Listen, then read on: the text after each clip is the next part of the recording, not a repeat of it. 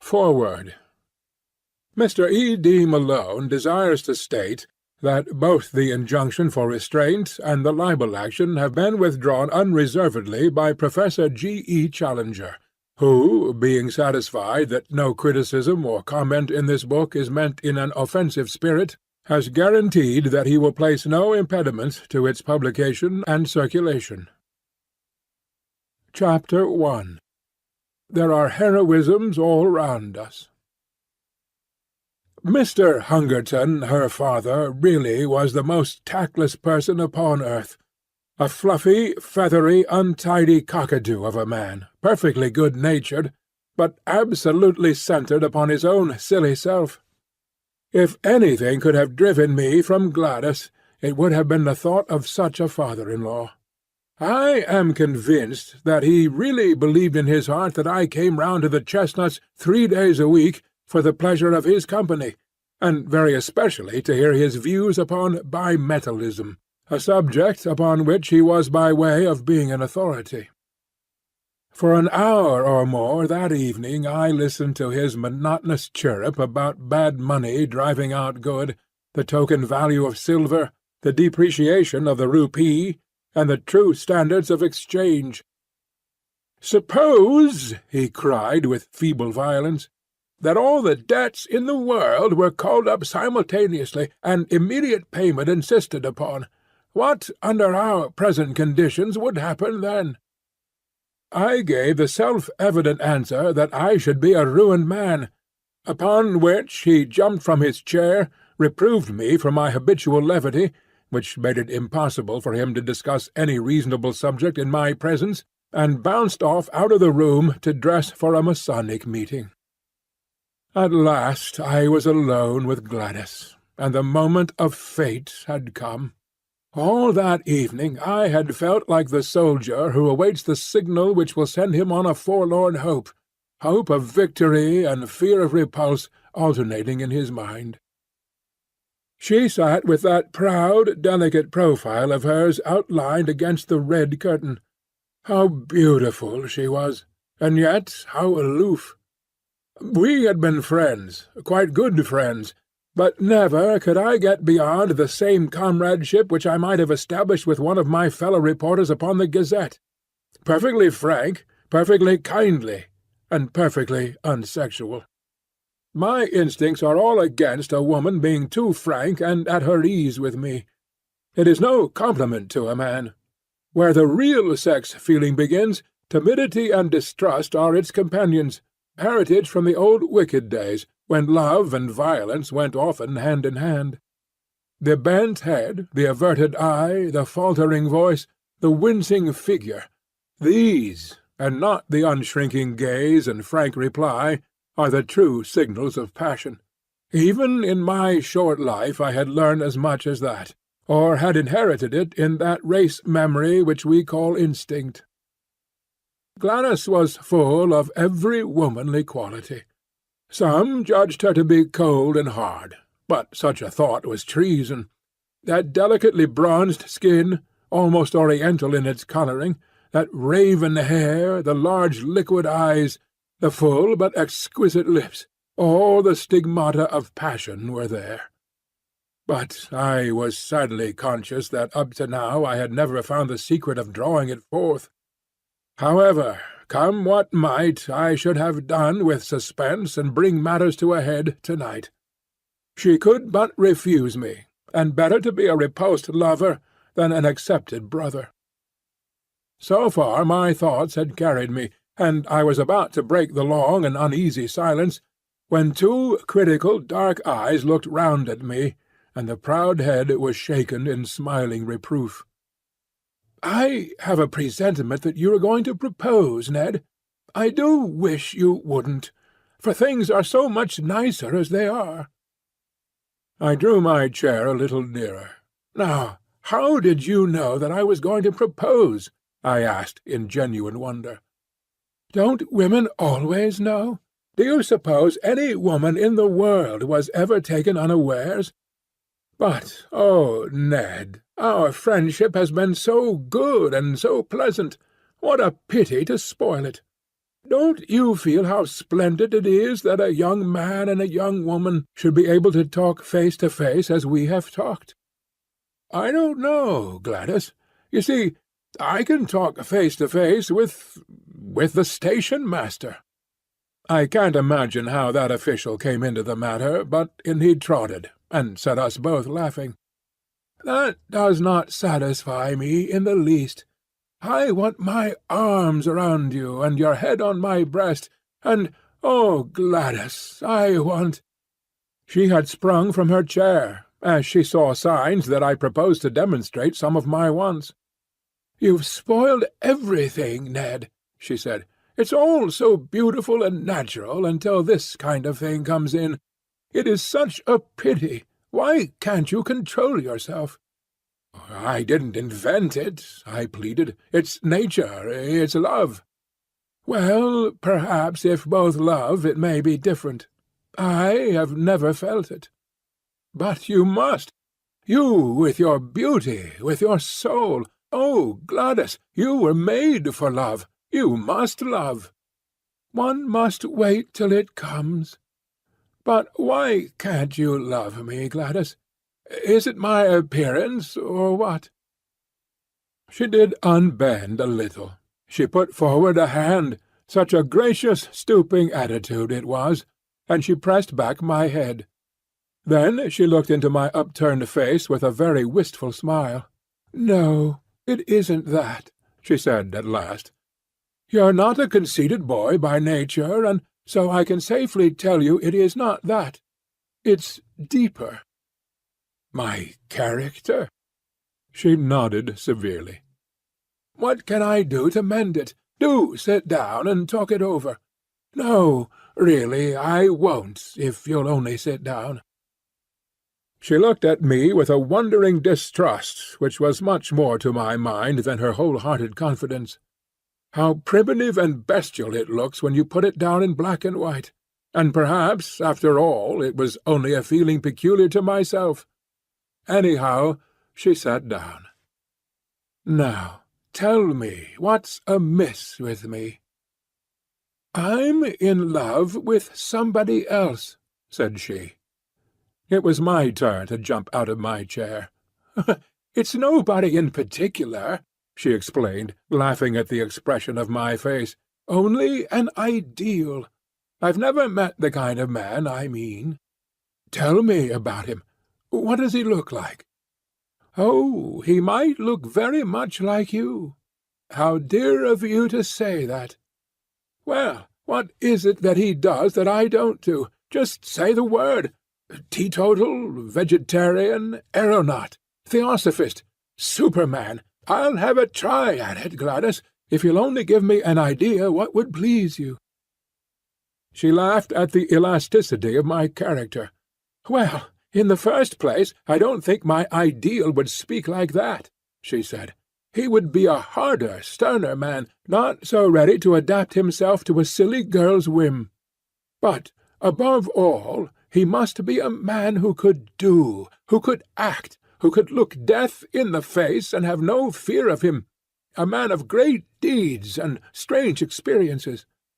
It is never a man that I should love, but always the glories he had won, for they would be reflected upon me.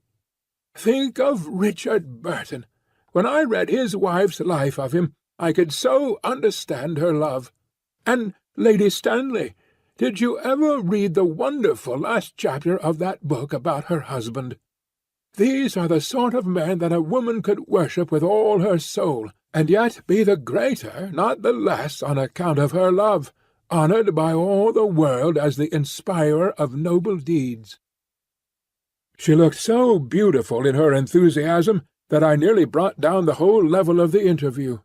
I gripped myself hard and went on with the argument. "We can't all be Stanleys and Burtons," said I. "Besides, we don't get the chance. At least, I never had the chance. If I did, I should try to take it. But chances are all around you. It is the mark of the kind of man I mean that he makes his own chances. You can't hold him back. I've never met him, and yet I seem to know him so well. There are heroisms all round us waiting to be done. It's for men to do them, and for women to reserve their love as a reward for such men. Look at that young Frenchman who went up last week in a balloon.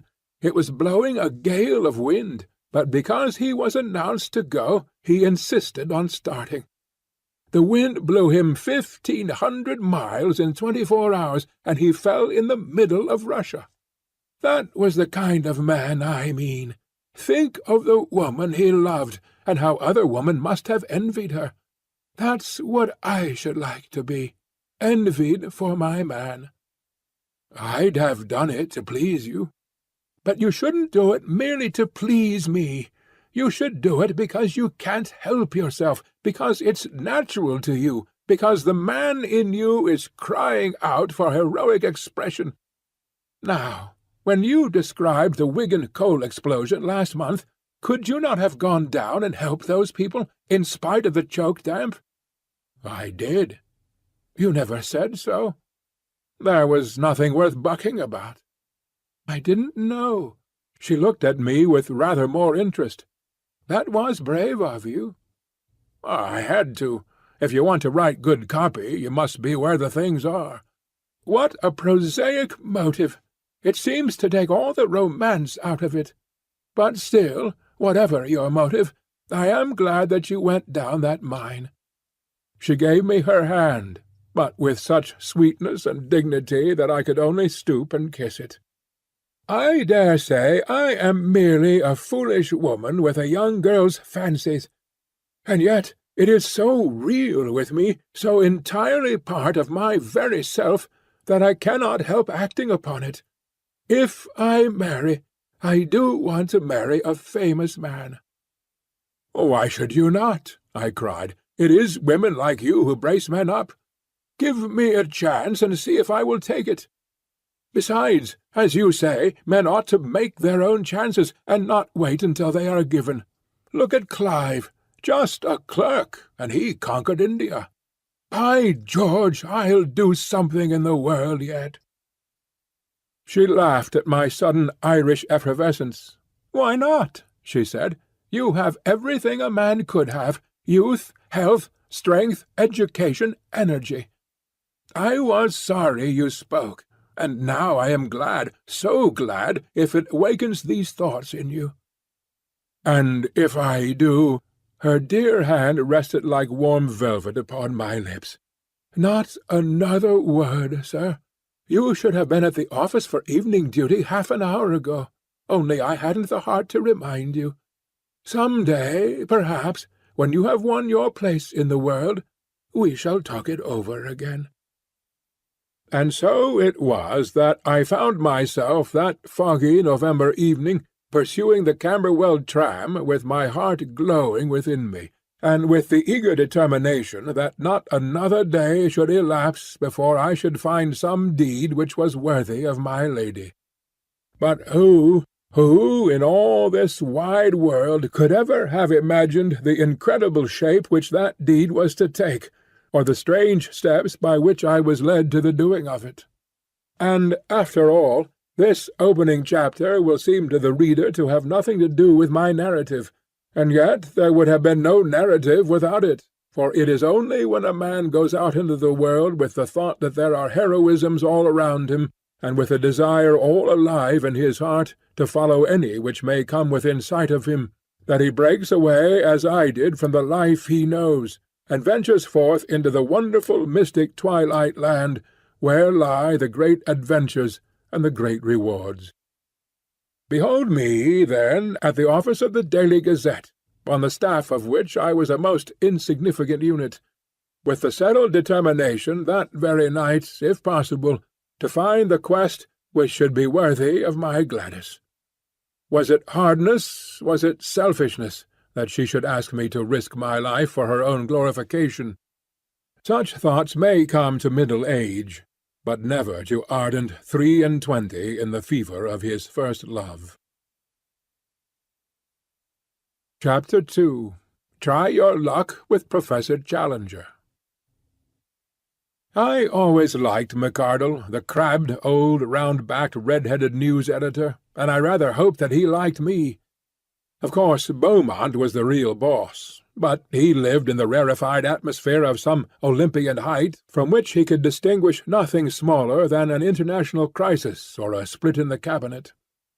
Sometimes we saw him passing in lonely majesty to his inner sanctum, with his eyes staring vaguely and his mind hovering over the Balkans or the Persian Gulf. He was above and beyond us, but McArdle was his first lieutenant, and it was he that we knew. The old man nodded as I entered the room, and he pushed his spectacles far up on his bald forehead. "Well, Mr. Malone, from all I hear you seem to be doing very well," said he in his kindly Scotch accent. I thanked him. "The colliery explosion was excellent, so was the Southwark fire. You have the true descriptive touch. What did you want to see me about?" "To ask a favour." He looked alarmed, and his eyes shunned mine. "Tut, tut, what is it?" "Do you think, sir, that you could possibly send me on some mission for the paper? I would do my best to put it through and get you some good copy." "What sort of mission had you in your mind, Mr. Malone?" "Well, sir, anything that had adventure and danger in it. I really would do my very best. The more difficult it was, the better it would suit me." "You seem very anxious to lose your life." "To justify my life, sir."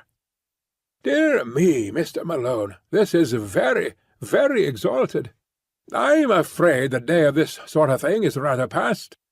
The expense of the special mission business hardly justifies the result, and, of course, in any case, it would only be an experienced man with a name that would command public confidence who would get such an order. The big blank spaces in the map are all being filled in, and there's no room for romance anywhere. Wait a bit, though," he added, with a sudden smile upon his face. "Talking of the blank spaces of the map gives me an idea. What about exposing a fraud, a modern Munchausen, and making him ridiculous? You could show him up as the liar that he is. Hey, man, it would be fine. How does it appeal to you?" "Anything, anywhere, I care nothing." McArdle was plunged in thought for some minutes. "I wonder whether you could get on friendly, or at least on talking terms with the fellow," he said at last. "You seem to have a sort of genius for establishing relations with people. Sympathy, I suppose, or animal magnetism, or youthful vitality, or something. I am conscious of it myself." "You are very good, sir." "So why should you not try your luck with Professor Challenger of Enmore Park?" I dare say I looked a little startled. "Challenger!" I cried. "Professor Challenger, the famous zoologist? Wasn't he the man who broke the skull of Blundell of the Telegraph?" The news editor smiled grimly. "Do you mind?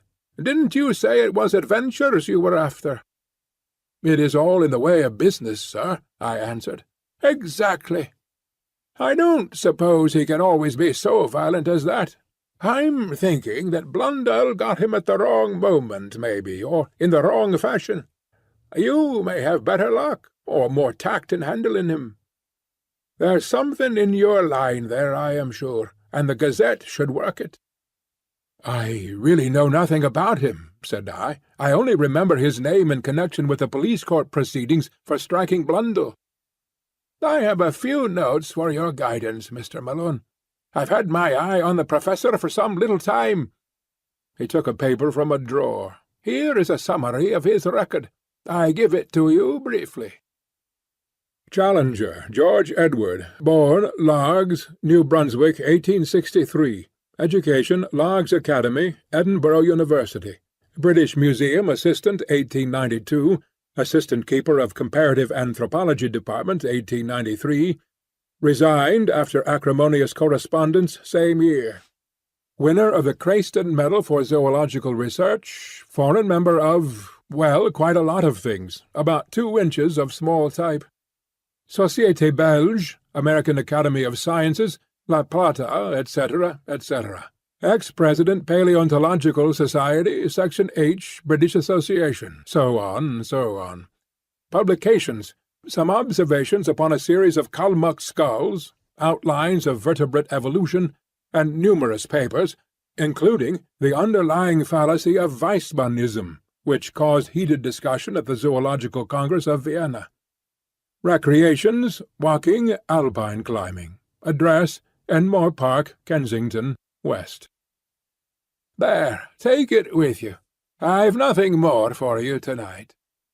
I pocketed the slip of paper. "One moment, sir," I said, as I realized it was a pink bald head and not a red face which was fronting me. "I am not very clear yet why I am to interview this gentleman. What has he done?" The face flashed back again. "Went to South America on a solitary expedition 2 years ago. Came back last year. Had undoubtedly been to South America, but refused to say exactly where. Began to tell his adventures in a vague way, but somebody started to pick holes, and he just shot up like an oyster. Something wonderful happened, or the man's a champion liar, which is the more probable supposition.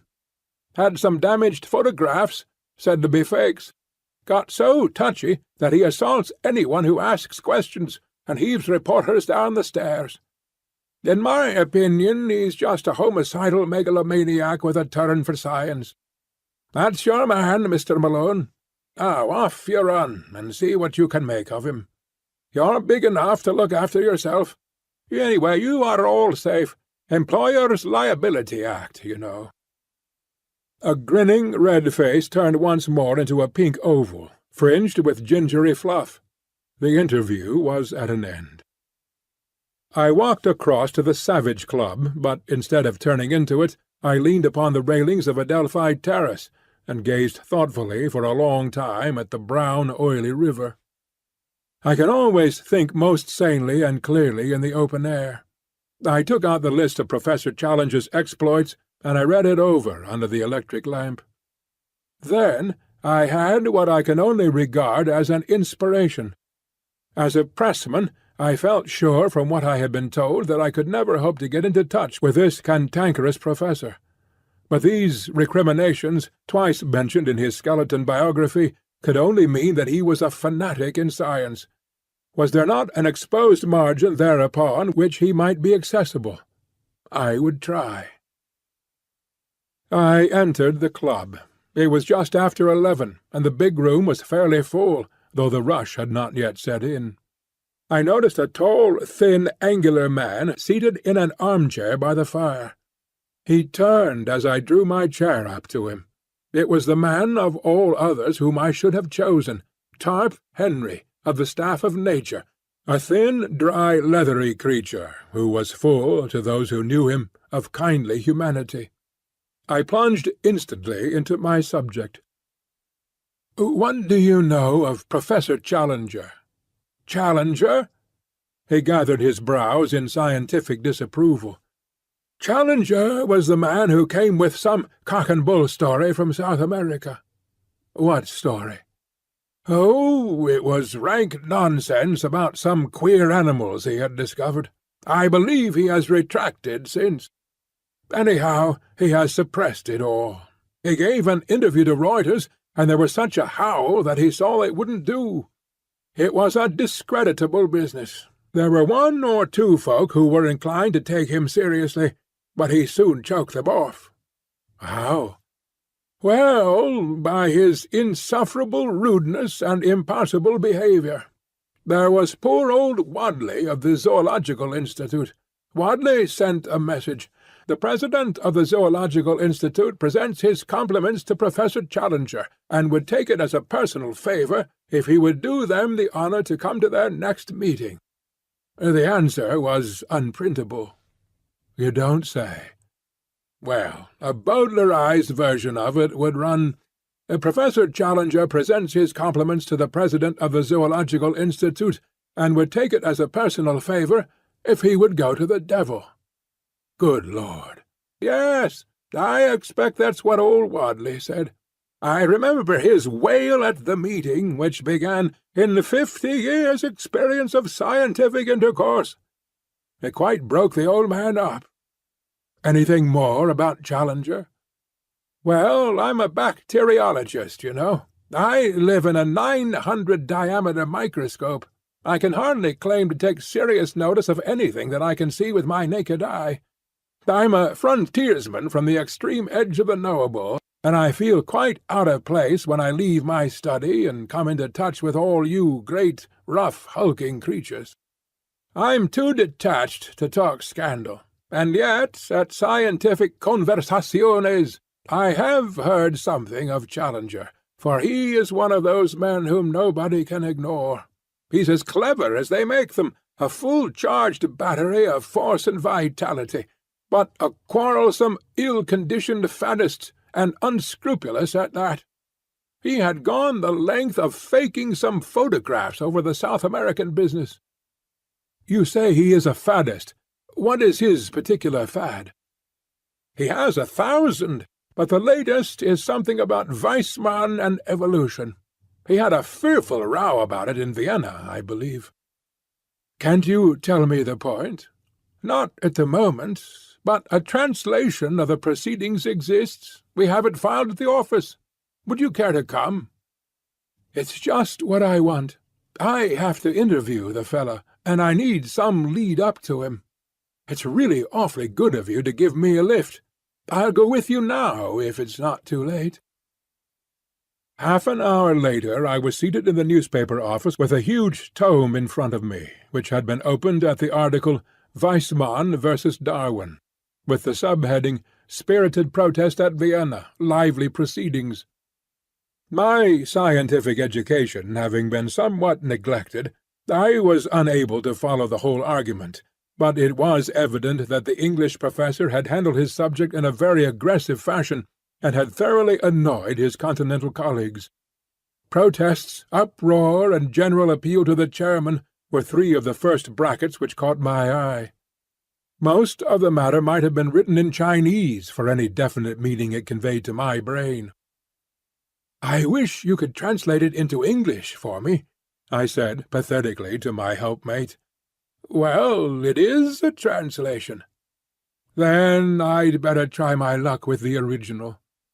It is certainly rather deep for a layman. If I could only get a single good, meaty sentence which seemed to convey some sort of definite human idea, it would serve my turn. Ah, yes, this one will do. I seem, in a vague way, almost to understand it. I'll copy it out. This shall be my link with the terrible professor. Nothing else I can do? Well, yes. I propose to write to him. If I could frame the letter here, and use your address, it would give me atmosphere. We'll have the fellow round here making a row and breaking the furniture. No, you'll see the letter. Nothing contentious, I assure you. Well, that's my chair and desk. You'll find paper there. I'd like to censor it before it goes. It took some doing, but I flatter myself that it wasn't such a bad job when it was finished. I read it aloud to the critical bacteriologist with some pride in my handiwork. "Dear Professor Challenger," it said, "as a humble student of nature, I have always taken the most profound interest in your speculations as to the differences between Darwin and Weissmann. I have recently had occasion to refresh my memory by re-reading—" "You infernal liar!" murmured Top Henry. "By re-reading your masterly address at Vienna. That lucid and admirable statement seems to be the last word in the matter.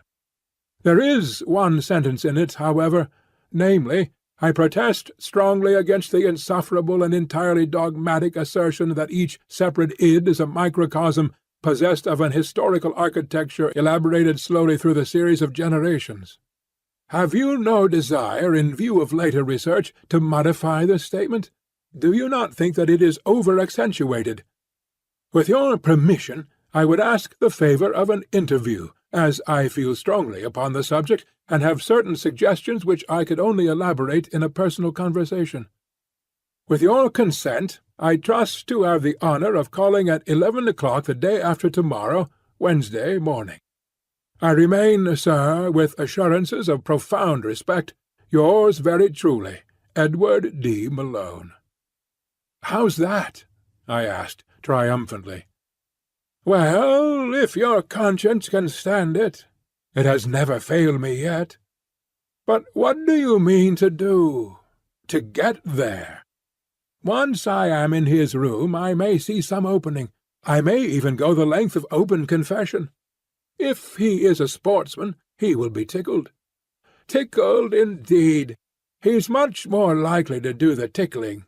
Chain mail or an American football suit, that's what you'll want. Well, good-bye. I'll have the answer for you here on Wednesday morning, if he ever deigns to answer you. He is a violent, dangerous, cantankerous character, hated by everyone who comes across him, and the butt of the students, so far as they dare take a liberty with him. Perhaps it would be best for you if you never heard from the fellow at all." End of Chapter 2. Chapter 3. He is a perfectly impossible person. My friend's fear or hope was not destined to be realized. When I called on Wednesday, there was a letter with the West Kensington postmark upon it, and my name scrawled across the envelope in a handwriting which looked like barbed-wire railing. The contents were as follows. Enmore Park, West. Sir, I have duly received your note, in which you claim to endorse my views, although I am not aware that they are dependent upon endorsement, either from you or anyone else. You have ventured to use the word speculation with regard to my statement upon the subject of Darwinism, and I would call your attention to the fact that such a word in such a connection is offensive to a degree. The context convinces me, however, that you have sinned rather through ignorance and tactlessness than through malice, so I am content to pass the matter by.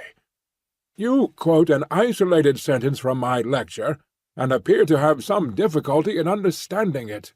I should have thought that only a subhuman intelligence could have failed to grasp the point, but if it really needs amplification, I shall consent to see you at the hour named, though visits and visitors of every sort are exceedingly distasteful to me. As to your suggestion that I may modify my opinion, I would have you know that it is not my habit to do so after a deliberate expression of my mature views. You will kindly show the envelope of this letter to my man, Austen, when you call, as he has to take every precaution to shield me from the intrusive rascals who call themselves journalists. Yours faithfully, George Edward Challenger. That was the letter that I read aloud to Tarp Henry, who had come down early to hear the result of my venture. His only remark was, "There's some new stuff, cuticura or something, which is better than arnica." Some people have such extraordinary notions of humour. It was nearly 10:30 before I had received my message, but a taxicab took me round in good time for my appointment. It was an imposing porticoed house at which we stopped, and the heavily curtained windows gave every indication of wealth upon the part of this formidable professor. The door was opened by an odd, swarthy, dried-up person of uncertain age, with a dark pilot jacket and brown leather gaiters. I found afterwards that he was the chauffeur, who filled the gaps left by a succession of fugitive butlers. He looked me up and down with a searching light blue eye. "Expected?" he asked.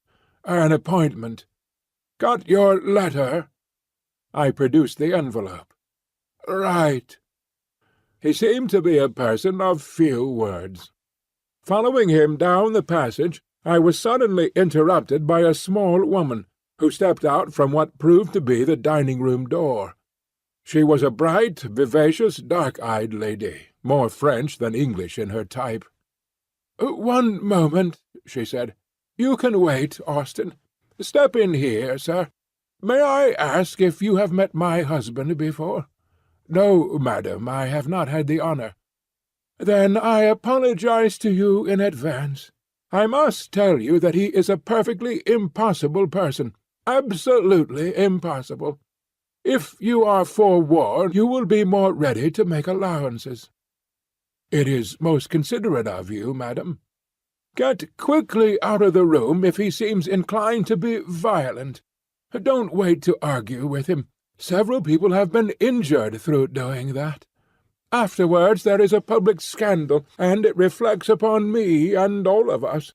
I suppose it wasn't about South America you wanted to see him?" I could not lie to the lady. "Dear me, that is his most dangerous subject. You won't believe a word he says. I'm sure I don't wonder. But don't tell him so, for it makes him very violent. Pretend to believe him, and you may get through all right. Remember, he believes it himself. Of that you may be assured. A more honest man never lived. Don't wait any longer, or he may suspect. If you find him dangerous, really dangerous, ring the bell and hold him off until I come. Even at his worst I can usually control him." With these encouraging words the lady handed me over to the taciturn Austen, who had waited like a bronze statue of discretion during our short interview, and I was conducted to the end of the passage. There was a tap at a door, a bull's bellow from within, and I was face to face with the Professor. He sat in a rotating chair behind a broad table, which was covered with books, maps, and diagrams. As I entered, his seat spun round to face me. His appearance made me gasp. I was prepared for something strange, but not for so overpowering a personality as this. It was his size which took one's breath away, his size and his imposing presence. His head was enormous, the largest I have ever seen upon a human being. I am sure that his top hat, had I ever ventured to don it, would have slipped over me entirely and rested on my shoulders. He had the face and beard which I associate with an Assyrian bull, the former florid, the latter so black as almost to have a suspicion of blue, spade-shaped, and rippling down over his chest. The hair was peculiar, plastered down in front, in a long curving wisp over his massive forehead. The eyes were blue-grey under great black tufts, very clear, very critical, and very masterful. A huge spread of shoulders and a chest like a barrel were the other parts of him which appeared above the table, save for two enormous hands, covered with long black hair. This, and a bellowing, roaring, rumbling voice made up my first impression of the notorious Professor Challenger. "Well," said he, with a most insolent stare, "what now?" I must keep up my deception for at least a little time longer, otherwise here was evidently an end of the interview. "You were good enough to give me an appointment, sir," said I, humbly, producing his envelope. He took my letter from his desk and laid it out before him. "Oh, you are the young person who cannot understand plain English, are you?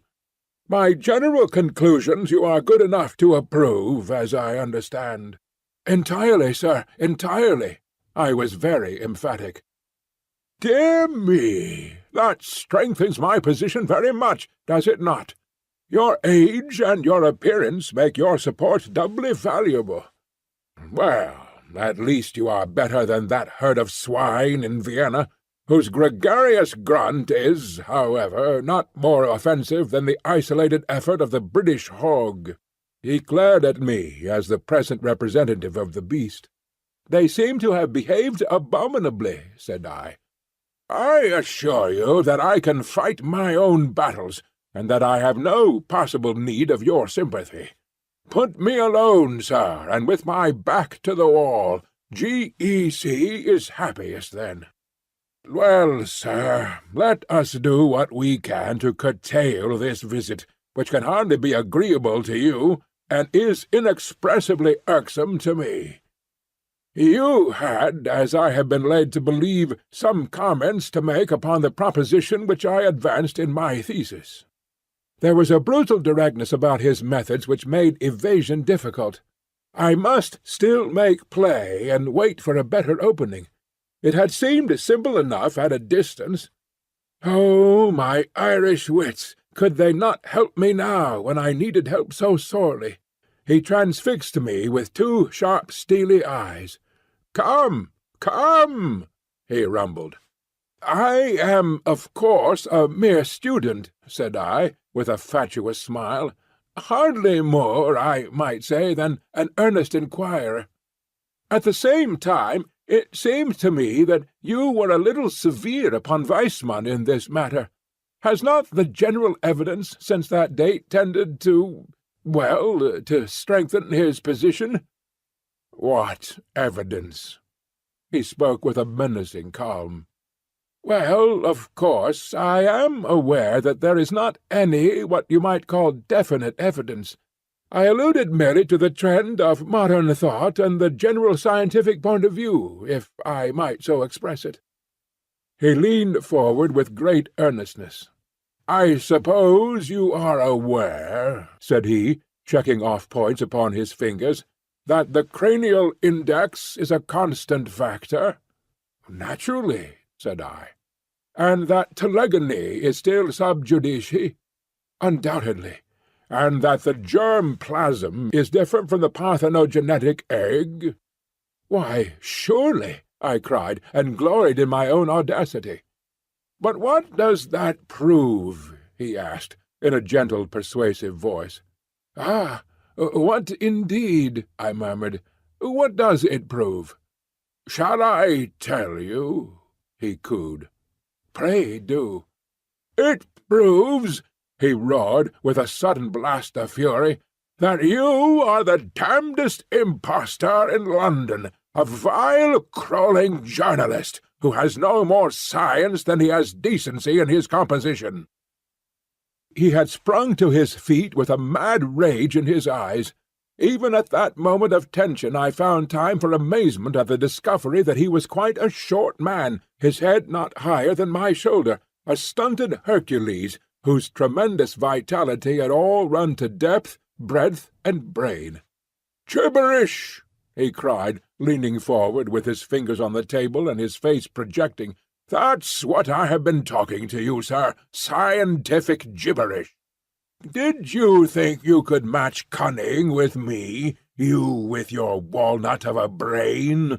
You think you are omnipotent, you infernal scribblers, don't you? That your praise can make a man and your blame can break him. We must all bow to you and try to get a favourable word, must we? This man shall have a leg up, and this man shall have a dressing down. Creeping vermin, I know you. You've got out of your station. Time was when your ears were clipped. You've lost your sense of proportion. Swollen gas-bags. I'll keep you in your proper place. Yes, sir, you haven't got over GEC. There's one man who is still your master. He warned you off. But if you will come, by the Lord you do it at your own risk. Forfeit, my good Mr. Malone, I claim forfeit. You have played a rather dangerous game, and it strikes me that you have lost it." "Look here, sir," said I, backing to the door and opening it. "You can be as abusive as you like, but there is a limit. You shall not assault me." "Shall I not?" He was slowly advancing in a peculiarly menacing way, but he stopped now and put his big hands into the side pockets of a rather boyish short jacket which he wore. "I have thrown several of you out of the house. You will be the fourth or fifth. £3.15 each, that is how it averaged. Expensive, but very necessary. Now, sir, why should you not follow your brethren? I rather think you must." He resumed his unpleasant and stealthy advance, pointing his toes as he walked, like a dancing-master. I could have bolted for the hall door, but it would have been too ignominious. Besides, A little glow of righteous anger was springing up within me. I had been hopelessly in the wrong before, but this man's menaces were putting me in the right. "I'll trouble you to keep your hands off, sir. I'll not stand it." "Dear me!" His black moustache lifted, and a white fang twinkled in a sneer. "You won't stand it, eh?" "Don't be such a fool, Professor," I cried. "What can you hope for? I'm 15 stone, as hard as nails, and play centre 3/4 every Saturday for the London Irish. I'm not the man—" It was at that moment that he rushed me. It was lucky that I had opened the door, or we should have gone through it. We did a Catherine wheel together down the passage. Somehow we gathered up a chair upon our way, and bounded on with it towards the street. My mouth was full of his beard, our arms were locked, our bodies intertwined, and that infernal chair radiated its legs all round us. The watchful Austen had thrown open the hall door. We went with a back somersault down the front steps. I have seen the two Macs attempt something of the kind at the halls, but it appears to make some practice to do it without hurting oneself. The chair went to matchwood at the bottom, and we rolled apart into the gutter. He sprang to his feet, waving his fists and wheezing like an asthmatic. "Had enough," he panted. "You infernal bully!" I cried, as I gathered myself together. Then and there we should have tried the thing out, for he was effervescing with fight. But fortunately I was rescued from an odious situation. A policeman was beside us, his notebook in his hand. "What's all this? You ought to be ashamed," said the policeman. It was the most rational remark which I had heard in Enmore Park. "Well," he insisted, turning to me, "what is it, then?" "This man attacked me," said I. "Did you attack him?" asked the policeman. The Professor breathed hard and said nothing. "It's not the first time, either," said the policeman, severely, shaking his head. "You were in trouble last month for the same thing. You've blackened this young man's eye. Do you give him in charge, sir?" I relented. "No," said I do not." "What's that?" said the policeman. "I was to blame myself. I intruded upon him. He gave me fair warning." The policeman snapped up his notebook. "Don't let us have any more such goings-on," said he. "Now then, move on there, move on." This to a butcher's boy, a maid, and 1 or 2 loafers who had collected. He clamped heavily down the street, driving this little flock before him. The Professor looked at me, and there was something humorous at the back of his eyes.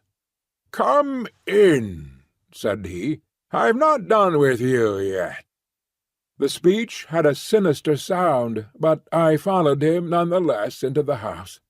The manservant, Austen, like a wooden image, closed the door behind us. Chapter 4. It's just the biggest thing in the world. Hardly was it shut when Mrs. Challenger darted out from the dining-room. The small woman was in a furious temper. She barred her husband's way like an enraged chicken in front of a bulldog. It was evident that she had seen my exit, but had not observed my return. "You brute, George!" she screamed. "You've hurt that nice young man." He jerked backwards with his thumb. "Here he is, safe and sound behind me." She was confused, but not unduly so. "I am so sorry. I didn't see you." "I assure you, madam, that it is all right." "He has marked your poor face. Oh, George, what a brute you are! Nothing but scandals from one end of the week to the other. Every one hating and making fun of you. You've finished my patience. This ends it." "Dirty linen," he rumbled. "It's not a secret," she cried. "Do you suppose that the whole street, the whole of London for that matter— Get away, Austen, we don't want you here. Do you suppose they don't all talk about you? Where is your dignity? You, a man who should have been Regius Professor at a great university, with 1,000 students all revering you. Where is your dignity, George?" "How about yours, my dear?" "You try me too much. A ruffian, a common brawling ruffian, that's what you have become." "Be good, Jessie." "A roaring, raging bully." "That's done it. Stool of penance," said he. To my amazement he stooped, picked her up, and placed her sitting upon a high pedestal of black marble in the angle of the hall. It was at least 7 feet high, and so thin that she could hardly balance upon it.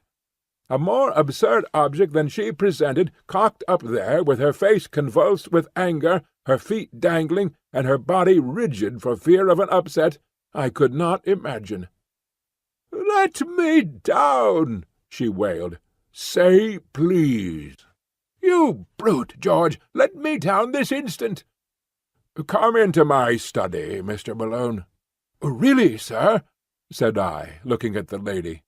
"Here's Mr. Malone pleading for you, Jessie. Say please, and down you come." "Oh, you brute! Please! Please!" He took her down as if she had been a canary. "You must behave yourself, dear. Mr. Malone is a pressman. He will have it all in his rag to-morrow, and sell an extra dozen among our neighbours. Strange story of high life. You felt fairly high on that pedestal, did you not? Then a subtitle, 'Glimpse of a Singular Menage.' He's a foul feeder, is Mr. Malone, a carrion eater, like all of his kind, porcus esgrege diaboli. A swine from the devil's herd. That's it, Malone, what?" "You are really intolerable," said I, hotly. He bellowed with laughter. "We shall have a coalition presently," he boomed, looking from his wife to me and puffing out his enormous chest. Then, suddenly altering his tone, "Excuse this frivolous family badinage, Mr. Malone. I called you back for some more serious purpose than to mix you up with our little domestic pleasantries. Run away, little woman, and don't fret." He placed a huge hand upon each of her shoulders. "All that you say is perfectly true. I should be a better man if I did what you advise, but I shouldn't be quite George Edward Challenger. There are plenty of better men, my dear, but only one G.E.C., so make the best of him." He suddenly gave her a resounding kiss, which embarrassed me even more than his violence had done. "Now, Mr. Malone," he continued, with a great accession of dignity, "this way, if you please." We re-entered the room which we had left so tumultuously 10 minutes before. The Professor closed the door carefully behind us, motioned me into an arm-chair, and pushed a cigar-box under my nose. "Real San Juan Colorado," he said. "Excitable people like you are the better for narcotics. Heavens, don't bite it! Cut, and cut with reverence.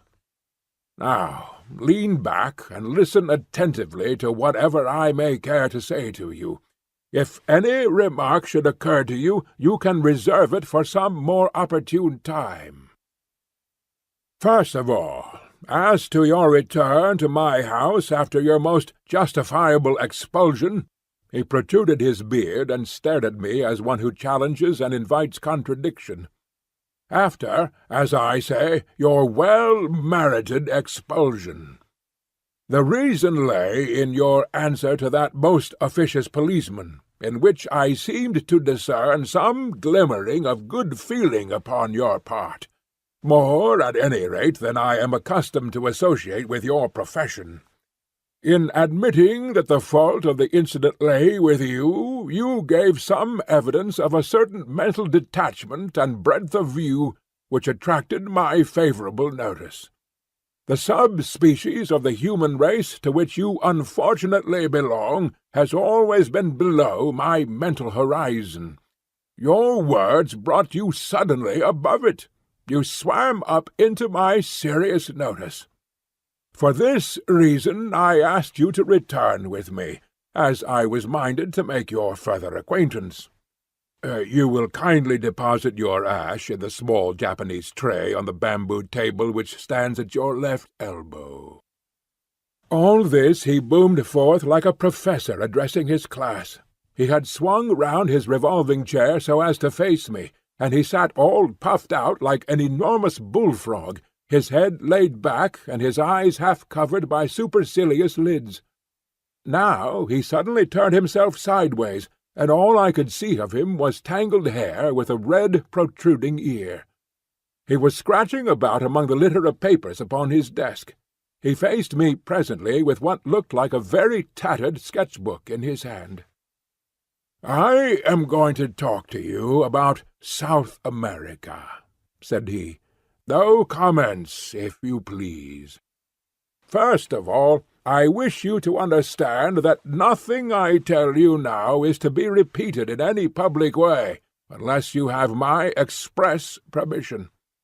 That permission will, in all human probability, never be given. Is that clear?" "It is very hard," said I. "Surely a judicious account—" He placed the notebook upon the table. "That ends it," said he. "I wish you a very good morning." "No, no," I cried. "I submit to any conditions. So far as I can see, I have no choice."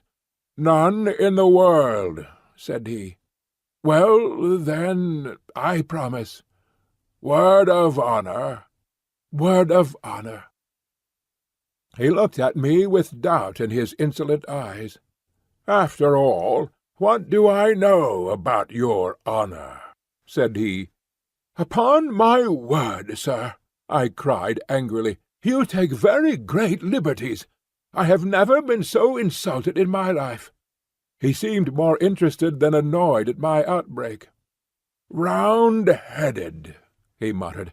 "Brachycephalic, grey-eyed, black-haired, with suggestion of the negroid. Celtic, I presume." "I am an Irishman, sir." "Irish? "Yes, sir." "That, of course, explains it. Let me see. You have given me your promise that my confidence will be respected. That confidence, I may say, will be far from complete. But I am prepared to give you a few indications which will be of interest. In the first place, you are probably aware that 2 years ago I made a journey to South America, one which will be classical in the scientific history of the world. The object of my journey was to verify some conclusions of Wallace and of Bates, which could only be done by observing their reported facts under the same conditions in which they had themselves noted them. If my expedition had no other results, it would still have been noteworthy. But a curious incident occurred to me while there which opened up an entirely fresh line of inquiry. You are aware, or probably in this half-educated age you are not aware, that the country round some parts of the Amazon is still only partially explored, and that a great number of tributaries, some of them entirely uncharted, run into the main river. It was my business to visit this little-known back country, and to examine its fauna, which furnished me with the materials for several chapters for that great and monumental work upon zoology which will be my life's justification. I was returning, my work accomplished, when I had occasion to spend a night at a small Indian village at a point where a certain tributary, the name and position of which I withhold, opens into the main river. The natives were Cucama Indians, an amiable but degraded race, with mental powers hardly superior to the average Londoner. I had effected some cures among them upon my way up the river, and had impressed them considerably with my personality, so that I was not surprised to find myself eagerly awaited upon my return. I gathered from their signs that some one had urgent need of my medical services, and I followed the chief to one of his huts. When I entered, I found that the sufferer to whose aid I had been summoned had that instant expired. He was, to my surprise, no Indian, but a white man. Indeed, I may say a very white man, for he was flaxen-haired and had some characteristics of an albino. He was clad in rags, was very emaciated, and bore every trace of prolonged hardship. So far as I could understand the account of the natives, he was a complete stranger to them, and had come upon their village through the woods alone, and in the last stage of exhaustion. The man's knapsack lay beside the couch, and I examined the contents. His name was written upon a tab within it, Maple White, Lake Avenue, Detroit, Michigan. It is a name to which I am prepared always to lift my hat. It is not too much to say that it will rank level with my own when the final credit of this business comes to be apportioned. From the contents of the knapsack it was evident that this man had been an artist and poet in search of effects. There were scraps of verse. I do not profess to be a judge of such things, but they appeared to me to be singularly wanting in merit. There were also some rather commonplace pictures of river scenery, a paint-box, a box of coloured chalks, some brushes, that curved bone which lies upon my inkstand, a volume of Baxter's Moths and Butterflies, a cheap revolver, and a few cartridges. Of personal equipment he either had none, or he had lost it in his journey. Such were the total effects of this strange American bohemian. I was turning away from him when I observed that something projected from the front of his ragged jacket. It was this sketch-book, which was as dilapidated then as you see it now. Indeed, I can assure you that a first folio of Shakespeare could not be treated with greater reverence than this relic has been since it came into my possession. I hand it to you now, and I ask you to take it page by page, and to examine the contents." He helped himself to a cigar, and leaned back with a fiercely critical pair of eyes, taking note of the effect which this document would produce. I had opened the volume with some expectation of a revelation, though of what nature I could not imagine. The first page was disappointing, however, as it contained nothing but the picture of a very fat man in a pea-jacket, with the legend, "Jimmy Culver on the mail-boat," written beneath it. There followed several pages which were filled with small sketches of Indians and their ways. Then came a picture of a cheerful and corpulent ecclesiastic in a shovel hat, sitting opposite a very thin European, and the inscription, "Lunch with Fra Cristofero at Rosario." Studies of women and babies accounted for several more pages, and then there was an unbroken series of animal drawings, with such explanations as manatee upon sandbank, turtles and their eggs, black ajouti under a meriti palm, the matter disclosing some sort of pig-like animal, and finally came a double page of studies of long-snouted and very unpleasant saurians. I could make nothing of it, and said so to the professor. "Surely these are only crocodiles." "Alligators, alligators! There is hardly such a thing as a true crocodile in South America. The distinction between them—" "I meant that I could see nothing unusual, nothing to justify what you have said." He smiled serenely. "Try the next page," said he. I was still unable to sympathize. It was a full-page sketch of a landscape, roughly tinted in colour, the kind of painting which an open-air artist takes as a guide to a future more elaborate effort. There was a pale green foreground of feathery vegetation, which sloped upwards and ended in a line of cliffs, dark red in colour, and curiously ribbed like some basaltic formations which I have seen. They extended into an unbroken wall right across the background. At one point was an isolated pyramidal rock, crowned by a great tree, which appeared to be separated by a cleft from the main crag. Behind it all a blue tropical sky. A thin green line of vegetation fringed the summit of the ruddy cliff. "Well?" he asked. "It is no doubt a curious formation," said I, "but I am not geologist enough to say that it is wonderful." "Wonderful!" he repeated. "It is unique. It is incredible. No one on earth has ever dreamed of such a possibility. Now the next." I turned it over and gave an exclamation of surprise. There was a full-page picture of the most extraordinary creature that I had ever seen. It was the wild dream of an opium smoker, a vision of delirium. The head was like that of a fowl, the body that of a bloated lizard, the trailing tail was furnished with upward-turned spikes, and the curved back was edged with a high serrated fringe, which looked like a dozen cock's wattles placed behind each other. In front of this creature was an absurd mannequin or dwarf in human form, who stood staring at it. "Well, what do you think of that?" cried the professor, rubbing his hands with an air of triumph. "It is monstrous, grotesque. But what made him draw such an animal? Trade gin, I should think." "Oh, that's the best explanation you can give, is it?" "Well, sir, what is yours?" "The obvious one, that the creature exists. That is actually sketched from the life." I should have laughed, only that I had a vision of our doing another Catherine wheel down the passage.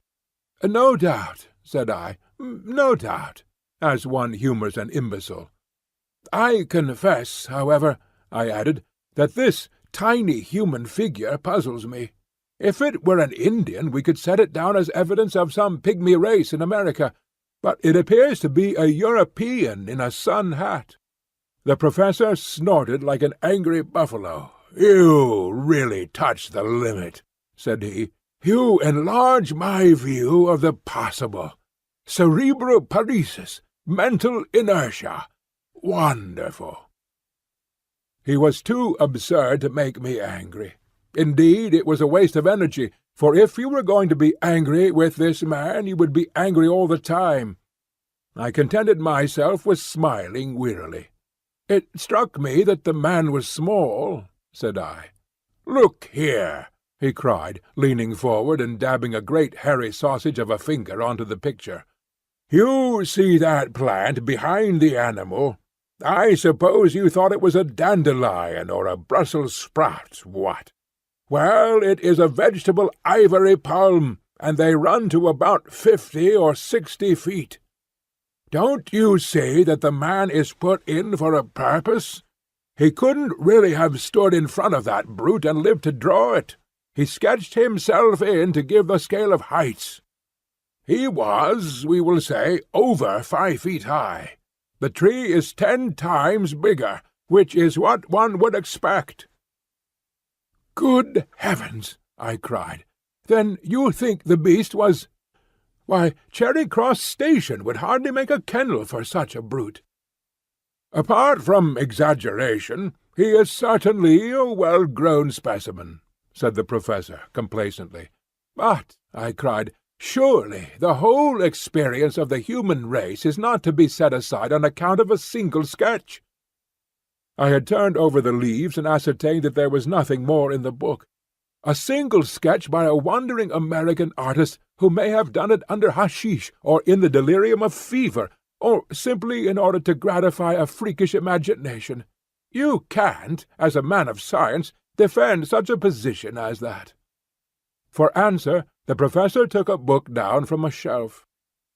"This is an excellent monograph by my gifted friend, Ray Lancaster," said he. "There is an illustration here which would interest you. Ah, yes, here it is. The inscription beneath it runs, 'Probable appearance in life of the Jurassic dinosaur Stegosaurus.' The hind leg alone is twice as tall as a full-grown man. Well, what do you make of that?" He handed me the open book. I started as I looked at the picture. In this reconstructed animal of a dead world there was certainly a very great resemblance to the sketch of the unknown artist. "That is certainly remarkable," said I. "But you won't admit that it is final?" "Surely it might be a coincidence. Or this American may have seen a picture of the kind and carried it in his memory. It would be likely to recur to a man in a delirium." "Very good," said the professor, indulgently. "We leave it at that. I will now ask you to look at this bone." He handed over the one which he had already described as part of the dead man's possessions. It was about 6 inches long, and thicker than my thumb, with some indications of dried cartilage at one end of it. "To what known creature does this bone belong?" asked the professor. I examined it with care, and tried to recall some half-forgotten knowledge. "It might be a very thick human collar-bone," I said. My companion waved his hand in contemptuous deprecation. "The human collar-bone is curved. This is straight. There is a groove upon its surface, showing that a great tendon played across it, which could not be the case with a clavicle." "Then I must confess that I don't know what it is." "You need not be ashamed to expose your ignorance, for I don't suppose the whole South Kensington staff could give a name to it." He took a little bone the size of a bean out of a pill-box. "So far as I am a judge, this human bone is the analogue of the one which you hold in your hand. That will give you some idea of the size of the creature. You will observe from the cartilage that this is no fossil specimen, but recent. What do you say to that?" "Surely an elephant." He winced as if in pain. Don't talk of elephants in South America, even in these days of board schools." "Well," I interrupted, "any large South American animal, a tapir, for example." "You may take it, young man, that I am versed in the elements of my business. This is not a conceivable bone either of a tapir or of any other creature known to zoology. It belongs to a very large, a very strong, and, by all analogy, a very fierce animal which exists upon the face of the earth, but has not yet come under the notice of science. You are still unconvinced?" "I am at least deeply interested." "Then your case is not hopeless. I feel that there is reason lurking in you somewhere, so we will patiently grope round for it. We will now leave the dead American and proceed with my narrative. You can imagine that I could hardly come away from the Amazon without probing deeper into the matter. There were indications as to the direction from which the dead traveller had come. Indian legends would alone have been my guide, for I found that rumours of a strange land were common among all the riverine tribes. You have heard, no doubt, of Kurupuri?" "Never." "Kurupuri is the spirit of the woods, something terrible, something malevolent, something to be avoided. None can describe its shape or nature, but it is a word of terror along the Amazon. Now, all tribes agree as to the direction in which Kurupuri lives. It was the same direction from which the American had come. Something terrible lay that way. It was my business to find out what it was." "What did you do?" My flippancy was all gone. This massive man compelled one's attention and respect. I overcame the extreme reluctance of the natives, a reluctance which extends even to talk upon the subject, and by judicious persuasion and gifts, aided, I will admit, by some threats of coercion, I got 2 of them to act as guides.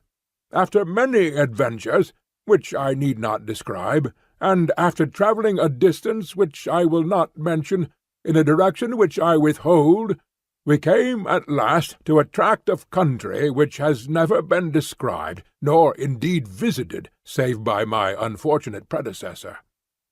Would you kindly look at this?"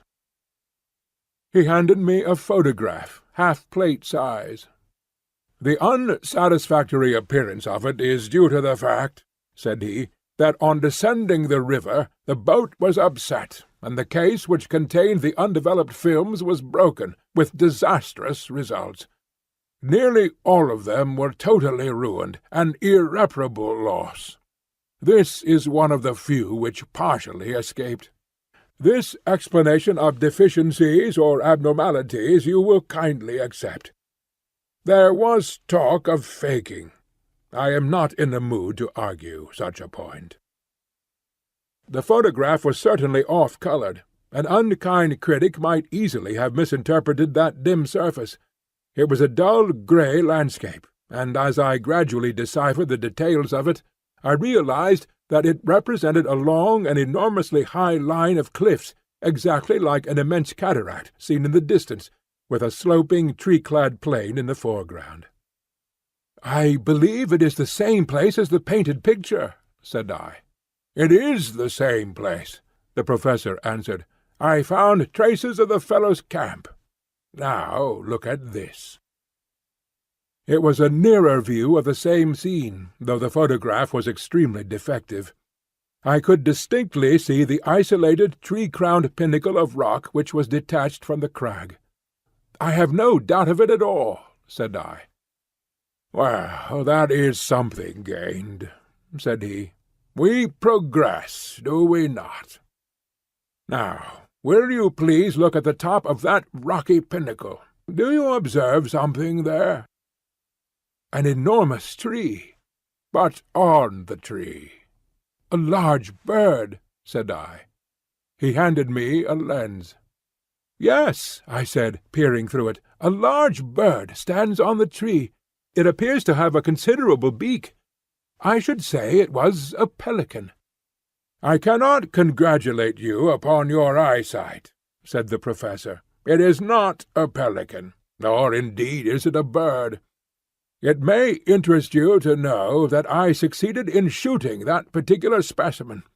It was the only absolute proof of my experiences which I was able to bring away with me." "You have it, then?" Here at last was tangible corroboration. "I had it. It was unfortunately lost with so much else in the same boat accident which ruined my photographs. I clutched at it as it disappeared in the swirl of the rapids, and part of its wing was left in my hand. I was insensible when washed ashore, but the miserable remnant of my superb specimen was still intact. I now lay it before you." From a drawer he produced what seemed to me to be the upper portion of the wing of a large bat. It was at least 2 feet in length, a curved bone, with a membranous veil beneath it. "A monstrous bat," I suggested. "Nothing of the sort," said the professor severely. "Living, as I do, in an educated and scientific atmosphere, I could not have conceived that the first principles of zoology were so little known. Is it possible that you do not know the elementary fact in comparative anatomy that the wing of a bird is really the forearm, while the wing of a bat consists of 3 elongated fingers with membranes between? Now, in this case, the bone is certainly not the forearm, and you can see for yourself that this is a single membrane hanging upon a single bone, and therefore it cannot belong to a bat. But if it is neither bird nor bat, what is it?" My small stock of knowledge was exhausted. "I really do not know," said I. He opened the standard work to which he had already referred me. "Here," said he, pointing to the picture of an extraordinary flying monster, "is an excellent reproduction of the Dimorphodon, or pterodactyl, a flying reptile of the Jurassic period. On the next page is a diagram of the mechanism of its wing. Kindly compare it with the specimen in your hand." A wave of amazement passed over me as I looked. I was convinced. There could be no getting away from it. The cumulative proof was overwhelming. The sketch, the photographs, the narrative, and now the actual specimen, the evidence, was complete. I said so. I said so warmly, for I felt that the Professor was an ill-used man. He leaned back in his chair with drooping eyelids and a tolerant smile, basking in this sudden gleam of sunshine. "It's just the very biggest thing that I ever heard of," said I, though it was my journalistic rather than my scientific enthusiasm that was roused. "It is colossal. You are a Columbus of science who has discovered a lost world. I'm awfully sorry if I seem to doubt you. It is all so unthinkable. But I understand evidence when I see it, and this should be good enough for anyone." The Professor purred with satisfaction. "And then, sir, what did you do next?" "It was the wet season, Mr. Malone, and my stores were exhausted. I explored some portion of this huge cliff, but I was unable to find any way to scale it. The pyramidal rock upon which I saw and shot the pterodactyl was more accessible. Being something of a cragsman, I did manage to get halfway to the top of that. From that height I had a better idea of the plateau upon the top of the crags. It appeared to be very large.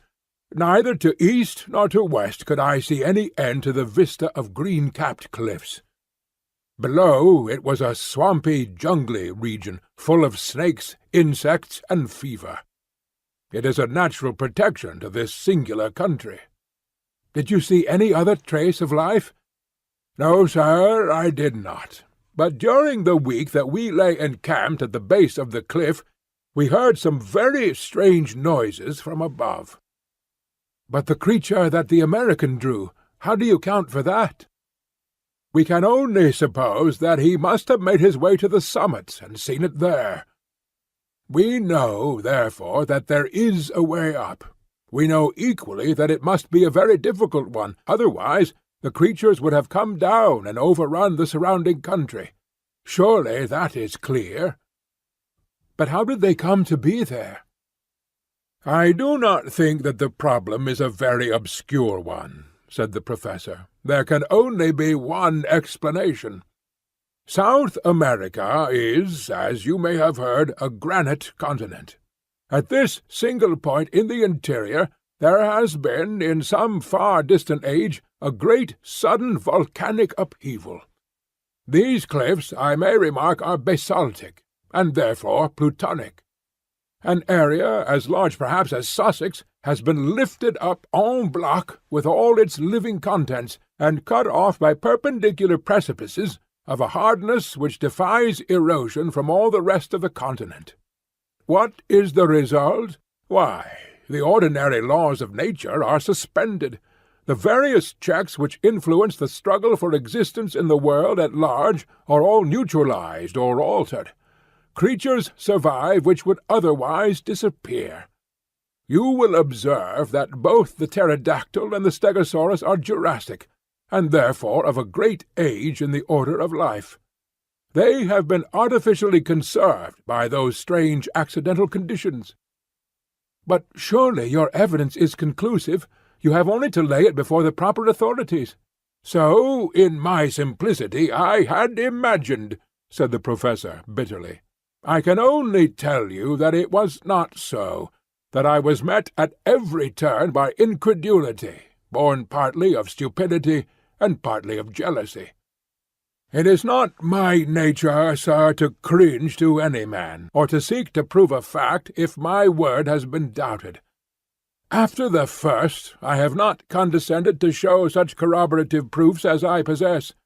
The subject became hateful to me. I would not speak of it.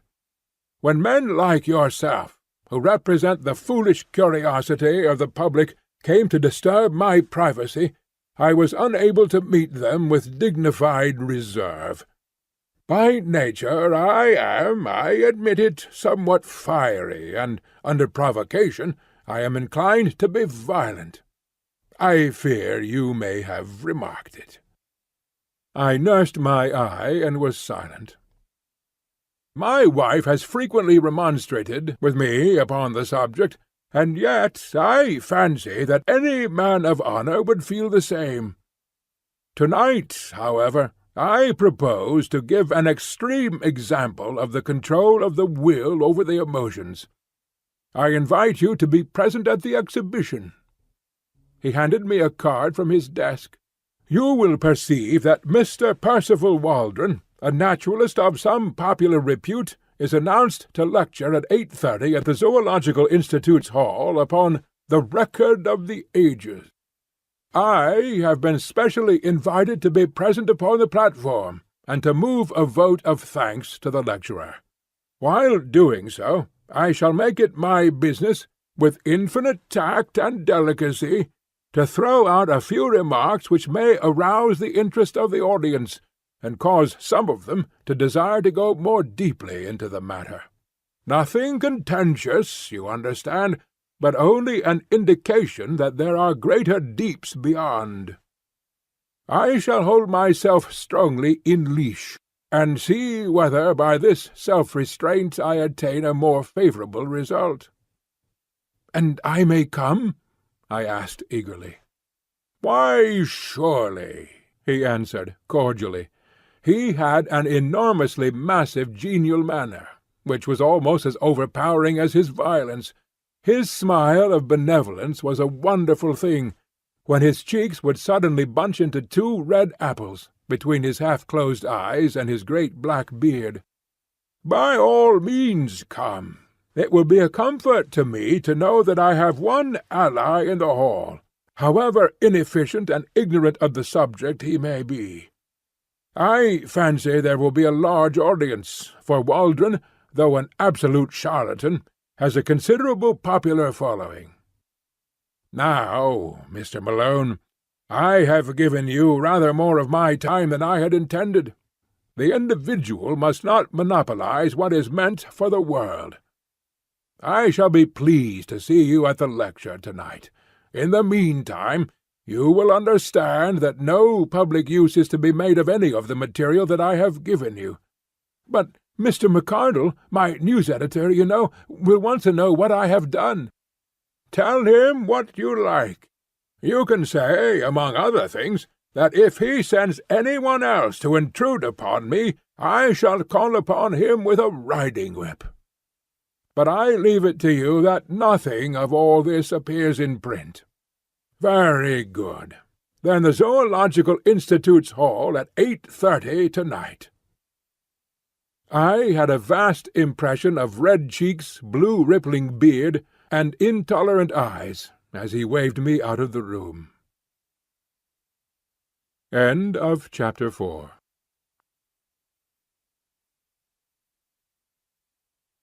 Chapter 5. Question. What with the physical shocks incidental to my first interview with Professor Challenger, and the mental ones which accompanied the second, I was a somewhat demoralized journalist by the time I found myself at Enmore Park once more. In my aching head the one thought was throbbing that there really was truth in this man's story, that it was of tremendous consequence, and that it would work up into inconceivable copy for the Gazette when I could obtain permission to use it. A taxicab was waiting at the end of the road, so I sprang into it and drove down to the office. McArdle was at his post as usual. "Well," he cried expectantly, "what may it run to? I'm thinking, young man, you have been in the wars. Don't tell me that he assaulted you." "We had a little difference at first." "What a man it is! What did you do?" "Well, he became more reasonable, and we had a chat. But I got nothing out of him, nothing for publication." "I'm not so sure about that. You've got a black eye out of him, and that's for publication. We can't have this reign of terror, Mr. Malone. We must bring the man to his bearings. I'll have a leaderette on him tomorrow that will raise a blister. Just give me the material, and I will engage to brand the fellow forever. Professor Munchausen, how's that for an inset headline? Sir John Mandeville, Redidivis, Cagliostro, all the impostors and bullies in history. I'll show him up for the fraud he is." "I wouldn't do that, sir." "Why not?" "Because he is not a fraud at all." "What?" roared McArdle.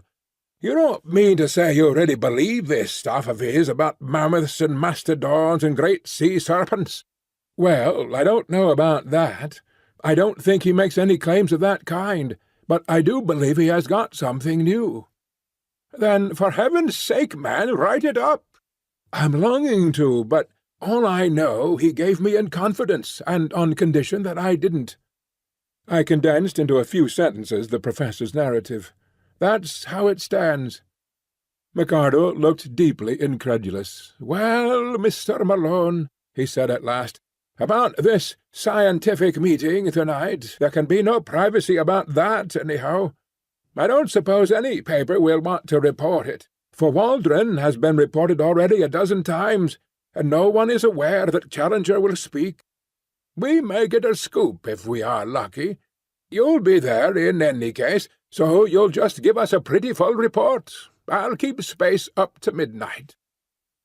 My day was a busy one, and I had an early dinner at the Savage Club with Tarp Henry, to whom I gave some account of my adventures. He listened with a sceptical smile on his gaunt face, and roared with laughter on hearing that the professor had convinced me. "My dear chap, things don't happen like that in real life. People don't stumble upon enormous discoveries and then lose their evidence. Leave that to the novelists. The fellow is as full of tricks as the monkey house at the zoo. It's all bosh." "But the American poet?" "He never existed." "I saw his sketchbook." "Challenger's sketchbook." "You think he drew that animal?" "Of course he did. Who else?" "Well, then, the photographs." "There was nothing in the photographs. By your own admission you only saw a bird, a pterodactyl." "That's what he says. He put the pterodactyl into your head." "Well, then, the bones." "First one out of an Irish stew, second one vamped up for the occasion. If you are clever and know your business, you can fake a bone as easily as you can a photograph." I began to feel uneasy. Perhaps, after all, I had been premature in my acquiescence. Then I had a sudden happy thought. "Will you come to the meeting?" I asked. Tarp Henry looked thoughtful. "He is not a popular person, the genial Challenger," said he. "A lot of people have accounts to settle with him. I should say he is about the best-hated man in London.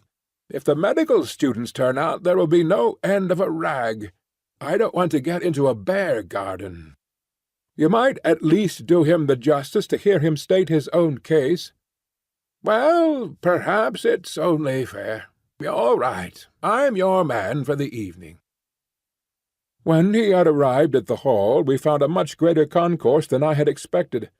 A line of electric broughams discharged their little cargoes of white-bearded professors, while the dark stream of humbler pedestrians, who crowded through the arched doorway, showed that the audience would be popular as well as scientific.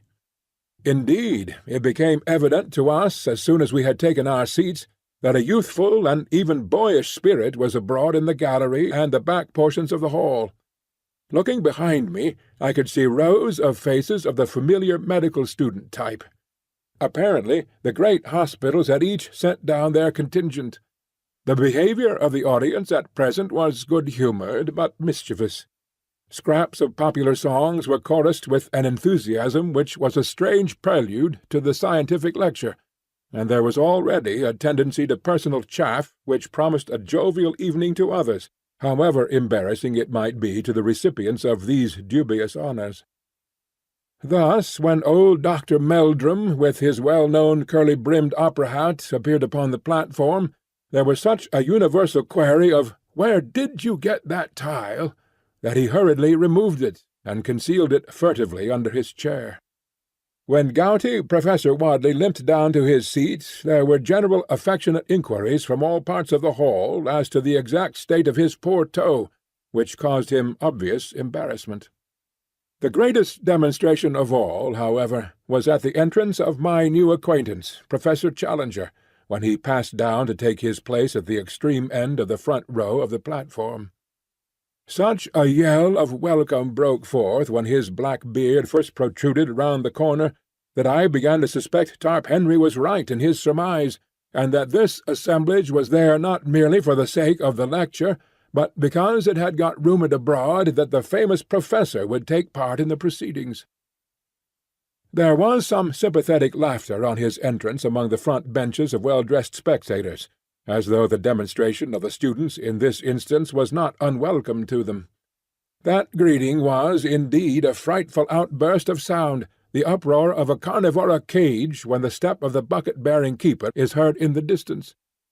There was an offensive tone in it, perhaps, and yet, in the main, it struck me as mere riotous outcry, the noisy reception of one who amused and interested them, rather than of one they disliked or despised. Challenger smiled with weary and tolerant contempt, as a kindly man would meet the yapping of a litter of puppies. He sat slowly down, blew out his chest, passed his hand caressingly down his beard, and looked with drooping eyelids and supercilious eyes at the crowded hall before him. The uproar of his advent had not yet died away, when Professor Ronald Murray, the chairman, and Mr. Waldron, the lecturer, threaded their way to the front, and the proceedings began. Professor Murray will, I am sure, excuse me if I say that he has the common fault of most Englishmen of being inaudible. Why on earth people who have something to say which is worth hearing should not take the slight trouble to learn how to make it heard is one of the strange mysteries of modern life. Their methods are as reasonable as to try to pour some precious stuff from the spring to the reservoir through a non-conducting pipe, which could by the least effort be opened. Professor Murray made several profound remarks to his white tie and to the water carafe upon the table, with a humorous twinkling aside to the silver candlestick upon his right. Then he sat down, and Mr. Waldron, the famous popular lecturer, rose amid a general murmur of applause. He was a stern, gaunt man, with a harsh voice and an aggressive manner, but he had the merit of knowing how to assimilate the ideas of other men and to pass them on in a way which was intelligible and even interesting to the lay public, with a happy knack of being funny about the most unlikely objects, so that the precession of the equinox or the formation of a vertebrate became a highly humorous process as treated by him. It was a bird's-eye view of creation, as interpreted by science, which, in language always clear and sometimes picturesque, he unfolded before us. He told us of the globe, a huge mass of flaming gas flaring through the heavens. Then he pictured the solidification, the cooling, the wrinkling which formed the mountains, the steam which turned to water, the slow preparation of the stage upon which was to be played the inexplicable drama of life. On the origin of life itself he was discreetly vague. That the germs of it could hardly have survived the original roasting was, he declared, fairly certain. Therefore it had come later. Had it built itself out of the cooling inorganic elements of the globe? Very likely. Had the germs of it arrived from outside upon a meteor? It was hardly conceivable. On the whole, the wisest man was the least dogmatic upon the point. We could not, or at least we had not succeeded up to date, in making organic life in our laboratories out of inorganic materials. The gulf between the dead and the living was something which our chemistry could not as yet bridge. But there was a higher and subtler chemistry of nature, which, working with great forces over long epochs, might well produce results which were impossible for us. There the matter must be left. This brought the lecturer to the great ladder of animal life, beginning low down in mollusks and feeble sea creatures, then up rung by rung through reptiles and fishes, till at last we came to a kangaroo rat, a creature which brought forth its young alive. the direct ancestor of all mammals, and presumably, therefore, of everyone in the audience. "No, no," from a sceptical student in the back row. If the young gentleman in the red tie who cried "No, no," and who presumably claimed to have been hatched out of an egg, would wait upon him after the lecture, he would be glad to see such a curiosity. Laughter. It was strange to think that the climax of the age-long process of nature had been the creation of that gentleman in the red tie. But had the process stopped? Was this gentleman to be taken as the final type, the be-all and end-all of development? He hoped that it would not hurt the feelings of the gentleman in the red tie if he maintained that, whatever virtues that gentleman might possess in private life, still the vast processes of the universe were not fully justified if they were to end entirely in his production. Evolution was not a spent force, but one still working, and even greater achievements were in store.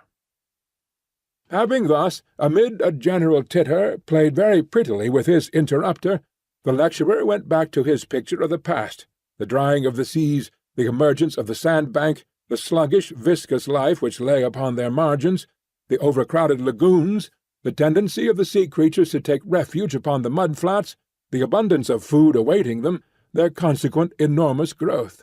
"Hence, ladies and gentlemen," he added, "that frightful brood of saurians which still affright our eyes when seen in the Wealden or in the Solnhofen slates, but which were fortunately extinct long before the first appearance of mankind upon this planet." "Question," boomed a voice from the platform. Mr. Waldron was a strict disciplinarian with a gift of acid humour, as exemplified upon the gentleman with the red tie, which made it perilous to interrupt him. But this interjection appeared to him so absurd that he was at a loss how to deal with it. So looks the Shakespearean who is confronted by a rancid Baconian, or the astronomer who is assailed by a flat-earth fanatic. He paused for a moment, and then, raising his voice, repeated slowly the words, "which were extinct before the coming of man." "Question," boomed the voice once more. Waldron looked with amazement along the line of professors upon the platform, until his eyes fell upon the figure of Challenger, who leaned back in his chair with closed eyes and an amused expression, as if he were smiling in his sleep. "I see," said Waldron with a shrug. "It is my friend, Professor Challenger."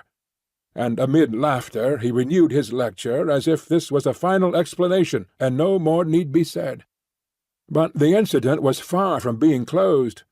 Whatever path the lecturer took amid the wilds of the past seemed invariably to lead him to some assertion as to extinct or prehistoric life, which instantly brought the same bull's bellow from the professor. The audience began to anticipate it and to roar with delight when it came. The packed benches of students joined in, and every time Challenger's beard opened, before any sound could come forth, there was a yell of "Question" from 100 voices, and an answering counter-cry of "Order" and "Shame" from as many more. Waldron, though a hardened lecturer and a strong man, became rattled. He hesitated, stammered, repeated himself, got snarled in a long sentence, and finally turned furiously upon the cause of his troubles. "This is really intolerable," he cried, glaring across the platform. "I must ask you, Professor Challenger, to cease these ignorant and unmannerly interruptions." There was a hush over the hall, the students rigid with delight at seeing the high gods on Olympus quarrelling among themselves. Challenger levered his bulky figure slowly out of his chair. "I must in turn ask you, Mr. Waldron," he said, "to cease to make assertions which are not in strict accordance with scientific fact." The words unloosed a tempest. "Shame! Shame! Give him a hearing! Put him out! Shove him off the platform! Fair play!" emerged from a general roar of amusement or execration. The chairman was on his feet, flapping both his hands and bleating excitedly. "Professor Challenger, personal views later," were the solid peaks above his clouds of inaudible mutter. The interrupter bowed, smiled, stroked his beard, and relapsed into his chair. Waldron, very flushed and warlike, continued his observations. Now and then, as he made an assertion, he shot a venomous glance at his opponent, who seemed to be slumbering deeply, with the same broad, happy smile upon his face. At last the lecture came to an end. I am inclined to think that it was a premature one, as the peroration was hurried and disconnected. The thread of the argument had been rudely broken, and the audience was restless and expectant. Waldron sat down, and after a chirrup from the chairman, Professor Challenger rose and advanced to the edge of the platform. In the interests of my paper, I took down his speech verbatim. "Ladies and gentlemen," he began, amid a sustained interruption from the back. "I beg pardon. Ladies, gentlemen, and children. I must apologize. I had inadvertently omitted a considerable section of this audience." Tumult, during which the professor stood with one hand raised and his enormous head nodding sympathetically, as if he were bestowing a pontifical blessing upon the crowd. "I have been selected to move a vote of thanks to Mr. Waldron for the very picturesque and imaginative address to which we have just listened. There are points in it with which I disagree, and it has been my duty to indicate them as they arose. But, none the less, Mr. Waldron has accomplished his object well, that object being to give a simple and interesting account of what he conceives to have been the history of our planet. Popular lectures are the easiest to listen to, but Mr. Waldron," here he beamed and blinked at the lecturer, "will excuse me when I say that they are necessarily both superficial and misleading, since they have to be graded to the comprehension of an ignorant audience." Ironical cheering. "Popular lecturers are in their nature parasitic." Angry gesture of protest from Mr. Waldron. "They exploit for fame or cash the work which has been done by their indigent and unknown brethren. One smallest new fact obtained in the laboratory, one brick built into the temple of science, far outweighs any second-hand exposition which passes an idle hour, but can leave no useful result behind it. I put forward this obvious reflection, not out of any desire to disparage Mr. Waldron in particular, but that you may not lose your sense of proportion and mistake the acolyte for the high priest." At this point Mr. Waldron whispered to the chairman, who half rose and said something severely to his water-carafe. "But enough of this." Loud and prolonged cheers. "Let me pass to some subject of wider interest. What is the particular point on which I, as an original investigator, have challenged our lecturer's accuracy? It is upon the permanence of certain types of animal life upon the earth. I do not speak upon this subject as an amateur, nor, I may add, as a popular lecturer. But I speak as one whose scientific conscience compels him to adhere closely to facts, when I say that Mr. Waldron is very wrong in supposing that because he has never himself seen a so-called prehistoric animal, therefore these creatures no longer exist. They are indeed, as he has said, our ancestors, but they are, if I may use the expression, our contemporary ancestors, who can still be found with all their hideous and formidable characteristics if one has but the energy and hardihood to seek their haunts.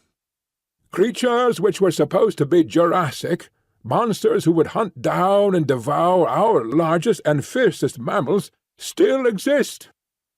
Cries of "Bosh! Prove it! How do you know?" Question! How do I know, you ask me? I know because I have visited their secret haunts. I know because I have seen some of them. Applause, uproar, and a voice. Liar! Am I a liar? General hearty and noisy assent. Did I hear someone say that I was a liar? Will the person who called me a liar kindly stand up, that I may know him? A voice. Here he is, sir. and an inoffensive little person in spectacles, struggling violently, was held up among a group of students. "Did you venture to call me a liar?" "No, sir, no," shouted the accused, and disappeared like a jack-in-the-box. "If any person in this hall dares to doubt my veracity, I shall be glad to have a few words with him after the lecture." "Liar! Who said that?" Again the inoffensive one, plunging desperately, was elevated high into the air. "If I come down among you—" General chorus of "Come, love, come," which interrupted the proceedings for some moments, while the chairman, standing up and waving both his arms, seemed to be conducting the music. The professor, with his face flushed, his nostrils dilated, and his beard bristling, was now in a proper berserk mood. "Every great discoverer has been met with the same incredulity, the same brand of a generation of fools. When great facts are laid before you, you have not the intuition, the imagination which would help you to understand them. You can only throw mud at the men who have risked their lives to open new fields to science. You persecute the prophets, Galileo, Darwin, and I." Prolonged cheering and complete interruption. All this is from my hurried notes taken at the time, which give little notion of the absolute chaos to which the assembly had by this time been reduced. So terrific was the uproar that several ladies had already beaten a hurried retreat. Grave and reverend seniors seemed to have caught the prevailing spirit as badly as the students, and I saw white-bearded men rising and shaking their fists at the obdurate professor. The whole great audience seethed and simmered like a boiling pot. The professor took a step forward and raised both his hands. There was something so big and arresting and virile in the man that the clatter and shouting died gradually away before his commanding gesture and his masterful eyes. He seemed to have a definite message. They hushed to hear it. "I will not detain you," he said. "It is not worth it. Truth is truth, and the noise of a number of foolish young men, and I fear I must add of their equally foolish seniors, cannot affect the matter. I claim that I have opened a new field of science. You dispute it." Cheers. "Then I put you to the test. Will you accredit one or more of your own number to go out as your representatives and test my statement in your name?" Mr. Summerlee, the veteran professor of comparative anatomy, rose among the audience, a tall, thin, bitter man with the withered aspect of a theologian. He wished, he said, to ask Professor Challenger whether the results to which he had alluded in his remarks had been obtained during a journey to the headwaters of the Amazon made by him 2 years before. Professor Challenger answered that they had.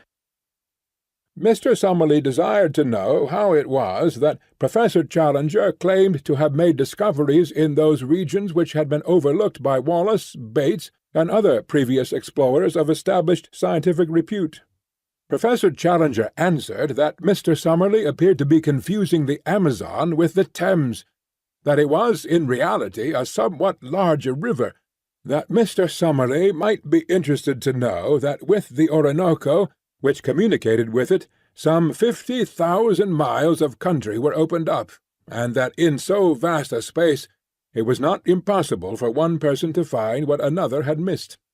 Mr. Summerlee declared, with an acid smile, that he really appreciated the difference between the Thames and the Amazon, which lay in the fact that any assertion about the former could be tested, while about the latter it could not. He would be obliged if Professor Challenger would give the latitude and the longitude of the country in which prehistoric animals were to be found. Professor Challenger replied that he reserved such information for good reasons of his own, but would be prepared to give it, with proper precautions, to a committee chosen from the audience. Would Mr. Summerlee serve on such a committee and test his story in person? Mr. Summerlee: "Yes, I will." Great cheering. Professor Challenger: "Then I will guarantee that I will place in your hands such material as will enable you to find your way. It is only right, however, since Mr. Summerlee goes to check my statement, that I should have one or more with him who may check his. I will not disguise from you that there are difficulties and dangers. Mr. Summerlee will need a younger colleague. May I ask for volunteers?" It is thus that the great crisis of a man's life springs out at him. Could I have imagined when I entered that hall that I was about to pledge myself to a wilder adventure than had ever come to me in my dreams? But Gladys, was it not the very opportunity of which she spoke? Gladys would have told me to go. I had sprung to my feet, I was speaking, and yet I had prepared no words. Tarp Henry, my companion, was plucking at my skirts, and I heard him whispering, "Sit down, Malone. Don't make a public ass of yourself." At the same time I was aware that a tall, thin man, with dark gingery hair, a few seats in front of me, was also upon his feet. He glared back at me with hard, angry eyes, but I refused to give way. "I will go, Mr. Chairman," I kept repeating over and over again. "Name, name!" cried the audience. "My name is Edward Dunn Malone. I am the reporter of the Daily Gazette. I claim to be an absolutely unprejudiced witness." "What is your name, sir?" the chairman asked of my tall rival. "I am Lord John Roxton. I have already been up the Amazon, I know all the ground, and have special qualifications for this investigation." "Lord John Roxton's reputation as a sportsman and a traveller is, of course, world-famous," said the chairman. "At the same time, it would certainly be as well to have a member of the press upon such an expedition." "Then I move," said Professor Challenger, "that both these gentlemen be elected, as representatives of this meeting, to accompany Professor Summerlee upon his journey to investigate and to report upon the truth of my statements." And so, amid shouting and cheering, our fate was decided, and I found myself borne away in the human current which swirled towards the door, with my mind half stunned by the vast new project which had risen so suddenly before it. As I emerged from the hall, I was conscious for a moment of a rush of laughing students down the pavement, and of an arm wielding a heavy umbrella, which rose and fell in the midst of them. Then, amid a mixture of groans and cheers, Professor Challenger's electric brougham slid from the curb, and I found myself walking under the silvery lights of Regent Street, full of thoughts of Gladys and of wonder as to my future. Suddenly there was a touch at my elbow. I turned and found myself looking into the humorous, masterful eyes of the tall, thin man who had volunteered to be my companion on this strange quest. "Mr. Malone, I understand," said he. "We are to be companions, what? My rooms are just over the road in the Albany.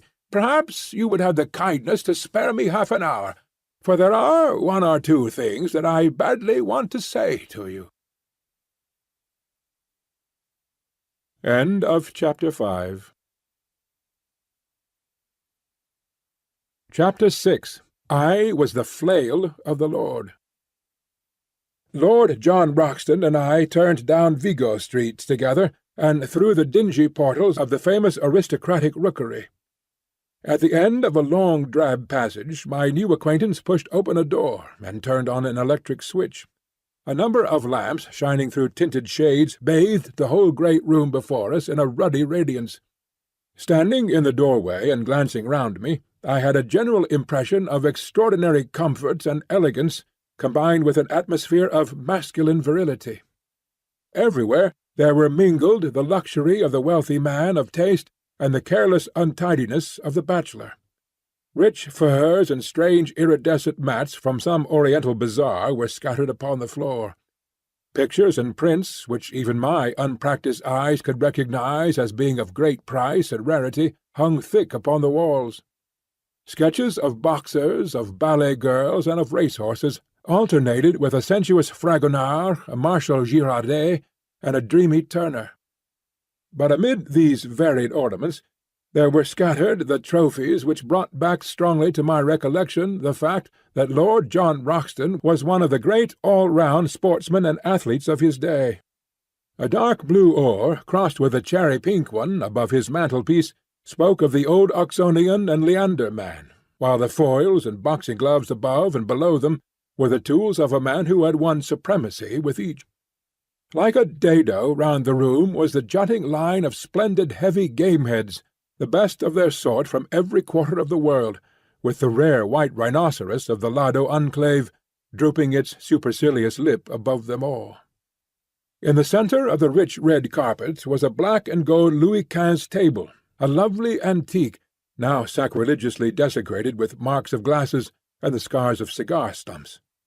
On it stood a silver tray of smokables and a burnished spirit-stand, from which, and an adjacent siphon, my silent host proceeded to charge 2 high glasses. Having indicated an arm-chair to me and placed my refreshment near it, he handed me a long, smooth Havana. Then, seating himself opposite to me, he looked at me long and fixedly with his strange, twinkling, reckless eyes of a cold light blue, the colour of a glacier lake. Through the thin haze of my cigar-smoke I noted the details of a face which was already familiar to me from many photographs: the strongly curved nose, the hollow worn cheeks, the dark ruddy hair, thin at the top, the crisp virile moustaches, the small aggressive tuft upon his projecting chin. Something there was of Napoleon III, something of Don Quixote, and yet again something which was the essence of the English country gentleman, the keen, alert, open-air lover of dogs and of horses. His skin was of a rich flower-pot red from sun and wind. His eyebrows were tufted and overhanging, which gave those naturally cold eyes an almost ferocious aspect, an impression which was increased by his strong and furrowed brow. In figure he was spare, but very strongly built. Indeed, he had often proved that there were few men in England capable of such sustained exertions. His height was a little over 6 feet, but he seemed shorter on account of a peculiar rounding of his shoulders. Such was the famous Lord John Roxton as he sat opposite to me, biting hard upon his cigar, and watching me steadily in a long and embarrassing silence. "Well," said he at last, "we've gone and done it, young fellow, my lad." This curious phrase he pronounced as if it were all one word, "young fellow, me lad." "Yes, we've taken a jump, you and me. I suppose, now, when you went into that room there was no such notion in your head, what?" "No thought of it." "The same here. No thought of it. And here we are, up to our necks in the tureen. Why, I've only been back 3 weeks from Uganda, and taken a place in Scotland, and signed the lease and all.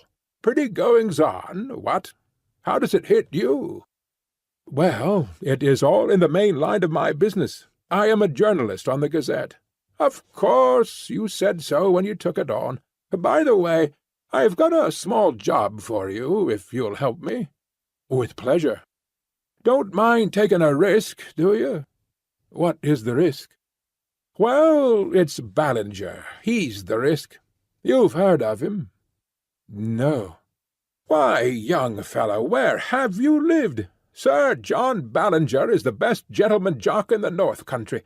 I could hold him on the flat at my best, but over jumps he's my master.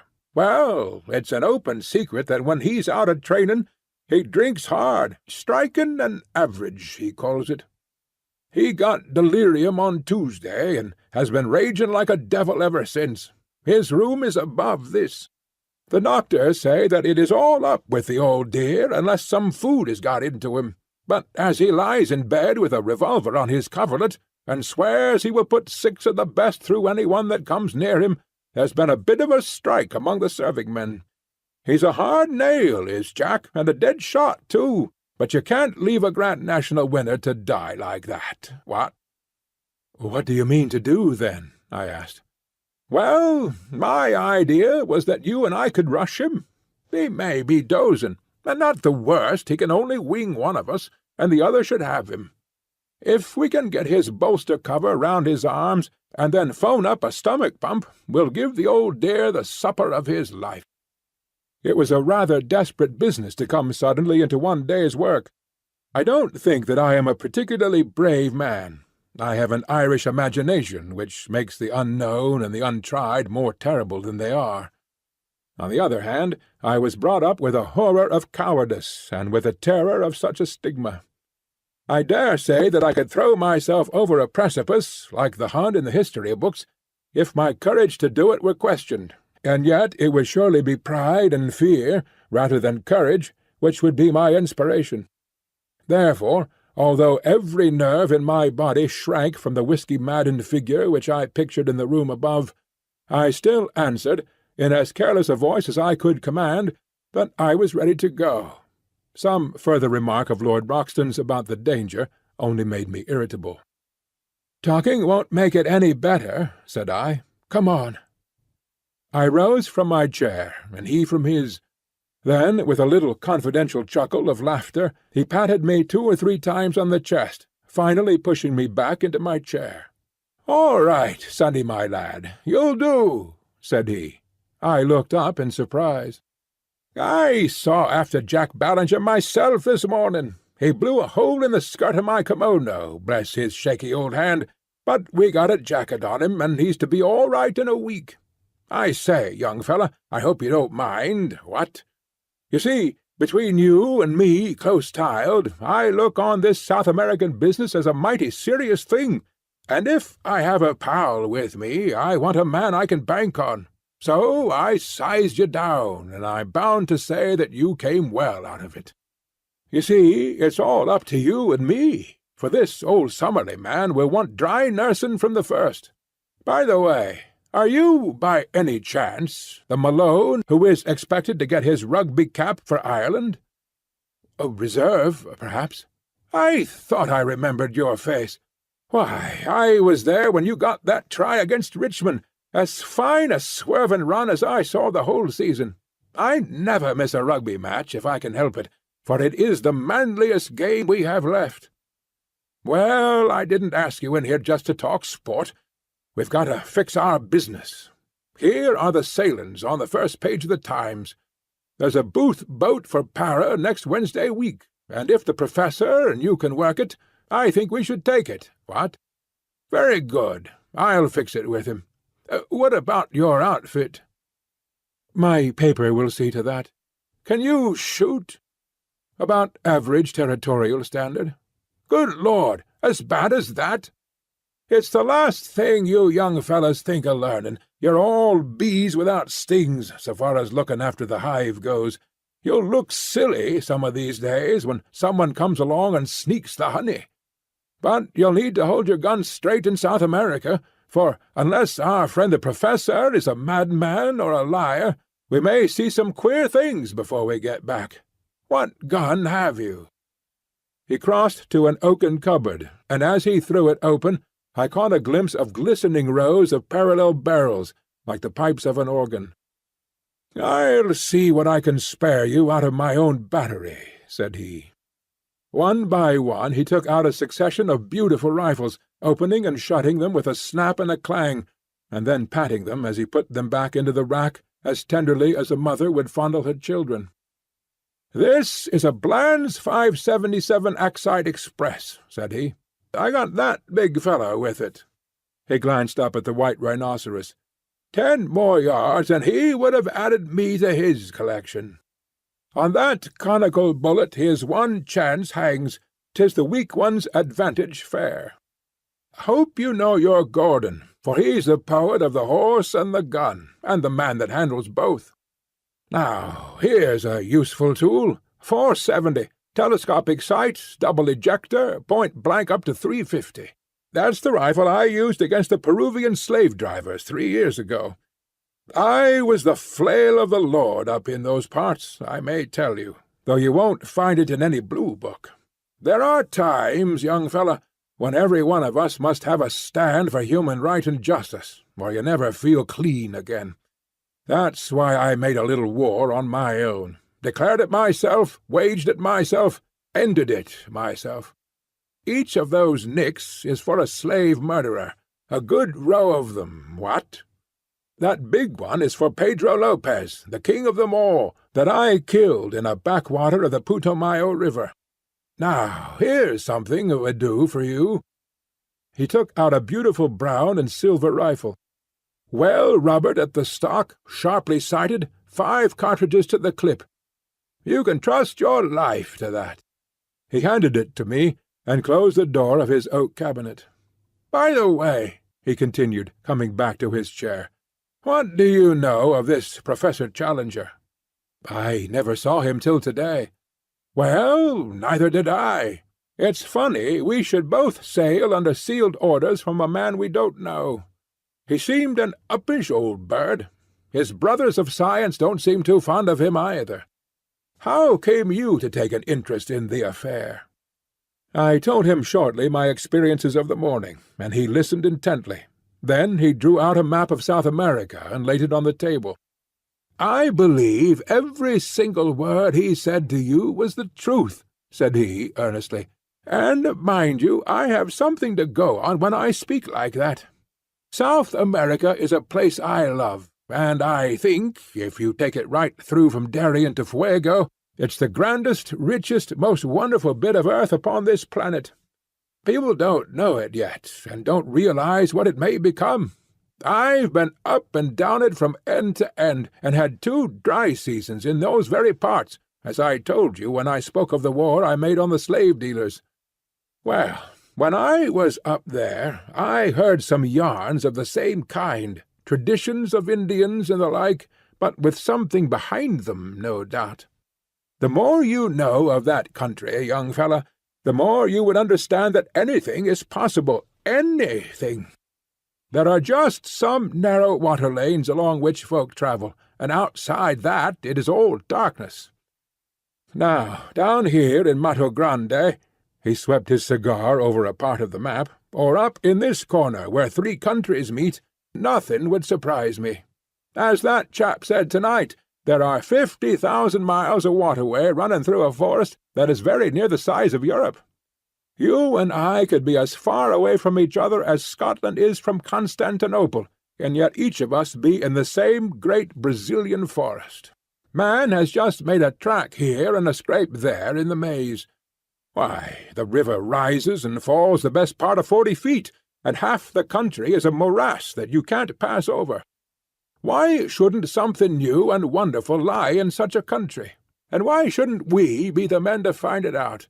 Besides, he added, his queer gaunt face shining with delight, there's a sport and risk in every mile of it. I'm like an old golf ball. I've had all the white paint knocked off me long ago. Life can whack me about now, and it can't leave a mark. But a sportin' risk, young fella, that's the salt of existence. Then it's worth living again. We're all getting a deal too soft and dull and comfy. Give me the great wastelands and the wide spaces, with a gun in my fist and something to look for that's worth finding. I've tried war and steeple-chasing and aeroplanes, but this hunting of beasts that look like a lobster supper dream is a brand-new sensation. He chuckled with glee at the prospect. Perhaps I have dwelt too long upon this new acquaintance, but he is to be my comrade for many a day, and so I have tried to set him down as I first saw him, with his quaint personality and his queer little tricks of speech and of thought. It was only the need of getting in the account of my meeting which drew me at last from his company.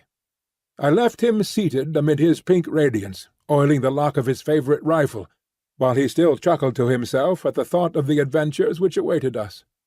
It was very clear to me that if dangers lay before us, I could not in all England have found a cooler head or a braver spirit with which to share them.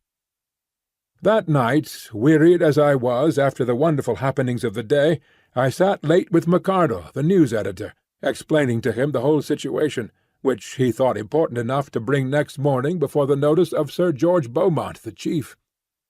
It was agreed that I should write home full accounts of my adventures in the shape of successive letters to McArdle, and that these should either be edited for the Gazette as they arrived, or held back to be published later, according to the wishes of Professor Challenger, since we could not yet know what conditions he might attach to those directions which should guide us to the unknown land.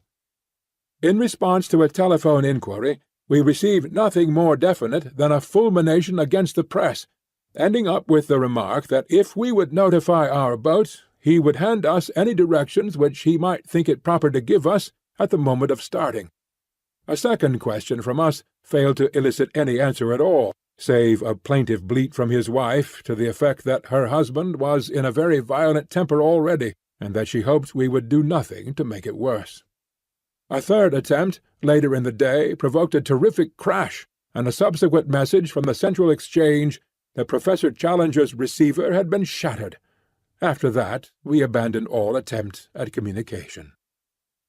And now, my patient readers, I can address you directly no longer.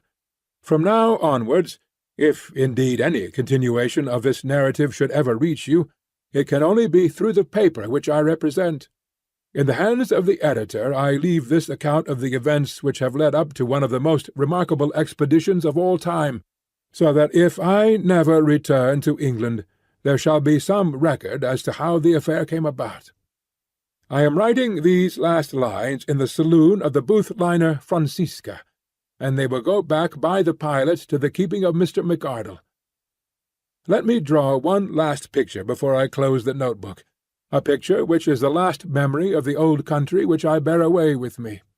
It is a wet, foggy morning in the late spring. A thin, cold rain is falling. 3 shining mackintoshed figures are walking down the quay, making for the gangplank of the great liner from which the Blue Peter is flying.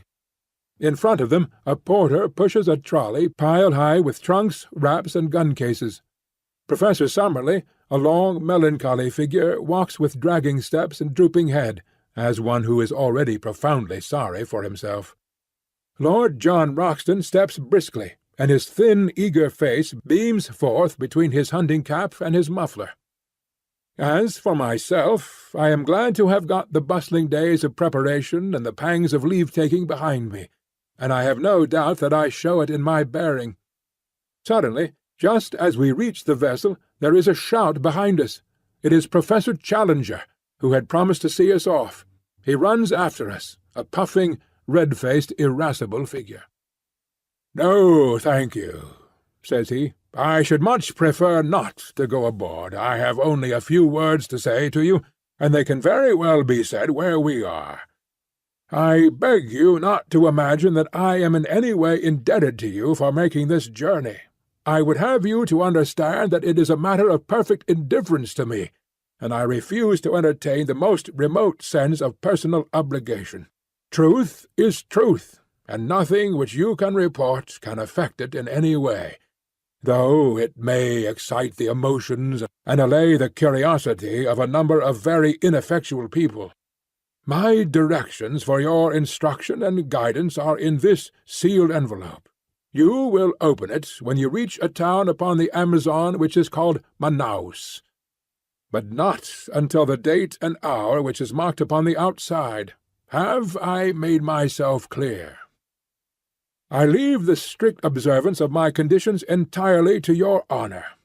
No, Mr. Malone, I will place no restriction upon your correspondence, since the ventilation of the facts is the object of your journey. But I demand that you shall give no particulars as to your exact destination, and that nothing be actually published until your return. Good-bye, sir. You have done something to mitigate my feelings for the loathsome profession to which you unhappily belong. Good-bye, Lord John. Science is, as I understand, a sealed book to you, but you may congratulate yourself upon the hunting field which awaits you. You will, no doubt, have the opportunity of describing in the field how you brought down the rocketing Dimorphodon. And good-bye to you also, Professor Summerlee. If you are still capable of self-improvement, of which I am frankly unconvinced, you will surely return to London a wiser man." So he turned upon his heel, and a minute later from the deck I could see his short, squat figure bobbing about in the distance as he made his way back to his train. Well, we are well down Channel now. There's the last bell for letters, and it's good-bye to the pilot. We'll be down, hull down on the old trail from now on. God bless all we leave behind us, and send us safely back. Chapter 7. Tomorrow we disappear into the unknown. I will not bore those whom this narrative may reach by an account of our luxurious voyage upon the Booth liner, nor will I tell of our week's stay at Para, save that I should wish to acknowledge the great kindness of the Pereira de Pinta Company in helping us to get together our equipment. I will also allude very briefly to our river journey, up a wide, slow-moving, clay-tinted stream, in a steamer which was little smaller than that which had carried us across the Atlantic. Eventually we found ourselves through the narrows of Obitos and reached the town of Manaus. Here we were rescued from the limited attractions of the local inn by Mr. Shortman, the representative of the British and Brazilian Trading Company. In his hospital fazenda we spent our time, until the day when we were empowered to open the letter of instructions given to us by Professor Challenger. Before I reach the surprising events of that date, I would desire to give a clearer sketch of my comrades in this enterprise, and of the associates whom we had already gathered together in South America. I speak freely, and I leave the use of my material to your own discretion, Mr. McArdle, since it is through your hands that this report must pass before it reaches the world. The scientific attainments of Professor Summerlee are too well known for me to trouble to recapitulate them. He is better equipped for a rough expedition of this sort than one would imagine at first sight. His tall, gaunt, stringy figure is insensible to fatigue, and his dry, half-sarcastic, and often wholly unsympathetic manner is uninfluenced by any change in his surroundings. Though in his 66th year, I have never heard him express any dissatisfaction at the occasional hardships which we have had to encounter. I have regarded his presence as an encumbrance to the expedition, but, as a matter of fact, I am now well convinced that his power of endurance is as great as my own. In temper he is naturally acid and sceptical. From the beginning he has never concealed his belief that Professor Challenger is an absolute fraud, that we are all embarked upon an absurd wild-goose chase, and that we are likely to reap nothing but disappointment and danger in South America, and corresponding ridicule in England.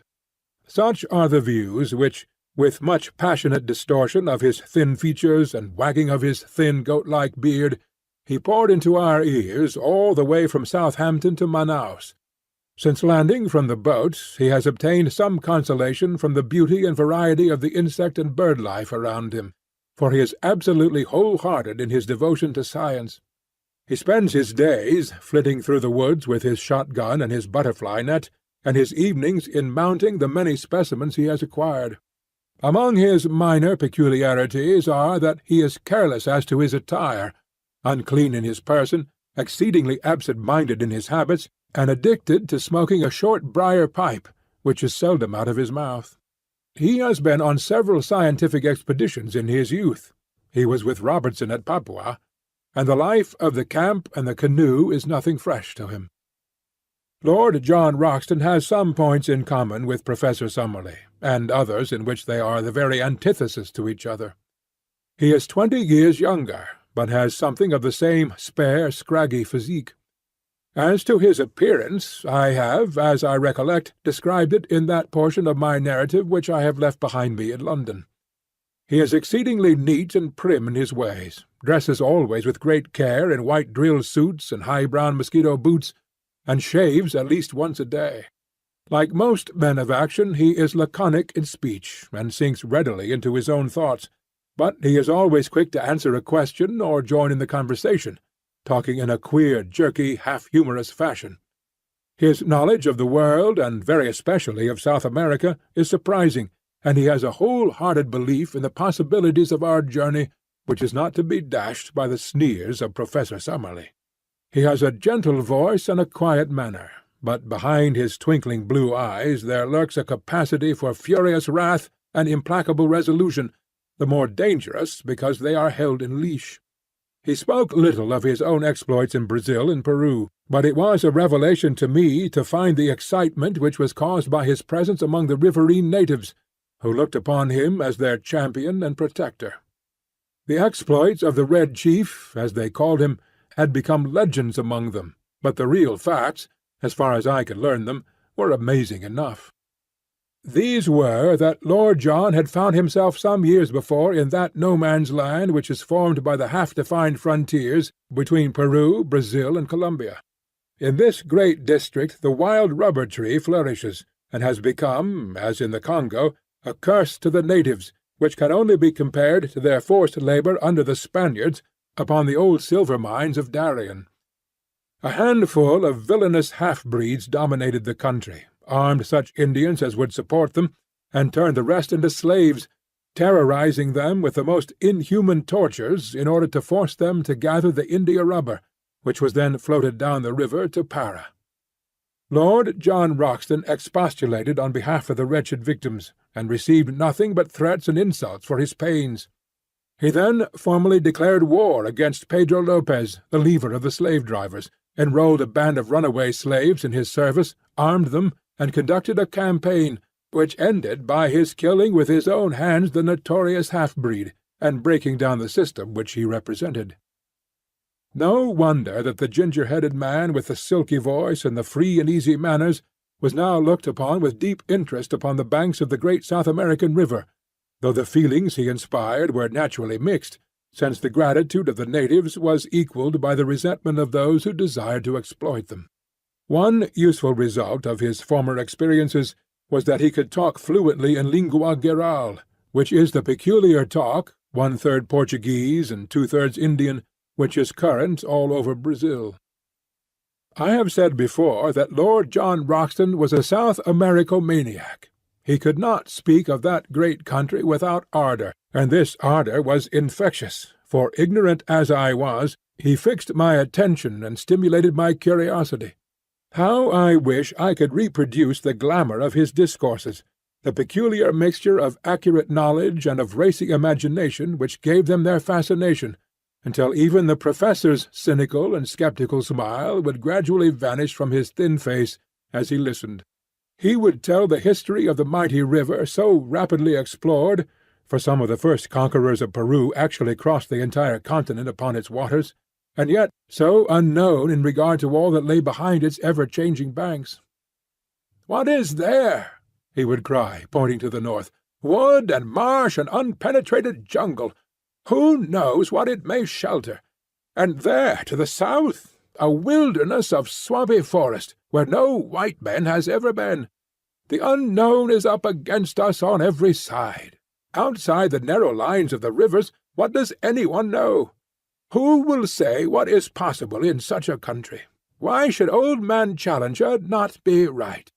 At which direct defiance the stubborn sneer would reappear upon Professor Summerlee's face, and he would sit, shaking his sardonic head in unsympathetic silence, behind the cloud of his briar-root pipe.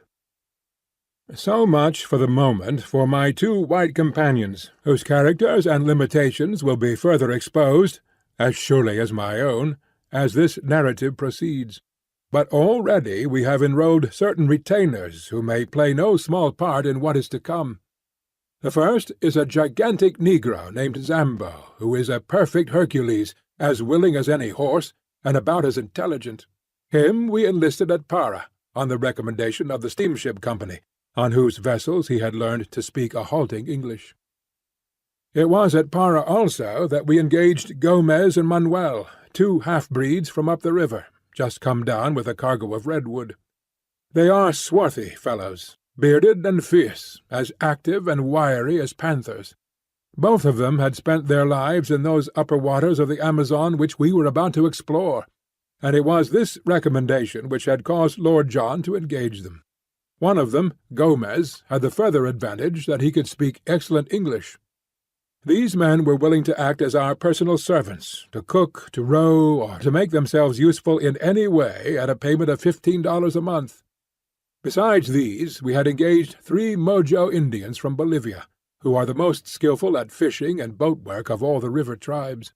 The chief of these we called Mojo, after his tribe, and the others are known as Jose and Fernando. 3 white men, then, 2 half-breeds, 1 negro, and 3 Indians made up the personnel of the little expedition which lay waiting for its instructions at Manaus before starting upon its singular quest. At last, after a weary week, the day had come, and the hour. I ask you to picture the shaded sitting-room of the Fazenda St. Ignacio, 2 miles inland from the town of Manaus. Outside lay the yellow, brassy glare of the sunshine, with the shadows of the palm trees as black and definite as the trees themselves. The air was calm, full of the eternal hum of insects, a tropical chorus of many octaves, from the deep drone of the bee to the high, keen pipe of the mosquito. Beyond the veranda was a small cleared garden, bounded with cactus hedges and adorned with clumps of flowering shrubs, round which the great blue butterflies and the tiny hummingbirds fluttered and darted in crescents of sparkling light. Within we were seated round the cane table, on which lay a sealed envelope.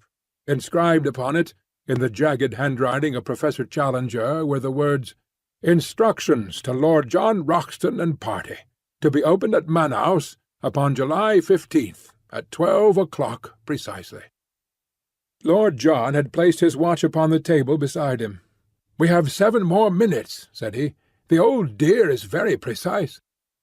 Professor Summerlee gave an acid smile as he picked up the envelope in his gaunt hand. "What can it possibly matter whether we open it now or in 7 minutes?" said he. "It is all part and parcel of the same system of quackery and nonsense, for which I regret to say that the writer is notorious." "Oh, come, we must play the game according to the rules," said Lord John. "It's old man Challenger's show, and we be here by his good will, so it would be rotten bad form if we didn't follow his instructions to the letter." "A pretty business it is," cried the Professor bitterly. "It struck me as preposterous in London, but I'm bound to say that it seems even more so upon closer acquaintance. I don't know what is inside the envelope, but unless it is something pretty definite, I shall be much tempted to take the next down-river boat and catch the Bolivia at Para. After all, I have some more responsible work in the world than to run about disproving the assertions of a lunatic. Now, Roxton, surely it is time." "Time it is," said Lord John. "You can blow the whistle." He took up the envelope and cut it with his penknife. From it he drew a folded sheet of paper. This he carefully opened out and flattened on the table. It was a blank sheet. He turned it over. Again it was blank. We looked at each other in a bewildered silence, which was broken by a discordant burst of derisive laughter from Professor Summerlee. "Now, it is an open admission," he cried. "What more do you want? The fellow is a self-confessed humbug. We have only to return home and report him as the brazen impostor that he is." "Invisible ink," I suggested. "I don't think," said Lord Roxton, holding the paper to the light. "No, young fellow, my lad, there is no use deceiving yourself. I'll go bail for it that nothing has ever been written upon this paper." "May I come in?" boomed a voice from the veranda. The shadow of a squat figure had stolen across the patch of sunlight. That voice! That monstrous breadth of shoulder!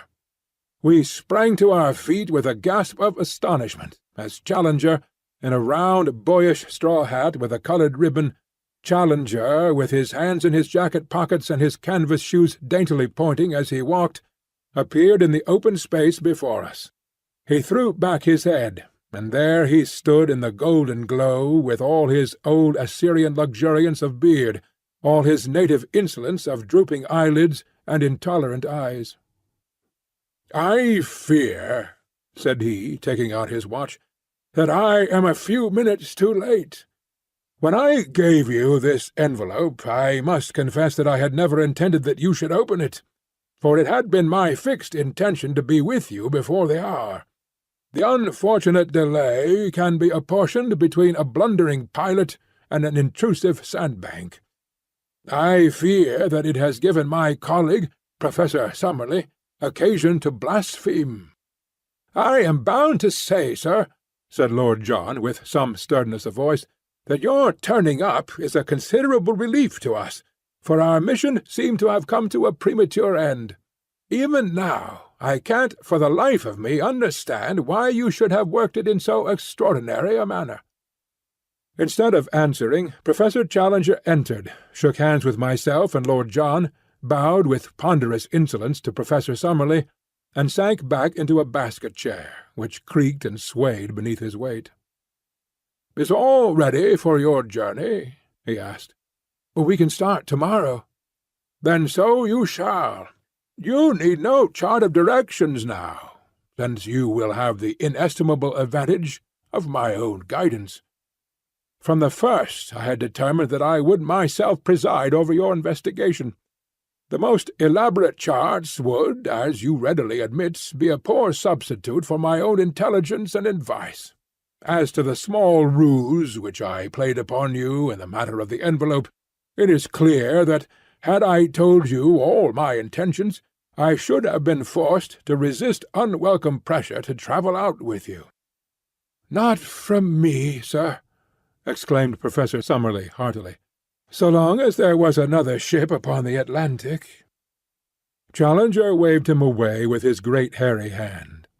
"Your common sense will, I am sure, sustain my objection, and realize that it was better that I should direct my own movements, and appear only at the exact moment when my presence was needed. That moment has now arrived. You are in safe hands.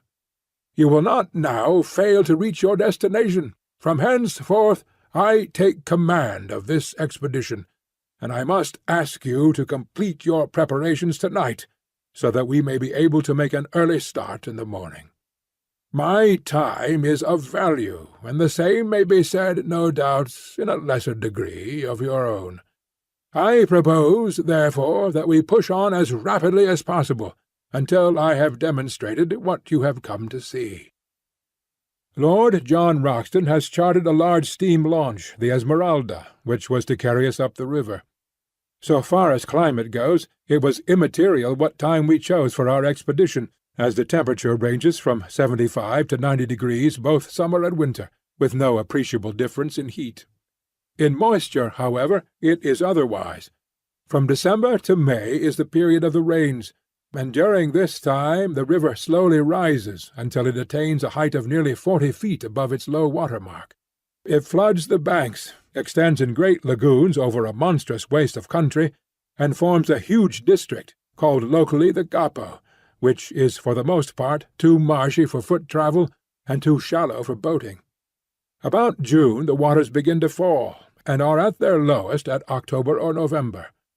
Thus our expedition was at the time of the dry season, when the great river and its tributaries were more or less in a normal condition. The current of the river is a slight one, the drop being not greater than 8 inches in a mile.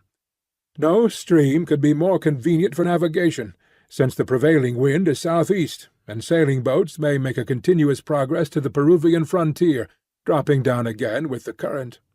In our own case, the excellent engines of the Esmeralda could disregard the sluggish flow of the stream, and we made as rapid progress as if we were navigating a stagnant lake. For 3 days we steamed northwestwards, up a stream which even here, 1,000 miles from its mouth, was still so enormous that from its centre the 2 banks were mere shadows upon the distant skyline. On the 4th day after leaving Manaus we turned into a tributary, which at its mouth was little smaller than the main stream. It narrowed rapidly, however, and after 2 more days' steaming we reached an Indian village, where the professor insisted that we should land, and that the Esmeralda should be sent back to Manaus. We should soon come upon rapids, he explained, which would make its further use impossible.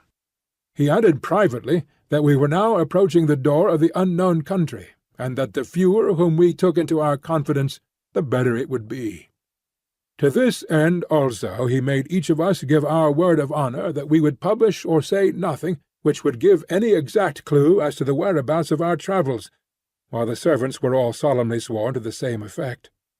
It is for this reason that I am compelled to be vague in my narrative, and I would warn my readers that in any map or diagram which I may give, the relation of places to each other may be correct, but the points of the compass are carefully confused, so that in no way can it be taken as an actual guide to the country.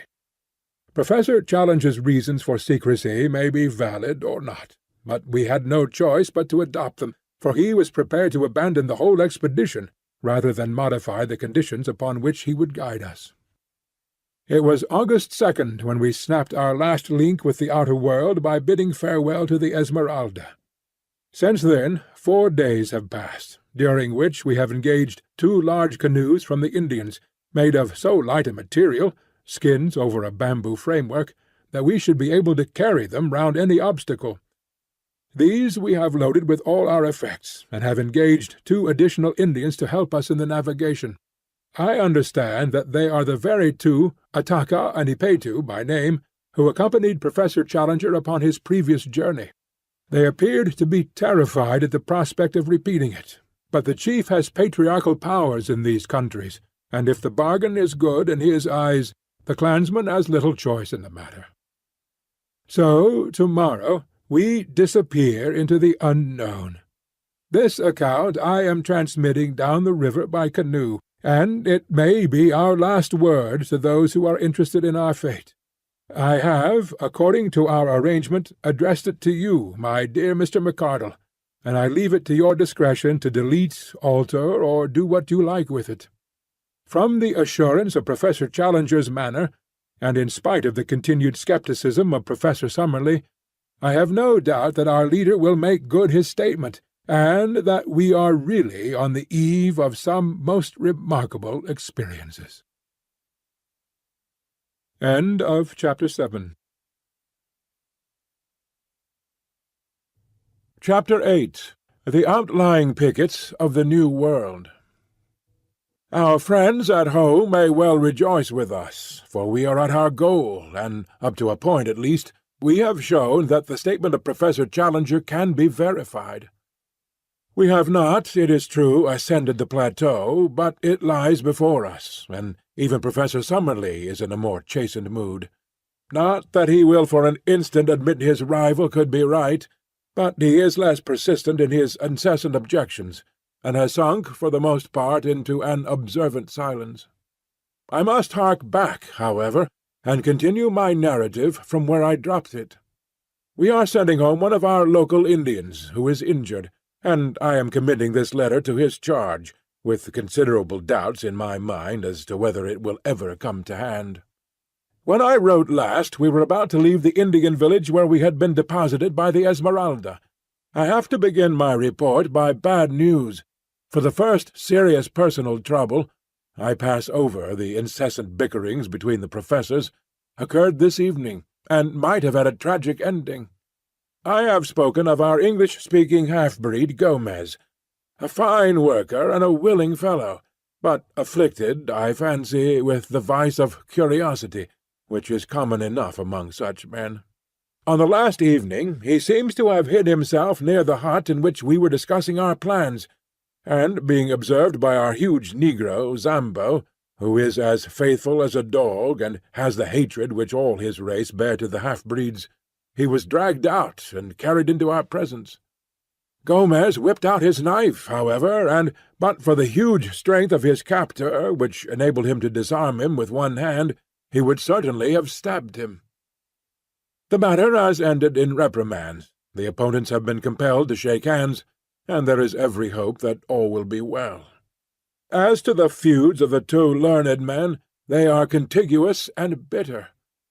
It must be admitted that Challenger is provocative in the last degree, but Summerlee has an acid tongue, which makes matters worse. Last night Challenger said that he never cared to walk on the Thames embankment and look up the river, as it was always sad to see one's own eventual goal. He is convinced, of course, that he is destined for Westminster Abbey.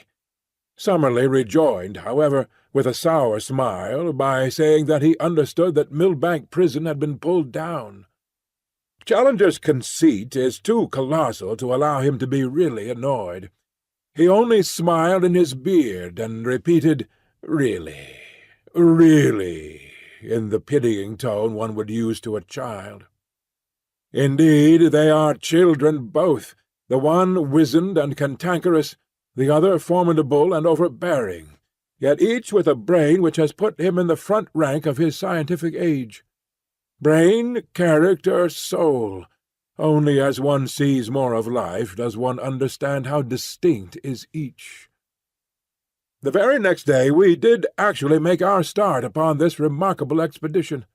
We found that all our possessions fitted very easily into 2 canoes, and we divided our personnel, 6 in each, taking the obvious precaution in the interests of peace of putting 1 professor into each canoe. Personally, I was with Challenger, who was in a beatific humour, moving about as one in a silent ecstasy and beaming benevolence from every feature. I have had some experience of him in other moods, however, and shall be the less surprised when the thunderstorms suddenly come up amidst the sunshine. If it is impossible to be at your ease, it is equally impossible to be dull in his company, for one is always in a state of half-tremulous doubt as to what sudden turn his formidable temper may take. For 2 days we made our way up a good-sized river some hundreds of yards broad, and dark in colour, but transparent, so that one could usually see the bottom. The affluents of the Amazon are, half of them, of this nature, while the other half are whitish and opaque, the difference depending upon the class of country through which they have flowed. The dark indicate vegetable decay, while the others point to clayey soil. Twice we came across rapids, and in each case made a portage of half a mile or so to avoid them. The woods on either side were primeval, which are more easily penetrated than woods of the second growth, and we had no difficulty in carrying our canoes through them. How shall I ever forget the solemn mystery of it? The height of the trees and the thickness of the boles exceeded anything with which I, in my town-bred life, could have imagined, shooting upwards in magnificent columns, until, at an enormous distance above our heads, we could dimly discern the spot where they threw out their side branches into Gothic upward curves, which coalesced to form one great matted roof of verdure, through which only an occasional golden ray of sunshine shot downwards to trace a thin dazzling line of light amidst the majestic obscurity. As we walked noiselessly amid the thick soft carpet of decaying vegetation, the hush fell upon our souls which comes upon us in the twilight of the Abbey, and even Professor Challenger's full-chested notes sank into a whisper. Alone, I should have been ignorant of the names of these giant growths, but our men of science pointed out the cedars, the great silk-cotton trees, and the redwood trees, with all that profusion of various plants which has made this continent the chief supplier to the human race of those gifts of nature which depend upon the vegetable world, while it is the most backward in those products which come from animal life. Vivid orchids and wonderful coloured lichens smouldered upon the swarthy tree-trunks, and where a wandering shaft of light fell full upon the golden alamanda, the scarlet star clusters of the taxonia, or of the rich deep blue of ipomaea, the effect was as a dream of fairyland. In these great wastes of forests, life, which abhors darkness, struggles ever upwards to the light. Every plant, even the smaller ones, curls and writhes to the green surface, twining itself round its stronger and taller brethren in the effort. Climbing plants are monstrous and luxuriant, but others, which have never been known to climb elsewhere, learn the art as an escape from that sombre shadow, so that the common nettle, the jasmine, and even the hasitara palm-tree can be seen circling the stems of the cedars and striving to reach their crowns. Of animal life there is no movement amid the majestic vaulted aisles which stretched from us as we walked, but a constant movement far above our heads told of that multitudinous world of snake and monkey, bird and sloth, which lived in the sunshine, and looked down in wonder at our tiny, dark, stumbling figures in the obscure depths immeasurably below them. At dawn and at sunset the howler monkeys screamed together, and the parakeets broke into shrill chatter, but during the hot hours of the day only the full drone of insects, like the beat of a distant surf, filled the ear, while nothing moved amid the solemn vistas of stupendous trunks faded away into the darkness which held us in. Once some bandy-legged lurching creature, an ant-eater or a bear, scuttled clumsily amid the shadows. It was the only sign of earth life which I saw in this great Amazonian forest.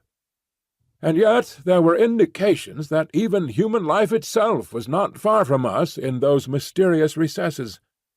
On the third day out we were aware of a singular deep throbbing in the air, rhythmic and solemn, coming and going fitfully throughout the morning. The two boats were paddling within a few yards of each other when first we heard it, and our Indians remained motionless, as if they had been turned to bronze, listening intently with expressions of terror upon their faces. "What is it, then?" I asked. "Drums," said Lord John carelessly. "War drums. I have heard them before." "Yes, sir, war drums," said Gomez, the half-breed. "Wild Indians, bravos, not mansos. They watch us every mile of the way, kill us if they can." "How can they watch us?" I asked, gazing into the dark, motionless void. The half-breed shrugged his broad shoulders. "The Indians know. They have their own way. They watch us. They talk the drum talk to each other. Kill us if they can." By the afternoon of that day, my pocket diary shows me that it was Tuesday, August 18th, at least 6 or 7 drums were throbbing from various points. Sometimes they beat quickly, sometimes slowly, sometimes in obvious question and answer, one far to the east breaking out in a high staccato rattle, and being followed after a pause by a deep roll from the north. There was something indescribably nerve-shaking and menacing in that constant mutter, which seemed to shape itself into the very syllables of the half-breed, endlessly repeated, "We will kill you if we can. We will kill you if we can." No one ever moved in the silent woods. All the peace and soothing of quiet nature lay in that dark curtain of vegetation, but away from behind there came ever the one message from our fellow man. "We will kill you if we can," said the man in the east. "We will kill you if we can," said the men in the north. All day the drums rumbled and whispered, while their menace reflected itself in the faces of our coloured companions. Even the hardy, swaggering half-breed seemed cowed. I learned, however, that day, once for all, that both Summerlee and Challenger possessed that highest type of bravery, the bravery of the scientific mind. Theirs was the spirit which upheld Darwin among the gauchos of the Argentine, or Wallace among the head-hunters of Malaya. It is decreed by a merciful nature that the human brain cannot think of two things simultaneously, so that if it be steeped in curiosity as to science, it has no room for merely personal considerations. All day, amid that incessant and mysterious menace, our two professors watched every bird upon the wing, and every shrub upon the bank, with many a sharp, wordy contention, while the snarl of Summerlee came quick upon the deep growl of Challenger, but with no more sense of danger, and no more reference to drum-beating Indians, than if they were seated together in the smoking-room of the Royal Society's Club in St. James's Street. Once only did they condescend and discuss them. "Miranha or Amahuaca cannibals," said Challenger, jerking his thumb towards the reverberating wood. "No doubt, sir," Summerlee answered. "Like all such tribes, I shall expect to find them of polysynthetic speech and of Mongolian type." "Polysynthetic, certainly," said Challenger indulgently. "I am not aware that any other type of language exists in this continent, and I have notes of more than 100. The Mongolian theory I regard with deep suspicion." "I should have thought that even a limited knowledge of comparative anatomy would have helped to verify it," said Summerlee bitterly. Challenger thrust out his aggressive chin until he was all beard and hat-rim. "No doubt, sir, a limited knowledge would have that effect. But when one's knowledge is exhaustive, one comes to other conclusions." They glared at each other in mutual defiance, while all round rose the distant whisper, "We will kill you. We will kill you if we can." That night we moored our canoes with heavy stones for anchors in the centre of the stream, and made every preparation for a possible attack. Nothing came, however, and with the dawn we pushed upon our way, the drum-beating dying out behind us.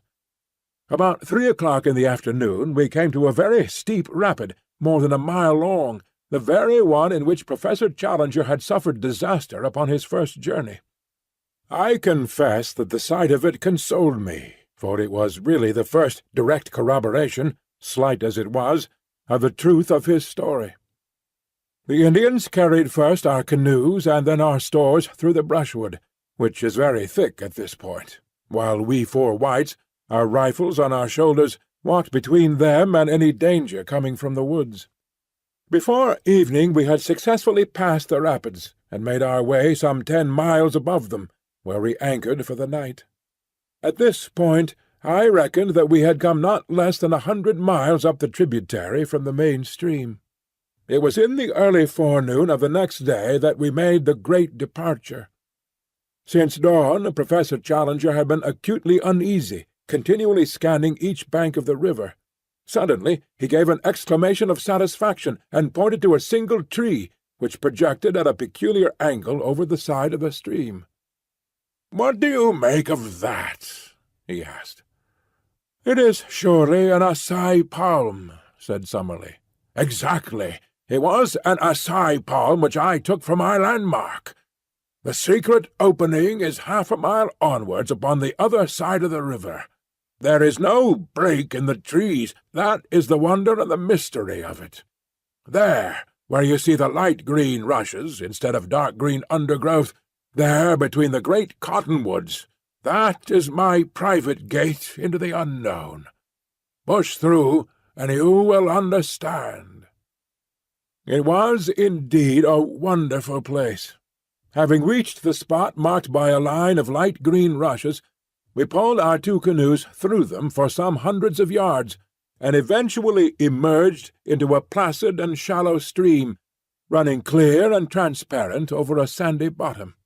It may have been 20 yards across, and was banked in on each side by most luxuriant vegetation. No one who had not observed that for a short distance reeds had taken place of shrubs could possibly have guessed the existence of such a stream, or dreamed of the fairyland beyond.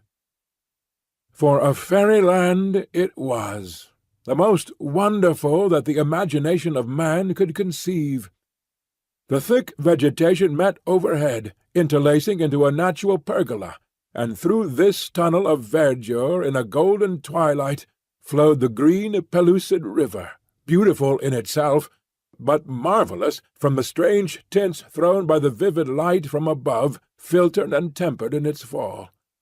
Clear as crystal, motionless as a sheet of glass, green as the edge of an iceberg, it stretched in front of us under its leafy archway, every stroke of our paddles sending 1,000 ripples across its shining surface. It was a fitting avenue to a land of wonders. All sign of the Indians had passed away, but animal life was more frequent, and the tameness of the creatures showed that they knew nothing of the hunter. Fuzzy little black velvet monkeys, with snow-white teeth and gleaming, mocking eyes, chattered at us as we passed. With a dull, heavy splash, an occasional caiman plunged in from the bank. Once a dark, clumsy tapir stared at us from a gap in the bushes, and then lumbered away through the forest. Once, too, the yellow, sinuous form of a great puma whisked amid the brushwood, and its green, baleful eyes glared hatred at us over its tawny shoulder.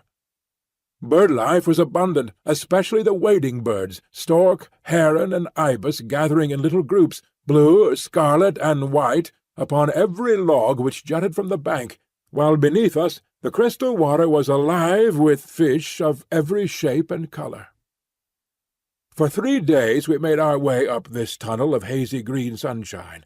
On the longer stretches one could hardly tell as one looked ahead where the distant green water ended and the distant green archway began. The deep peace of this strange waterway was unbroken by any sign of men. "No Indian here. Too much afraid. Curupuri," said Gomez. "Curupuri is the spirit of the woods," Lord John explained. "It's a name for any kind of devil. The poor beggars think that there is something fearsome in this direction, and therefore they avoid it. On the third day it became evident that our journey in the canoes could not last much longer, for the stream was rapidly growing more shallow. Twice in as many hours we stuck upon the bottom. Finally we pulled the boats up among the brushwood, and spent the night on the bank of the river. In the morning Lord John and I made our way for a couple of miles through the forest, keeping parallel with the stream. But as it grew ever shallower, we returned and reported what Professor Challenger had already suspected, that we had reached the highest point to which the canoes could be brought. We drew them up, therefore, and concealed them among the bushes, blazing a tree with our axes, so that we should find them again. Then we distributed the various burdens among us, guns, ammunition, food, a tent, blankets, and the rest, and, shouldering our packages, we set forth upon the more laborious stage of our journey. An unfortunate quarrel between our pepper-pots marked the outset of our new stage.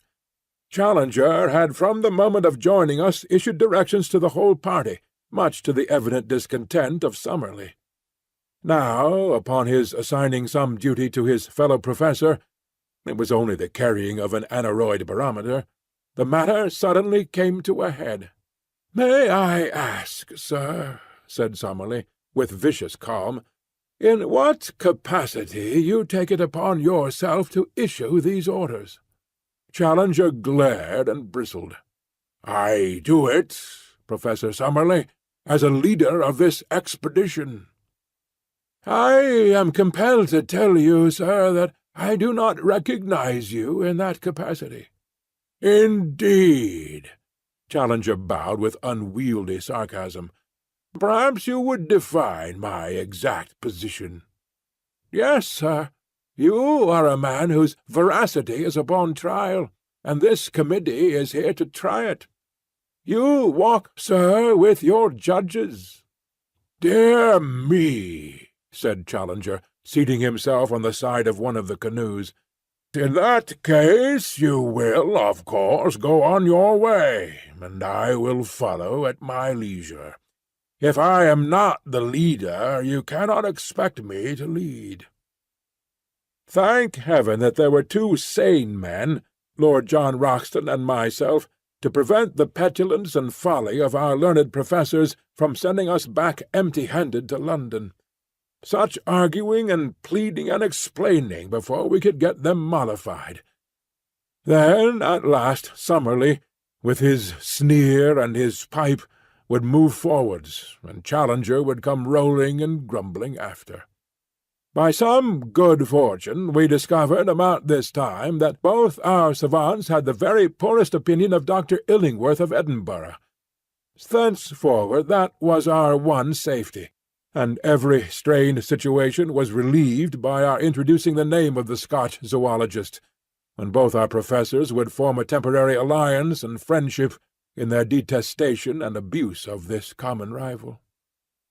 Advancing in a single file along the bank of the stream, we soon found that it narrowed down to a mere brook, and finally that it lost itself in a great green morass of sponge-like mosses, into which we sank up to our knees. The place was horribly haunted by clouds of mosquitoes, and every form of flying pest, so we were glad to find solid ground again, and to make a circuit among the trees, which enabled us to outflank this pestilent morass, which droned like an organ in the distance, so loud was it with insect life. On the second day after leaving our canoes, we found that the whole character of the country changed. Our road was persistently upwards, and as we ascended, the woods became thinner and lost their tropical luxuriance.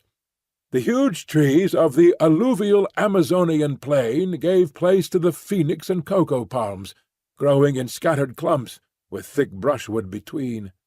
In the damper hollows the Mauritia palms threw out their graceful drooping fronds. We travelled entirely by compass, and once or twice there were differences of opinion between Challenger and the two Indians, when, to quote the professor's indignant words, the whole party agreed to trust the fallacious instincts of undeveloped savages rather than the highest product of modern European culture. That we were justified in doing so was shown upon the third day, when Challenger admitted that he recognized several landmarks of his former journey, and in one spot we actually came upon 4 fire-blackened stones, which must have marked a camping-place. The road still ascended, and we crossed a rock-studded slope which took 2 days to traverse. The vegetation had again changed, and only the vegetable ivory tree remained, with a great profusion of wonderful orchids, among which I learned to recognize the rare Newtonia vixillaria, and the glorious pink and scarlet blossoms of the Catellia and Odontoglossum.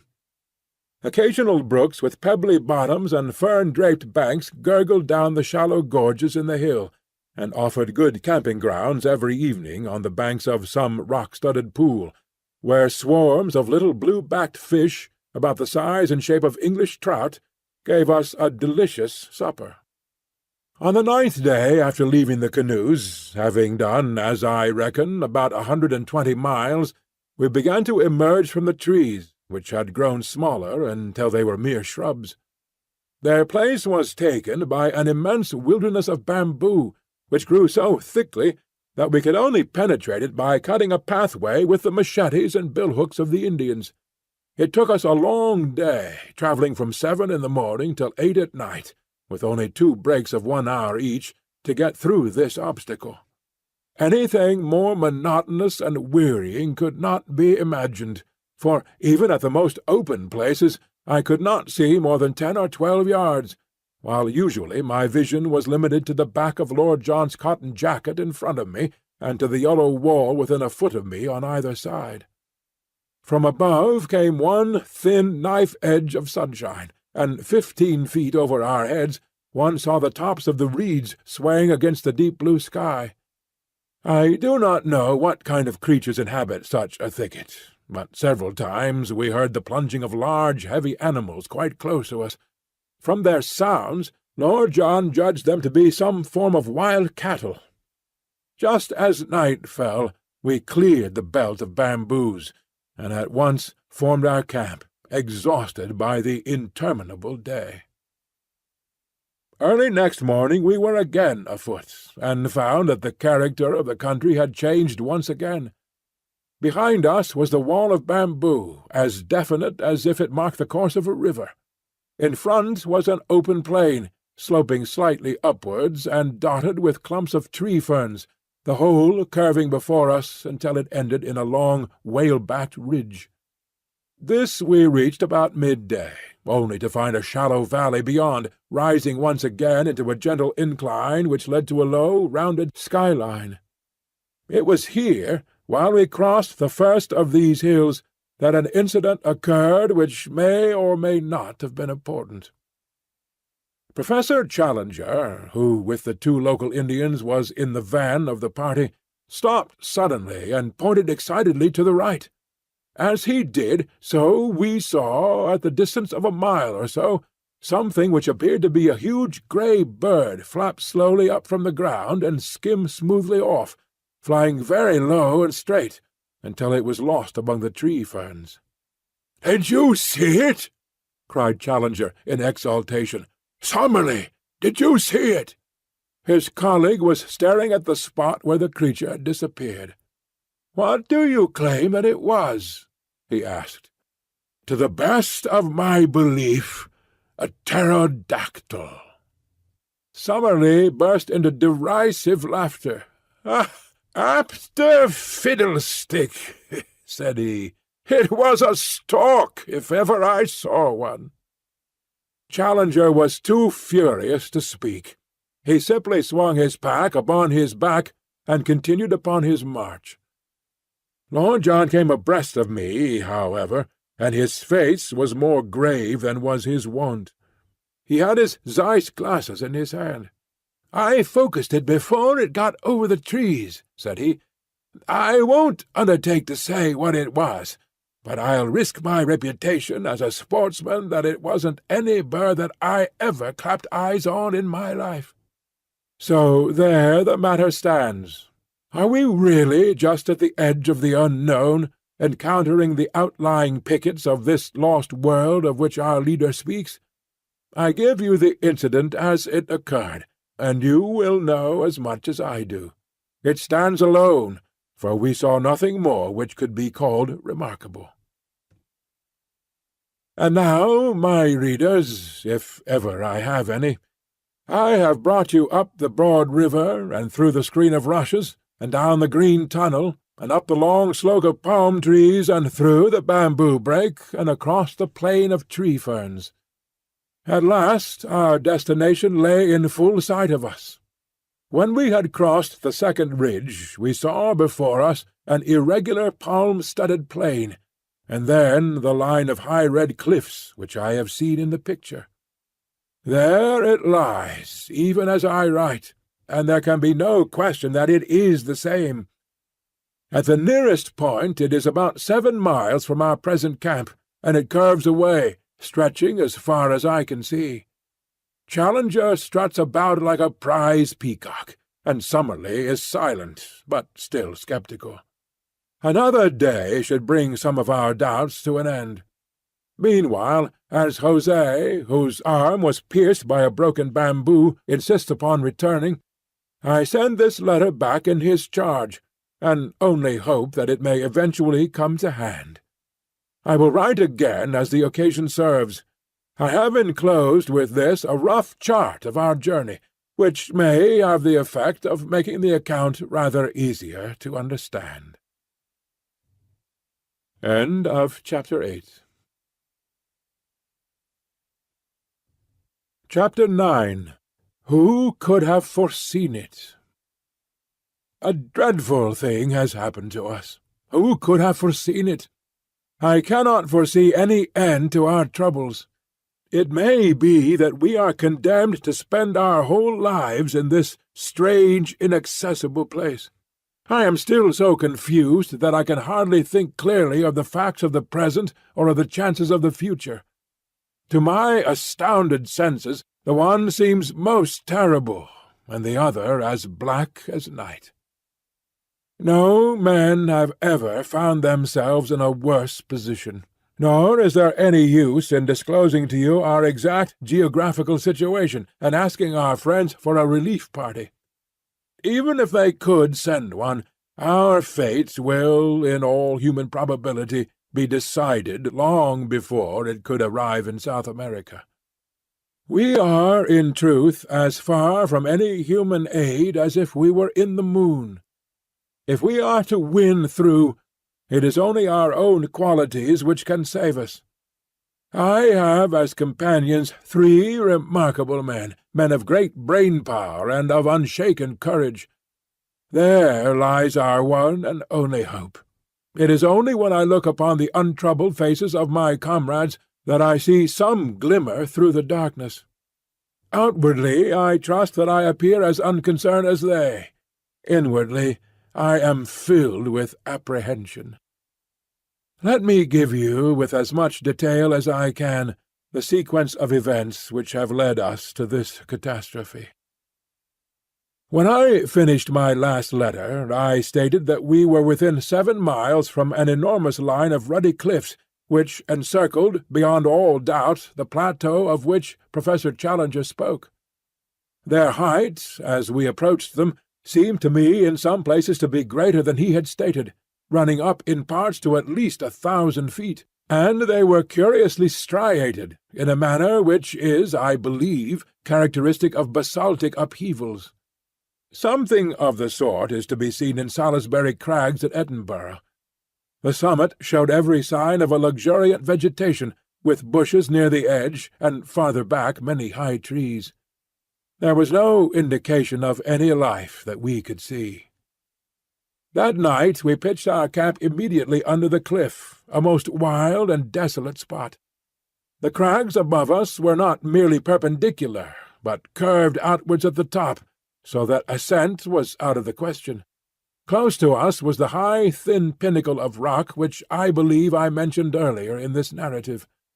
It is like a broad red church spire, the top of it being level with the plateau, but a great chasm gaping between. On the summit of it there grew one high tree. Both pinnacle and cliff were comparatively low, some 500 or 600 feet, I should think. "It was on that," said Professor Challenger, pointing to this tree, "that the pterodactyl was perched.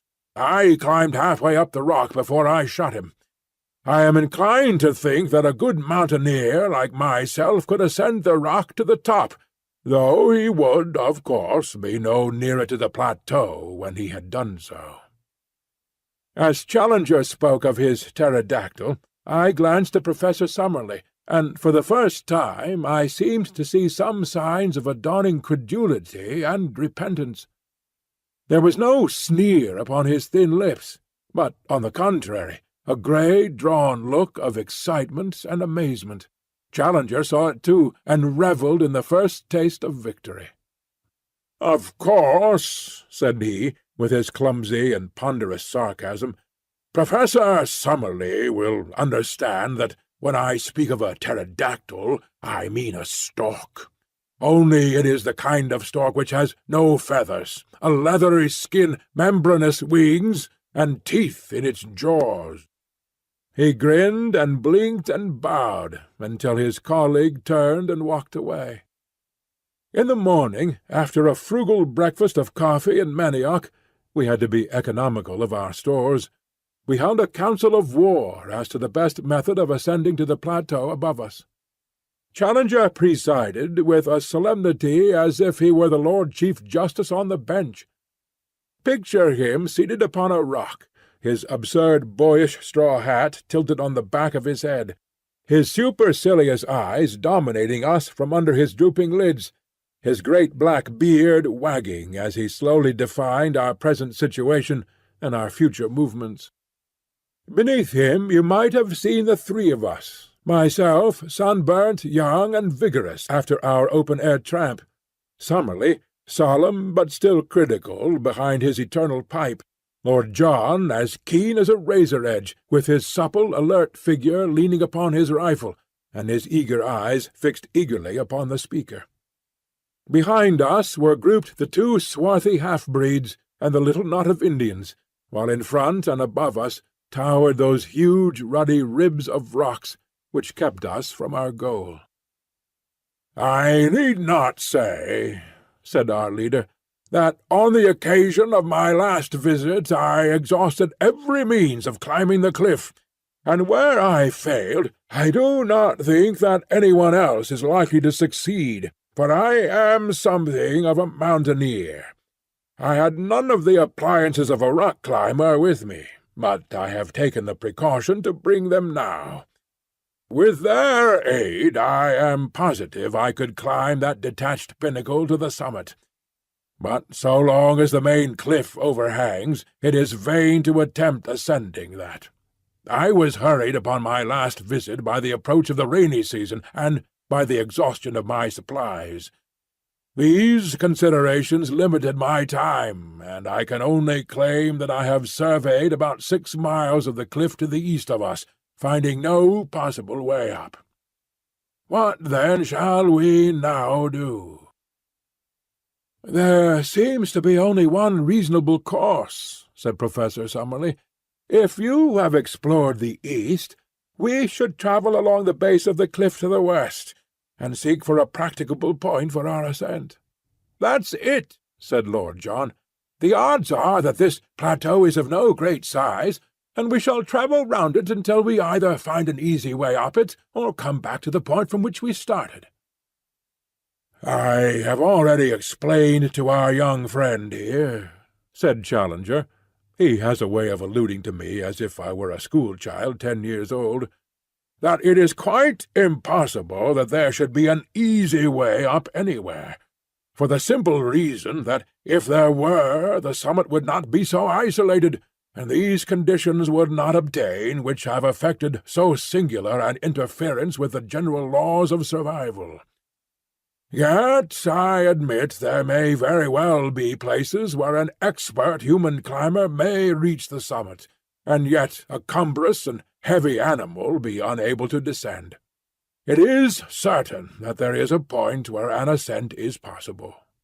"How do you know that, sir?" asked Summerlee sharply. "Because my predecessor, the American Maple White, actually made such an ascent. How otherwise could he have seen the monster which he sketched in his notebook?" "There you reason somewhat ahead of the proved facts," said the stubborn Summerlee. "I admit your plateau, because I have seen it. But I have not as yet satisfied myself that it contains any form of life whatever." "What you admit, sir, or what you do not admit, is really of inconceivably small importance. I am glad to perceive that the plateau itself has actually obtruded itself upon your intelligence." He glanced up at it, and then, to our amazement, he sprang from his rock, and seizing Summerlee by the neck, he tilted his face into the air. "Now, sir," he shouted, hoarse with excitement, "do I help you to realize that the plateau contains some animal life?" I have said that a thick fringe of green overhung the edge of the cliff. Out of this there had emerged a black, glistening object. As it came slowly forth and overhung the chasm, we saw that it was a very large snake, with a peculiar flat spade-like head. It wavered and quivered above us for a minute, the morning sun gleaming upon its sleek, sinuous coils. Then it slowly drew inwards and disappeared. Summerlee had been so interested that he had stood unresisting while Challenger tilted his head into the air. Now he shook his colleague off and came back to his dignity. "I should be glad, Professor Challenger," said he, "if you could see your way to make any remarks which may occur to you without seizing me by the chin. Even the appearance of a very ordinary rock python does not appear to justify such a liberty." "But there is life upon the plateau all the same," his colleague replied in triumph. "And now, having demonstrated this important conclusion, so that it is clear to anyone, however prejudiced or obtuse, I am of opinion that we cannot do better than break up our camp and travel to westward until we find some means of ascent." The ground at the foot of the cliff was rocky and broken, so that the going was slow and difficult. Suddenly we came, however, upon something which cheered our hearts. It was the site of an old encampment, with several empty Chicago meat tins, a bottle labeled brandy, a broken tin opener, and a quantity of other travellers' debris. A crumpled, disintegrated newspaper revealed itself as the Chicago Democrat, though the date had been obliterated. "Not mine," said Challenger. "It must be Maple White's." Lord John had been gazing curiously at a great tree-fern which overshadowed the encampment. "I say, look at this," said he. "I believe it was meant for a signpost." A slip of hard wood had been nailed to the tree in such a way as to point to the westward. "Most certainly a signpost," said Challenger. "What else? Finding himself upon a dangerous errand, our pioneer has left this sign, so that any party which follows him may know the way he has taken. Perhaps we shall come upon some other indications as we proceed." We did indeed, but they were of a terrible and most unexpected nature. Immediately beneath the cliff there grew a considerable patch of high bamboo, like that which we had traversed in our journey. Many of these stems were 20 feet high, with sharp, strong tops, so that even as they stood they made formidable spears. We were passing along the edge of this cover, when my eye was caught by the gleam of something white within it. Thrusting in my head between the stems, I found myself gazing at a fleshless skull. The whole skeleton was there, but the skull had detached itself and lay some feet nearer to the open. With a few blows from the machetes of our Indians, we cleared the spot, and were able to study the details of this old tragedy.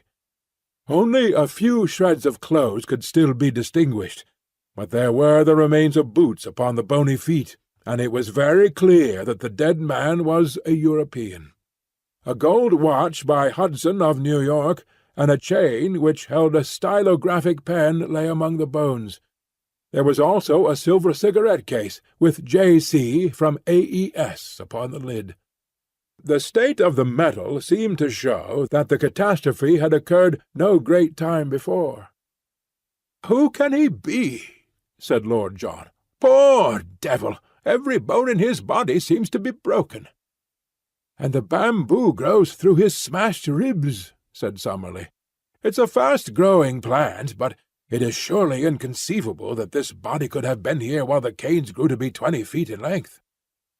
"As to the man's identity," said Professor Challenger, "I have no doubt whatever upon that point. As I made my way up the river before I reached you at the fazenda, I instituted very particular inquiries about Maple White. At Para they knew nothing. Fortunately, I had a definite clue, for there was a particular picture in his sketch-book which showed him taking lunch with a certain ecclesiastic at Rosario. This priest I was able to find, and though he proved a very argumentative fellow, who took it absurdly amiss that I should point out to him the corrosive effect which modern science must have upon his beliefs, he none the less gave me some positive information. Maple White passed Rosario 4 years ago, or 2 years before I saw his dead body. He was not alone at the time, but there was a friend, an American named James Culver, who remained in the boat and did not meet this ecclesiastic. I think, therefore, that there can be no doubt that we are now looking upon the remains of this James Culver." "Nor," said Lord John, "is there much doubt as to how he met his death.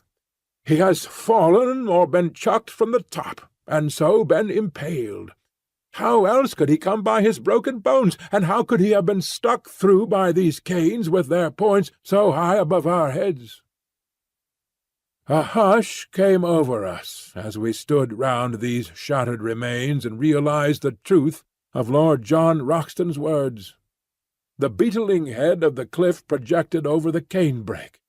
Undoubtedly he had fallen from above. But had he fallen? Had it been an accident? Already ominous and terrible possibilities began to form round that unknown land. We moved off in silence, and continued to coast round the line of cliffs, which were as even and unbroken as some of those monstrous Antarctic ice-fields which I have seen depicted as stretching from horizon to horizon, and towering high above the mastheads of the exploring vessel. In 5 miles we saw no rift or break, and then, suddenly, we perceived something which filled us with new hope. In a hollow of the rock, protected from rain, there was drawn a rough arrow in chalk, pointing still to the westwards. "Maple White again," said Professor Challenger. "He had some presentiment that worthy footsteps would follow close behind him." "He had chalk, then?" "A box of coloured chalks was among the effects I found in his knapsack. I remember that the white one was worn to a stump." "That is certainly good evidence," said Summerlee. "We can only accept his guidance, and follow on to the westward." We had proceeded some 5 more miles when again we saw a white arrow upon the rocks. It was at a point where the face of the cliff was for the first time split into a narrow cleft.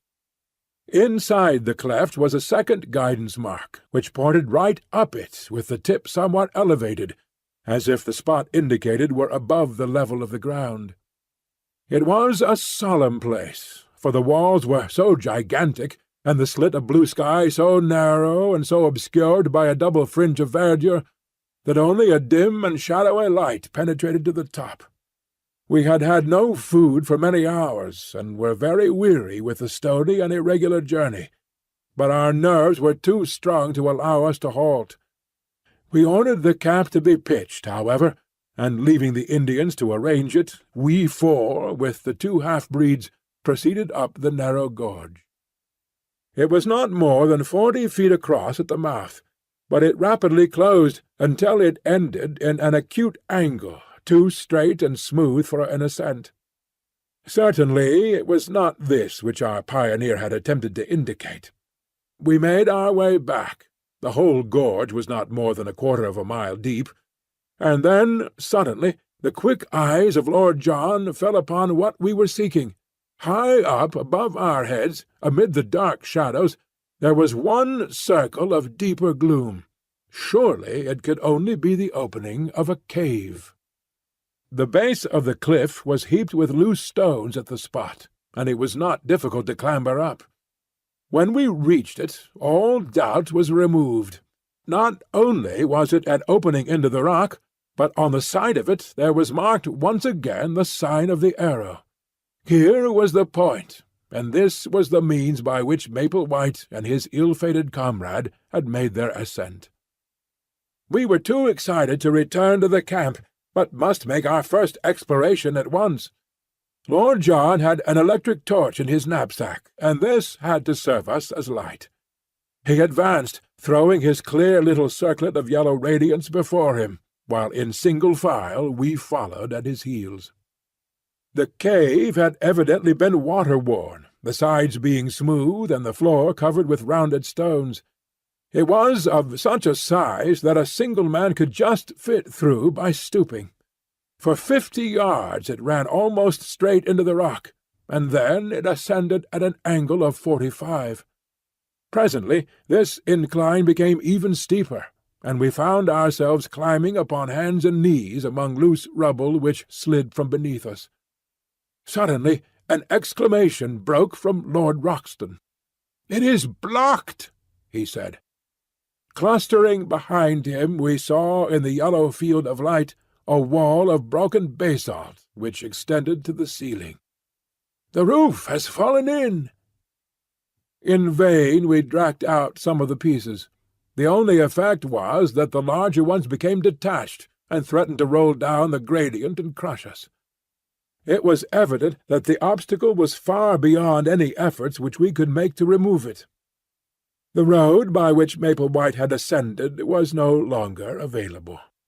Too much cast down to speak, we stumbled down the dark tunnel and made our way back to the camp.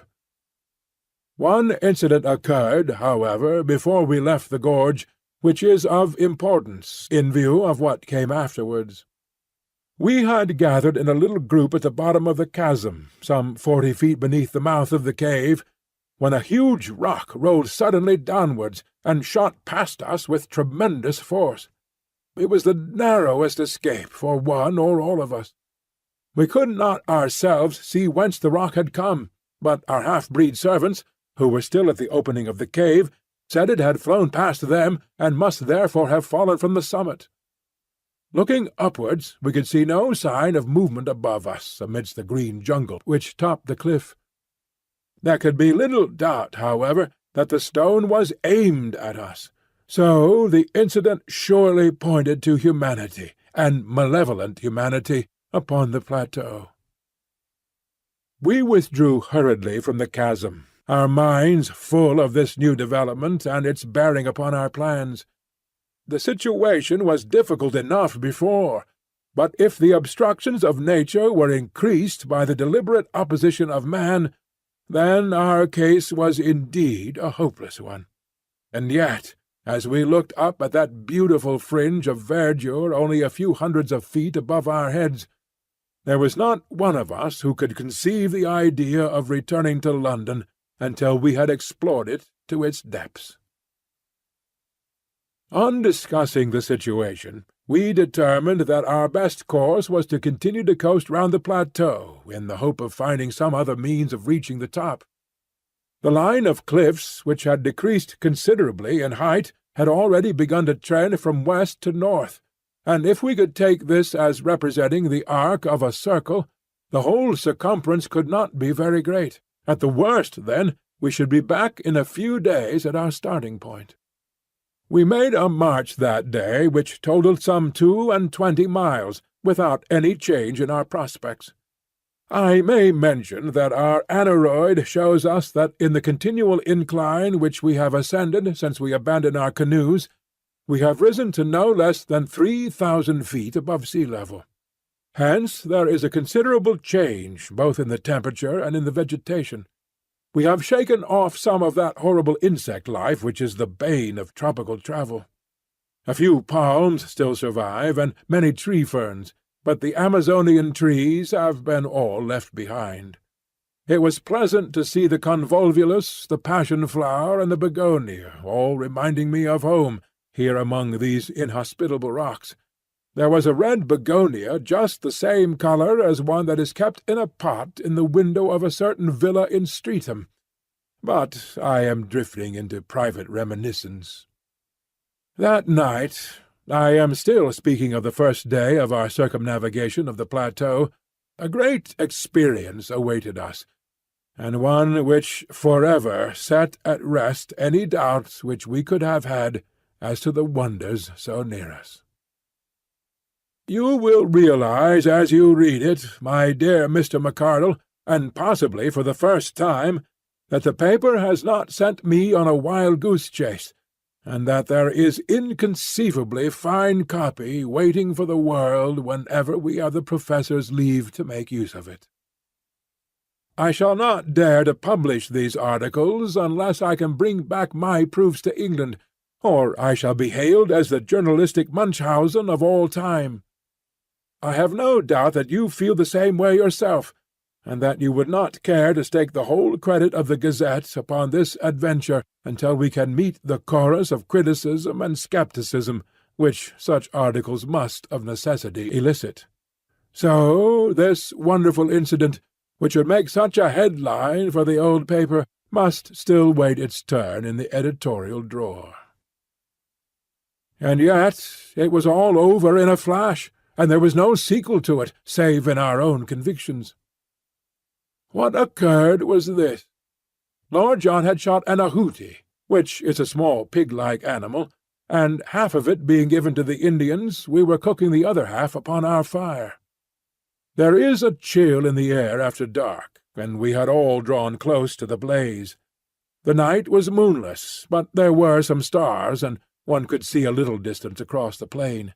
Well, suddenly, out of the darkness, out of the night, there swooped something with a swish like an aeroplane. The whole group of us were covered for an instant by a canopy of leathery wings, and I had a momentary vision of a long snake-like neck, a fierce red greedy eye, and a great snapping beak, filled, to my amazement, with little gleaming teeth. The next instant it was gone, and so was our dinner. A huge black shadow, 20 feet across, skimmed up into the air, and for an instant the monster wings blotted out the stars, and then it vanished over the brow of the cliff above us. We all sat in amazed silence round the fire, like the heroes of Virgil when the harpies come down upon them. It was Summerlee who was the first to speak. "Professor Challenger," said he, in a solemn voice which quavered with emotion, "I owe you an apology. Sir, I am very much in the wrong, and I beg that you will forget what is past." It was handsomely said, and the two men for the first time shook hands. So much we have gained by this clear vision of our first pterodactyl. It was worth a stolen supper to bring two such men together. But if prehistoric life existed upon the plateau, it was not superabundant, for we had no further glimpse of it during the next 3 days. During this time we traversed a barren and forbidding country, which alternated between stony desert and desolate marshes full of many wildfowl, upon the north and east of the cliffs. From that direction the place is really inaccessible, and were it not for a hardish ledge which runs at the very base of the precipice, we should have had to turn back. Many times we were up to our waists in the slime and blubber of an old semi-tropical swamp. To make matters worse, the place seemed to be a favourite breeding-place of the Harakaka snake, the most venomous and aggressive in South America. Again and again these horrible creatures came writhing and springing towards us across the surface of this putrid bog, and it was only by keeping our shotguns forever ready that we could feel safe from them. One funnel-shaped depression in the morass, of a livid green in colour from some lichen which festered in it, will always remain as a nightmare memory in my mind. It seems to have been a special nest of these vermins, and the slopes were alive with them, all writhing in our direction, for it is a peculiarity of the Harakaka that he will always attack man at first sight. There were too many for us to shoot, so we fairly took to our heels and ran until we were exhausted. I shall always remember, as we looked back, how far behind we could see the heads and necks of our horrible pursuers rising and falling amid the reeds. Harakaka Swamp, we named it in the map which we are constructing. The cliffs upon the farther side had lost their ruddy tint, being chocolate-brown in colour. The vegetation was more scattered along the top of them, and they had sunk to 300 or 400 feet in height, but in no place did we find any point where they could be ascended. If anything, they were more impassable than at the first point where we had met them. Their absolute steepness is indicated in the photograph which I took over the stony desert. "Surely," said I, as we discussed the situation, "the rain must find its way down somehow. There are bound to be water channels in the rocks." "Our young friend has glimpses of lucidity," said Professor Challenger, patting me upon the shoulder. "The rain must go somewhere," I repeated. "He keeps a firm grip upon actuality. The only drawback is that we have conclusively proved by ocular demonstration that there are no water channels down the rocks." "Where, then, does it go?" I persisted. "I think it may be fairly assumed that if it does not come outwards, it must run inward." "Then there is a lake in the centre." "So I should suppose." "It is more than likely that the lake may be an old crater," said Summerlee. "The whole formation is, of course, highly volcanic. But however that may be, I should expect to find the surface of the plateau slope inwards with a considerable sheet of water in the centre, which may drain off, by some subterranean channel, into the marshes of the Harakaka Swamp." "Or evaporation may preserve an equilibrium," remarked Challenger, and the two learned men wandered off into one of their usual scientific arguments, which were as comprehensible as Chinese to the layman. On the 6th day we completed our first circuit of the cliffs, and found ourselves back at the first camp, beside the isolated pinnacle of rock. We were a disconsolate party, for nothing could have been more minute than our investigation, and it was absolutely certain that there was no single point where the most active human being could possibly hope to scale the cliff.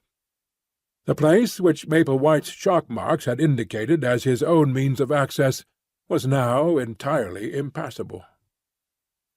What were we to do now? Our stores of provisions, supplemented by our guns, were holding out well, but the day must come when they would need replenishment. In a couple of months the rains might be expected, and we should be washed out of our camp. The rock was harder than marble. Any attempt at cutting a path for so great a height was more than our time and our resources would admit. No wonder that we looked gloomily at each other that night, and sought our blankets with hardly a word exchanged. I remember that as I dropped off to sleep, my last recollection was that Challenger was squatting, like a monstrous bullfrog, by the fire, his huge head in his hands, sunk apparently in the deepest thought, and entirely oblivious to the good night which I wished him. But it was a very different Challenger who greeted us in the morning, a Challenger with contentment and self-congratulation shining from his whole person. He faced us as we assembled for breakfast with a deprecating false modesty in his eyes, as who should say, "I know that I deserve all that you can say, but I pray you to spare my blushes by not saying it." His beard bristled exultantly, his chest was thrown out, and his hand was thrust into the front of his jacket. So, in his fancy, may he see himself sometimes gracing the vacant pedestal in Trafalgar Square, and adding one more to the horrors of the London streets. "Eureka!" he cried, his teeth shining through his beard. "Gentlemen, you may congratulate me, and we may congratulate each other. The problem is solved." "You have found a way up?" "I venture to think so." "And where?" For answer he pointed to the spire-like pinnacle upon our right. Our faces, or mine at least, fell as we surveyed it. That it could be climbed we had our companion's assurance, but a horrible abyss lay between it and the plateau. "We can never get across," I gasped. "We can at least all reach the summit," said he. "When we are up, I may be able to show you that the resources of an inventive mind are not yet exhausted." After breakfast we unpacked the bundle in which our leader had brought his climbing accessories. From it he took a coil of the strongest and lightest rope, 150 feet in length, with climbing irons, clamps, and other devices. Lord John was an experienced mountaineer, and Summerlee had done some rough climbing at various times, so that I was really the novice at rock work of the party. But my strength and activity may have made up for my want of experience. It was not in reality a very stiff task, though there were moments which made my hair bristle upon my head. The first half was perfectly easy, but from there upwards it became continually steeper, until for the last 50 feet we were literally clinging with our fingers and toes to tiny ledges and crevices in the rock. I could not have accomplished it, nor could Summerlee, if Challenger had not gained the summit. It was extraordinary to see such activity in so unwieldy a creature, and there fixed the rope round the trunk of the considerable tree which grew there. With this as our support, we were soon able to scramble up the jagged wall until we found ourselves upon the small grassy platform, some 25 feet each way, which formed the summit. The first impression which I received when I recovered my breath was of the extraordinary view over the country which we had traversed. The whole Brazilian plain seemed to lie beneath us, extending away and away until it ended in dim blue mists upon the farthest skyline. In the foreground was the long slope, strewn with rocks and dotted with tree ferns. Farther off in the middle distance, looking over the Saddleback Hill, I could just see the yellow and green mass of bamboos through which we had passed. And then, gradually, the vegetation increased until it formed the huge forest which extended as far as the eyes could reach, and for a good 2,000 miles beyond. I was still drinking in this wonderful panorama when the heavy hand of the Professor fell upon my shoulder. "This way, my young friend," said he. "Vestigia nulla retrorsum. Never look rearwards, but always to your glorious goal." The level of the plateau, when I turned, was exactly that on which we stood, and the green bank of bushes, with occasional trees, was so near that it was difficult to realize how inaccessible it remained. At a rough guess the gulf was 40 feet across, but so far as I could see, it might as well have been 40 miles. I placed one arm round the trunk of the tree and leaned over the abyss. Far down were the small dark figures of our servants, looking up at us. The wall was absolutely precipitous, as was that which faced me. "This is indeed curious," said the creaking voice of Professor Summerlee. I turned, and found that he was examining with great interest the tree to which I clung. That smooth bark and those small-ribbed leaves seemed familiar to my eyes. "Why," I cried, "it's a beech!" "Exactly," said Summerlee. "A fellow countryman in a far land."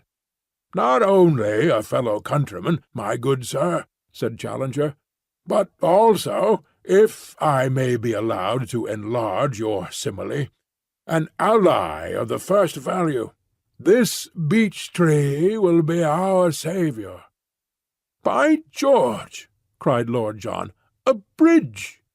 "Exactly, my friends, a bridge. It is not for nothing that I expended an hour last night in focusing my mind upon the situation. I have some recollection of once remarking to our young friend here that G.E.C. is at his best when his back is to the wall. Last night you will admit that our backs were to the wall. But where will-power and intellect go together, there was always a way out.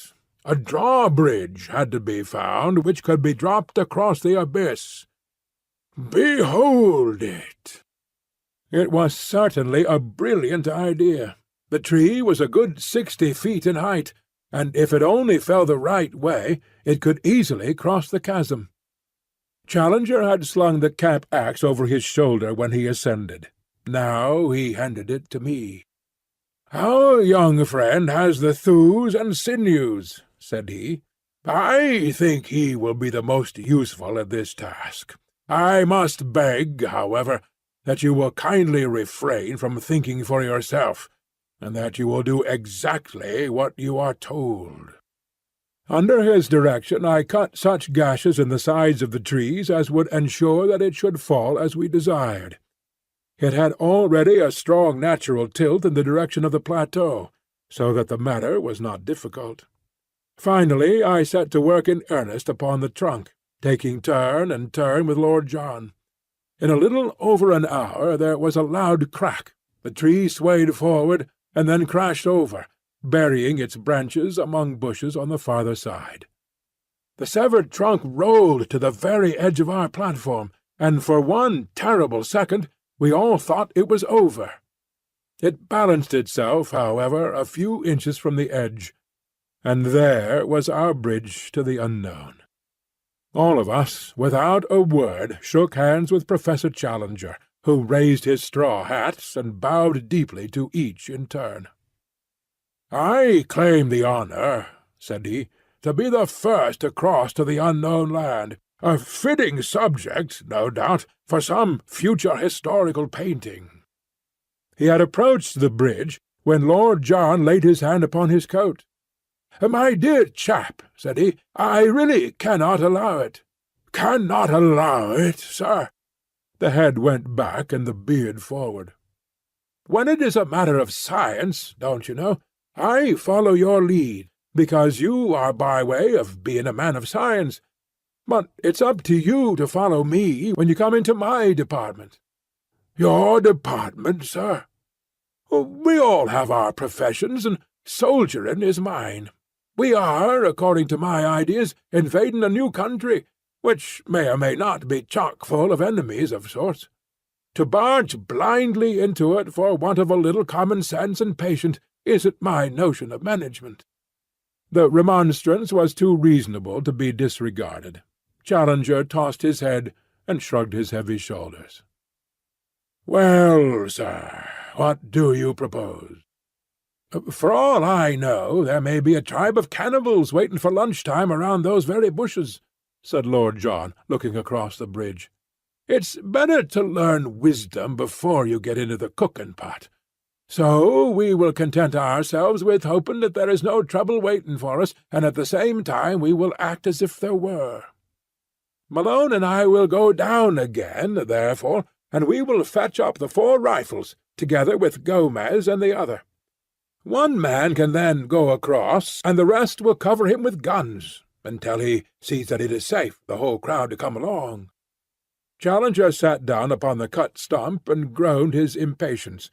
But Summerlee and I were of one mind that Lord John was our leader when such practical details were in question.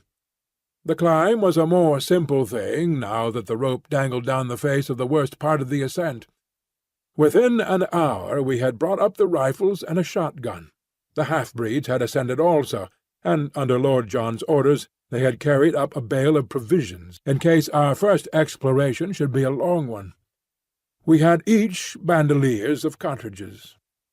"Now, Challenger, if you really insist upon being the first man in," said Lord John, when every preparation was complete.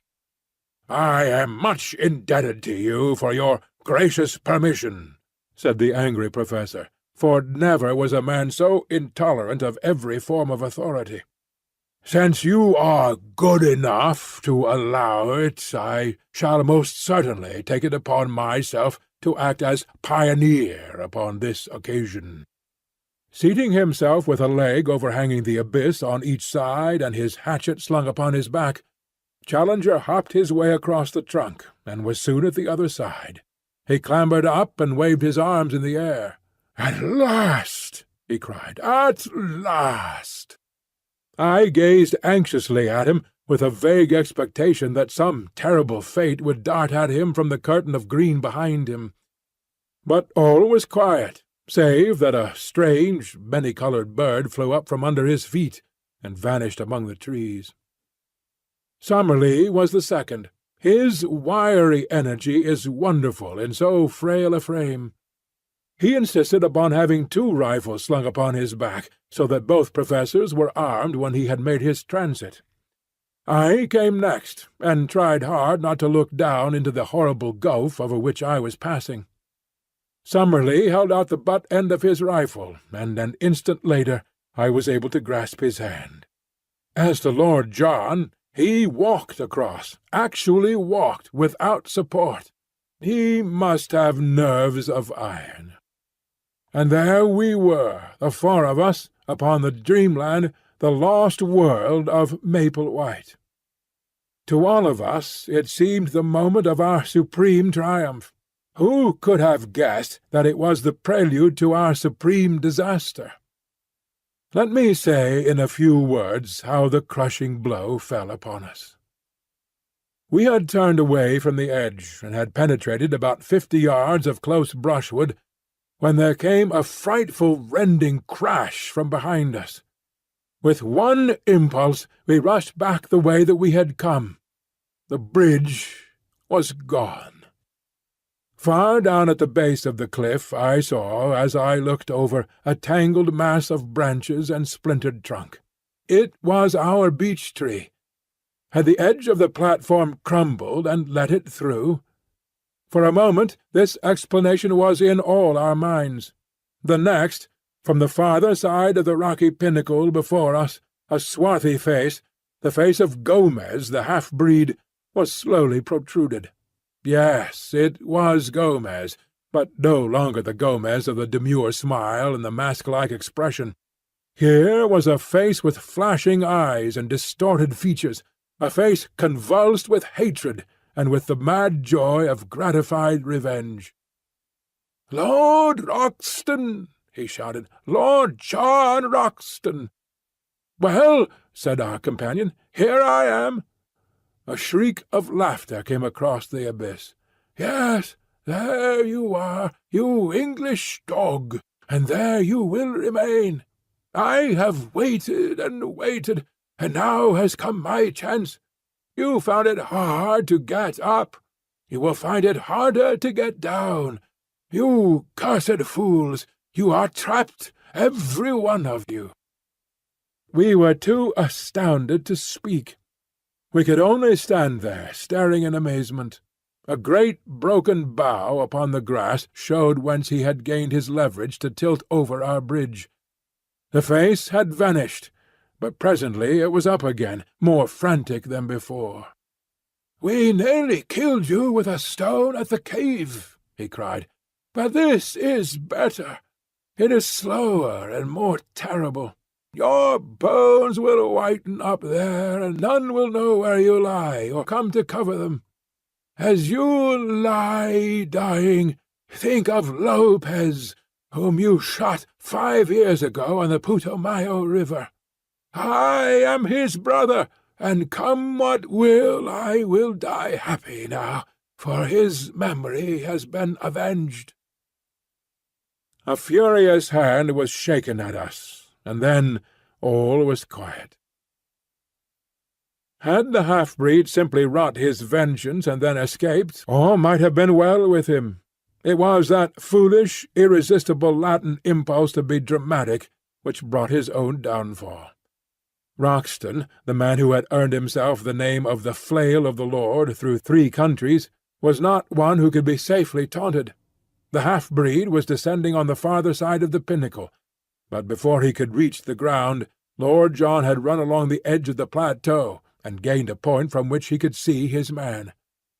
There was a single crack of his rifle, and though we saw nothing, we heard the scream, and then the distant thud of the falling body. Roxton came back to us with a face of granite. "I have been a blind simpleton," he said bitterly. "It's my folly that has brought you all into this trouble. I should have remembered that these people have long memories for blood feuds, and have been more upon my guard. What about the other one? It took 2 of them to lever that tree over the edge." "I could have shot him, but I let him go. He may have had no part in it. Perhaps it would have been better if I had killed him, for he must, as you say, have lent a hand." Now that we had the clue to his action, each of us could cast back and remember some sinister act upon the part of the half-breed.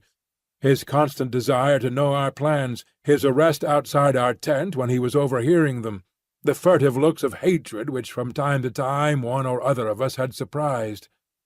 We were still discussing it, endeavouring to adjust our minds to these new conditions, when a singular scene in the plain below arrested our attention. A man in white clothes, who could only be the surviving half-breed, was running as one does run when death is the pacemaker. Behind him, only a few yards in his rear, bounded the huge ebony figure of Zambo, our devoted negro. Even as we looked, he sprang upon the back of the fugitive and flung his arms round his neck. They rolled on the ground together.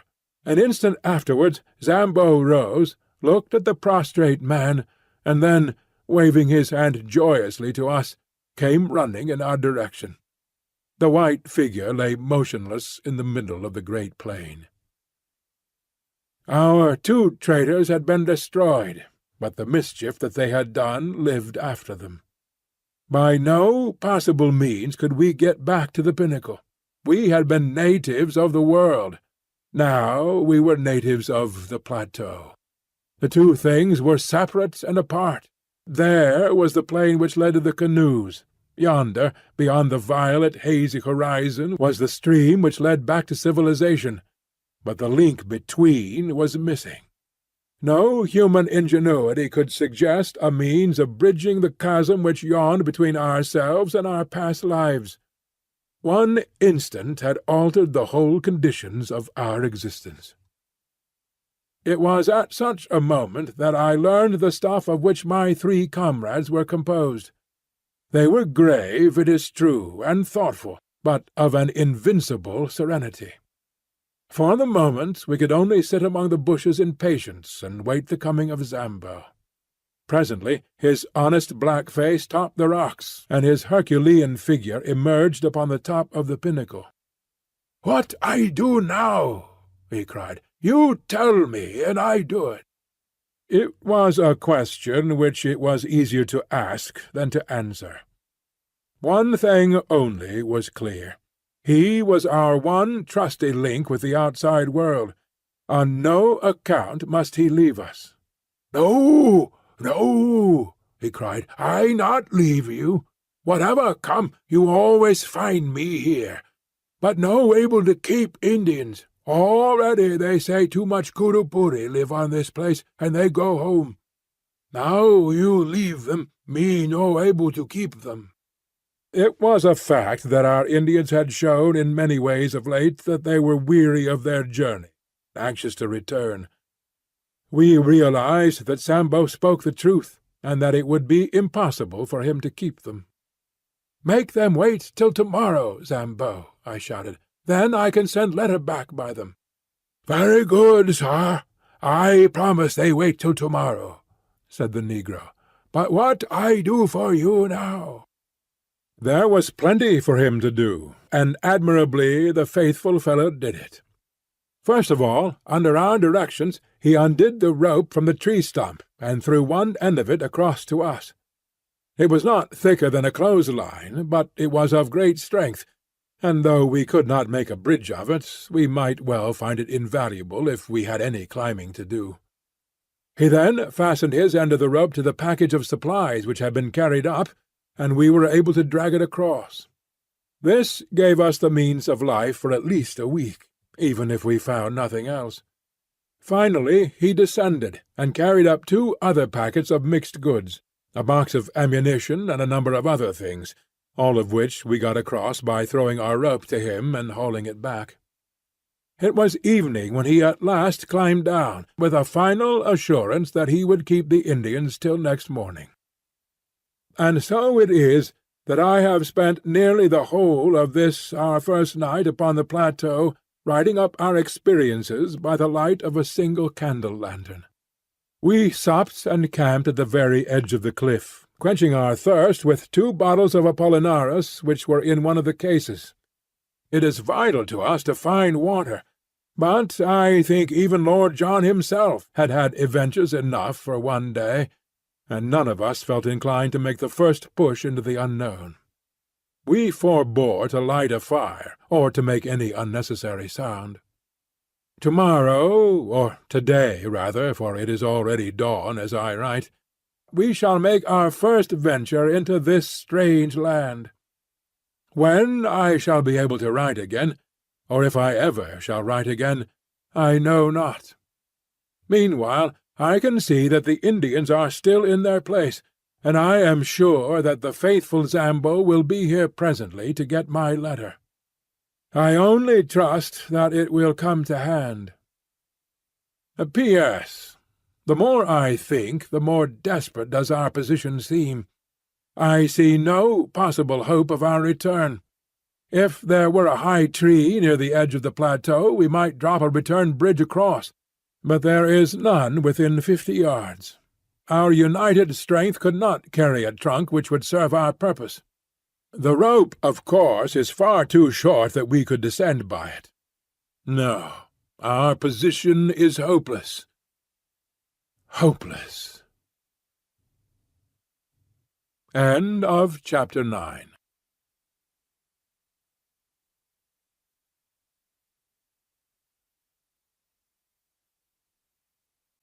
Chapter 10. The most wonderful things have happened.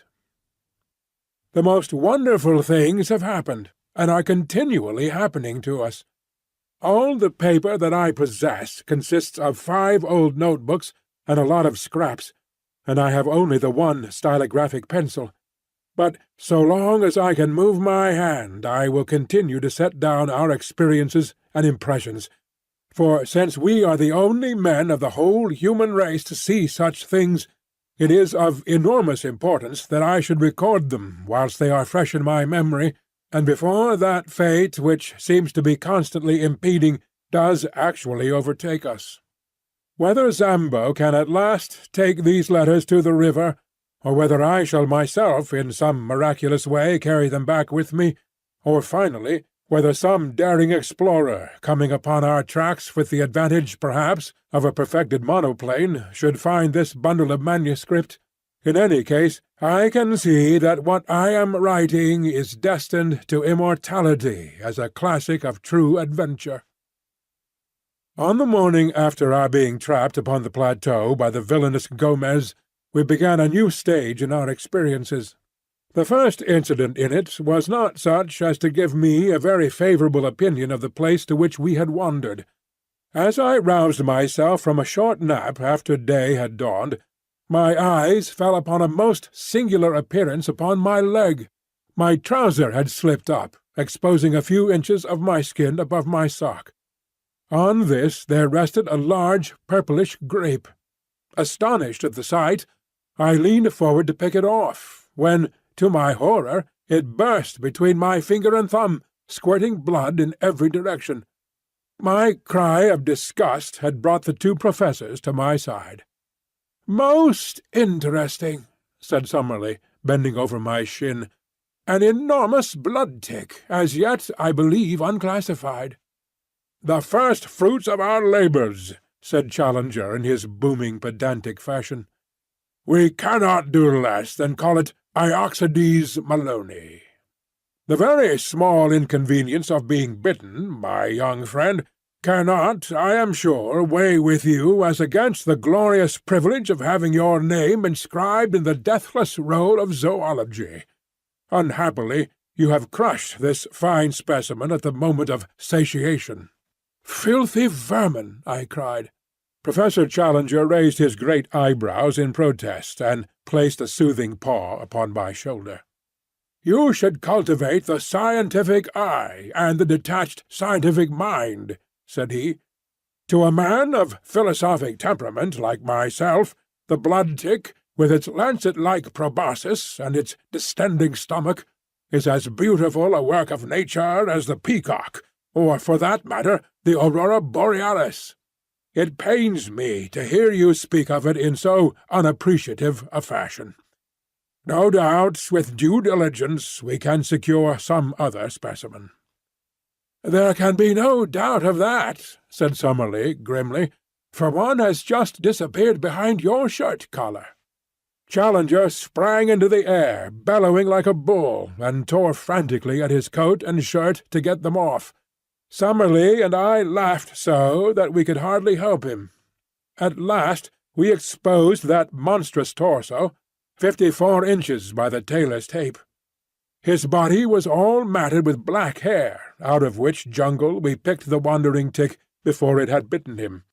But the bushes round were full of the horrible pests, and it was clear that we must shift our camp.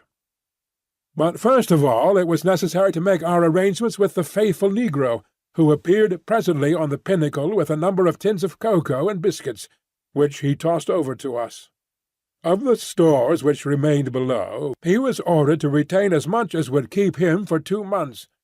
The Indians were to have the remainder as a reward for their services, and as payment for taking our letters back to the Amazon. Some hours later we saw them in single file far out upon the plain, each with a bundle on his head, making their way back along the path we had come. Zambo occupied our little tent at the base of the pinnacle, and there he remained, our one link with the world below. And now we had to decide upon our immediate movements. We shifted our position from among the tick-laden bushes until we came to a small clearing, thickly surrounded by trees upon all sides. There were some flat slabs of rock in the centre, with an excellent well close by, and there we sat in cleanly comfort while we made our first plans for the invasion of this new country. Birds were calling among the foliage, especially one with a peculiar whooping cry which was new to us, but beyond these sounds there were no signs of life. Our first care was to make some sort of list of our own stores, so that we might know which we had to rely upon. What with the things we had ourselves brought up and those which Zambo had sent across on the rope, we were fairly well supplied.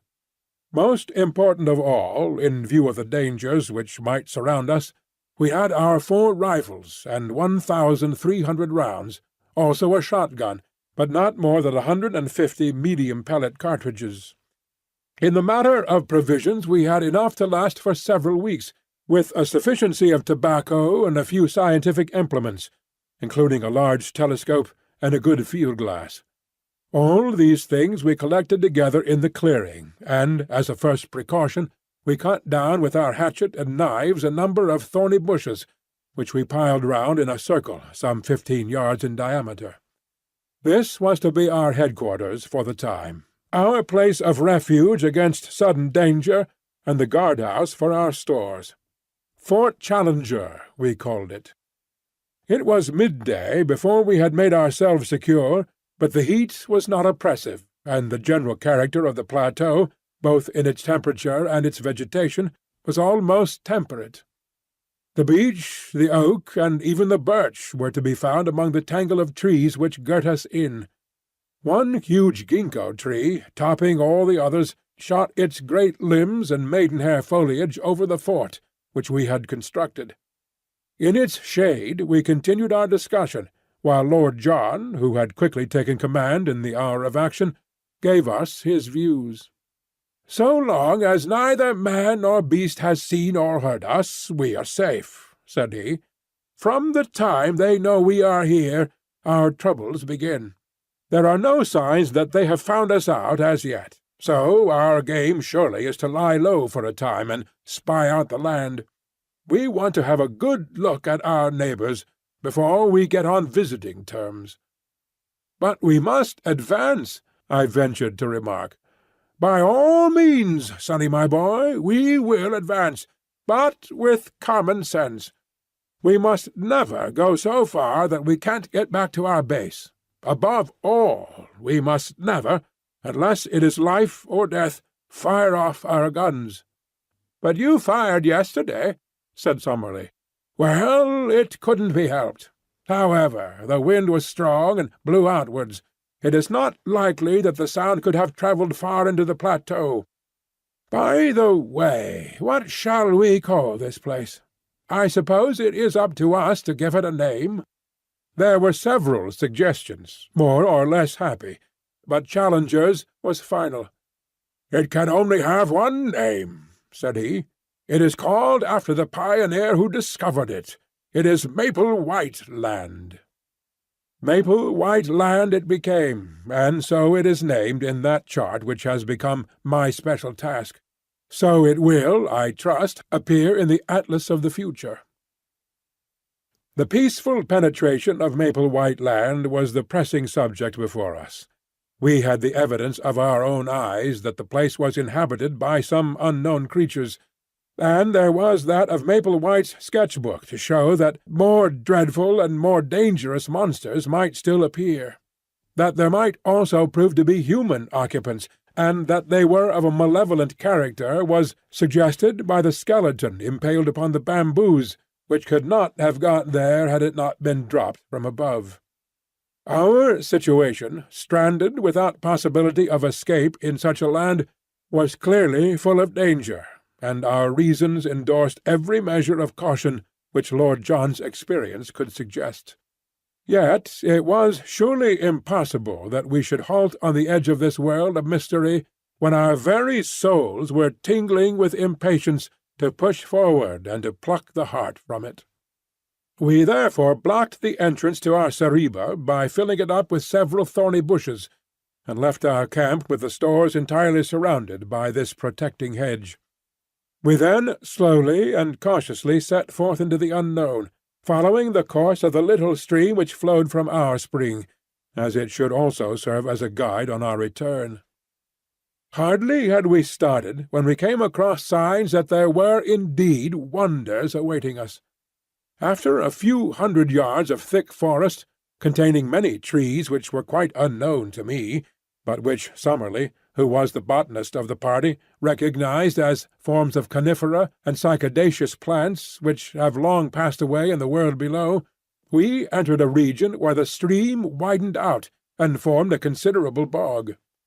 High reeds of a peculiar type grew thickly before us, which were pronounced to be equisitacea, or mare's tails, with tree ferns scattered amongst them, all of them swaying in a brisk wind. Suddenly Lord John, who was walking first, halted with uplifted hand. "Look at this," said he. "By George, this must be the trail of the father of all birds." An enormous three-toed track was imprinted in the soft mud before us. The creature, whatever it was, had crossed the swamp and passed on into the forest. We all stopped to examine that monstrous spoor. If it were indeed a bird, and what animal could leave such a mark, its foot was so much larger than an ostrich's that its height upon the same scale must be enormous. Lord John looked eagerly round him, and slipped 2 cartridges into his elephant gun. "I'll stake my good name as a shikaree," said he, "that the track is a fresh one. The creature has not passed 10 minutes. Look how the water is still oozing into that deeper print. By Jove! See, here is the mark of a little one." Sure enough, smaller tracks of the same general form were running parallel to the large ones. "But what do you make of this?" cried Professor Summerlee, triumphantly, pointing to what looked like the huge print of a 5-fingered human hand, appearing among the three-toed marks. "Wealden!" cried Challenger in an ecstasy. "I've seen them in the Wealden clay. It is a creature walking erect upon three-toed feet, and occasionally putting one of its five-fingered forepaws upon the ground. Not a bird, my dear Roxton, not a bird. A beast? No, a reptile. A dinosaur. Nothing else could have left such a track. They puzzled a worthy Sussex doctor some 90 years ago, but who in the world could have hoped to have seen a sight like that?" His words died away into a whisper, and we all stood in motionless amazement. Following the tracks, we left the morass and passed through a screen of brushwood and trees. Beyond was an open glade, and in this were 5 of the most extraordinary creatures that I have ever seen. Crouching down among the bushes, we observed them at our leisure. There were, as I say, 5 of them, 2 being adults and 3 young ones. In size they were enormous. Even the babies were as big as elephants, while the 2 large ones were far beyond all creatures I have ever seen. They had slate-coloured skin, which was scaled like a lizard's, and shimmered where the sun shone upon it.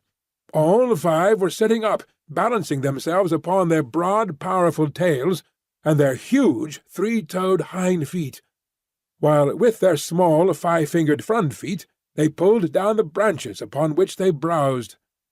I do not know that I can bring their appearance home to you better than by saying that they looked like monstrous kangaroos, 20 feet in length, and with skins like black crocodiles. I do not know how long we stayed motionless gazing at this marvellous spectacle. A strong wind blew towards us, and we were well concealed, so there was no chance of discovery.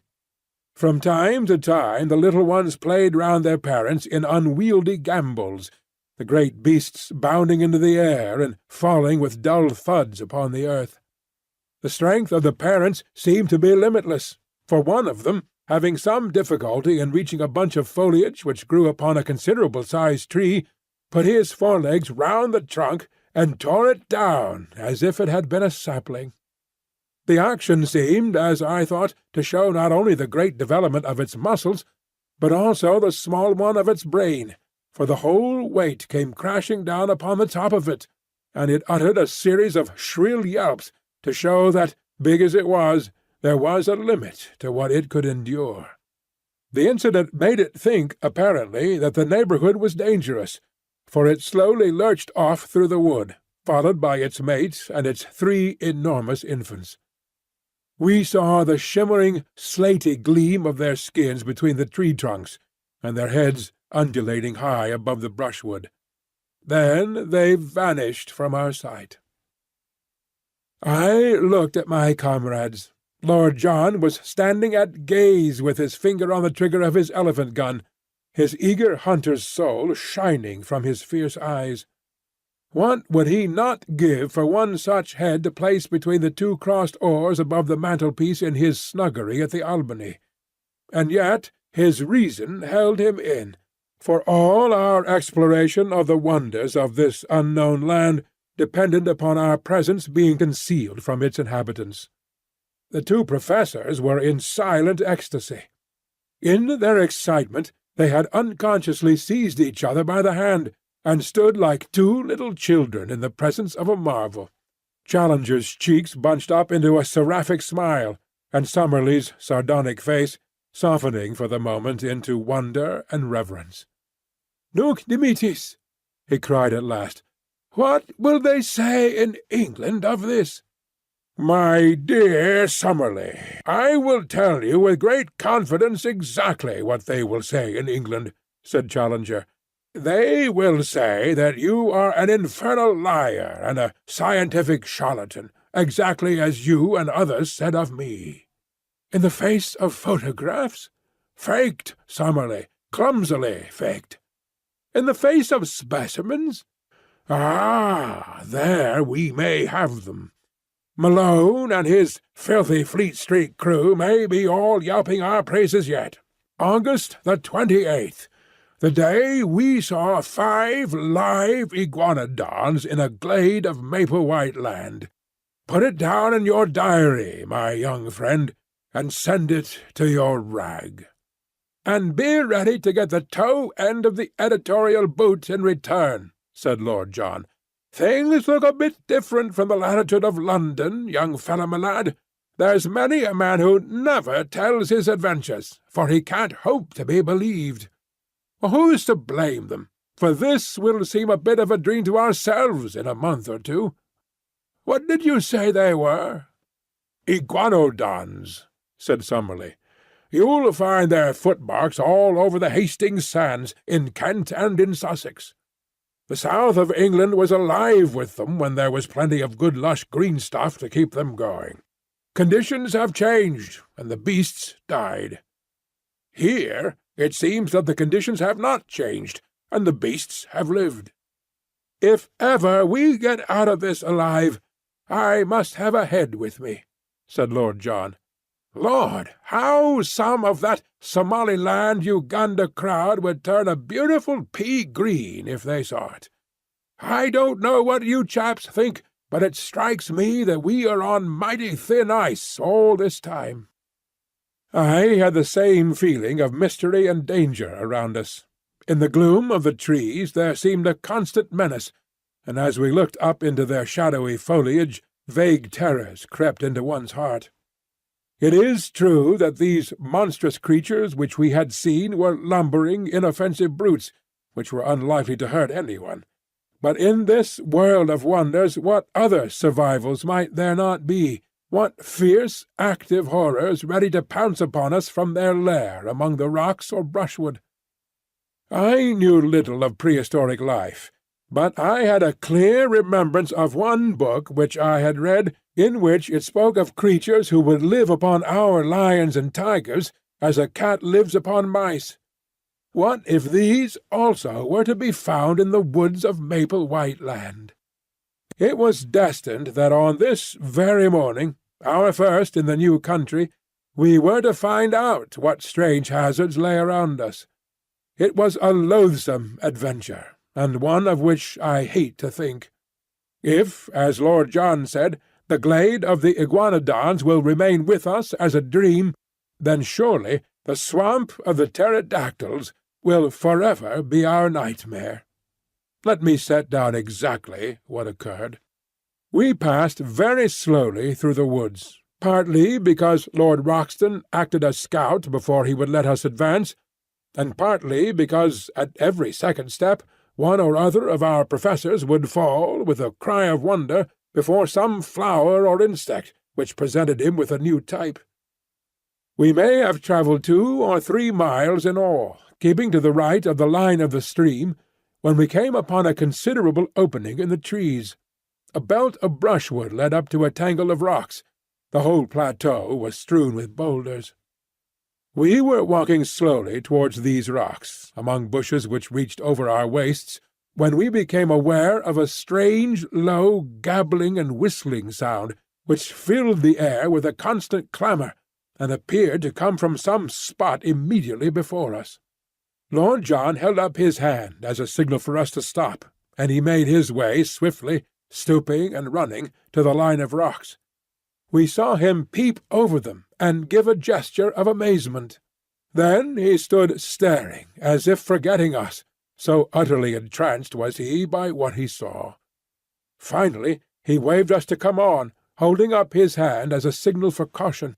His whole bearing made me feel that something wonderful but dangerous lay before us.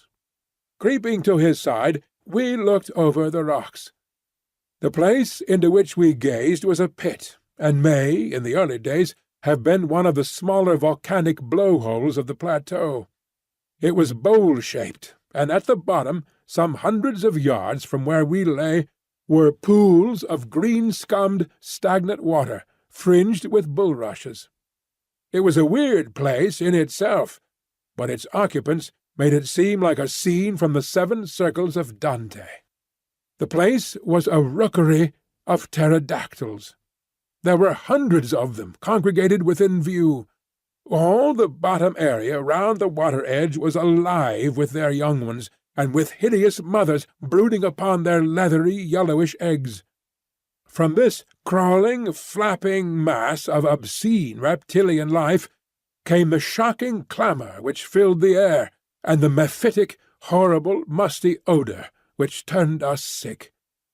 But above, perched each upon its own stone, tall, grey, and withered, more like dead and dried specimens than actual living creatures, sat the horrible males, absolutely motionless, save for the rolling of their red eyes or an occasional snap of their rat-trap beaks as a dragon-fly went past them. Their huge membranous wings were closed by folding their forearms, so that they sat like gigantic old women, wrapped in hideous web-coloured shawls, and with their ferocious heads protruding above them. Large and small, not less than 1,000 of these filthy creatures lay in the hollow before us. Our professors would gladly have stayed there all day, so entranced were they by this opportunity of studying the life of a prehistoric age. They pointed out the fish and dead birds lying about among the rocks as proving the nature of the food of these creatures, and I heard them congratulating each other on having cleared up the point why the bones of this flying dragon were found in such great numbers in certain well-defined areas, as in the Cambridge green sand, since it was now seen that, like penguins, they lived in gregarious fashion. Finally, however, Challenger, bent upon proving some point which Summerlee had contested, thrust his head over the rock, and nearly brought destruction upon us all. In an instant the nearest male gave a shrill whistling cry, and flapped its 20-foot span of leathery wings as it soared up into the air. The females and the young ones huddled together beside the water, while the whole circle of sentinels rose one after the other, and sailed off into the sky. It was a wondrous sight to see at least 100 creatures of such enormous size and hideous appearance all swooping like swallows with swift shearing wing-strokes above us. But soon we realized that it was not one on which we could afford to linger. At first the great brutes flew round in a huge ring, as if to make sure what the exact extent of the danger might be. Then the flight grew lower, and the circle narrower, until they were whizzing round and round us, the dry rustling flap of their huge slate-coloured wings filling the air with a volume of sound that made me think of Hendon Aerodrome upon a race day. "Make for the wood, and keep together!" cried Lord John, clubbing his rifle. "The brutes mean mischief." The moment we attempted to retreat, the circle closed in upon us, until the tips of the wings of those nearest to us nearly touched our faces. We beat at them with the stocks of our guns, but there was nothing solid or vulnerable to strike. Then, suddenly, out of the whizzing, slate-coloured circle a long neck shot out, and a fierce beak made a thrust at us. Another and another followed. Summerlee gave a cry and put his hand to his face, from which the blood was streaming. I felt a prod at the back of my neck, and turned dizzy with shock. Challenger fell, and as I stooped to pick him up, I was again struck from behind, and dropped on the top of him. At the same instant I heard the crash of Lord John's elephant gun, and looking up, saw one of the creatures with a broken wing, struggling upon the ground, spitting and gurgling at us, with a wide-opened beak and bloodshot, goggled eyes, like some devil in a medieval picture. Its comrades had flown higher at the sudden sound, and were circling above our heads. "Now!" cried Lord John. "Now for our lives!" We staggered through the brushwood, and even as we reached the trees, the harpies were on us again. Summerlee was knocked down, but we tore him up and rushed among the trunks. Once there we were safe, for those huge wings had no space for their sweep beneath the branches. As we limped homewards, sadly mauled and discomfited, we saw them for a long time flying at a great height against the deep blue sky above our heads, soaring round and round, no bigger than wood-pigeons, with their eyes no doubt still following our progress. At last, however, as we reached the thicker woods, they gave up the chase, and we saw them no more. "A most interesting and convincing experience," said Challenger, as we halted beside the brook, and he bathed the swollen knee. "We are exceptionally well informed, Summerlee, as to the habits of the enraged pterodactyl." Summerlee was wiping the blood from a cut in his forehead, while I was tying up a nasty stab in the muscle of the neck. Lord John had the shoulder of his coat torn away, but the creature's teeth had only grazed the flesh.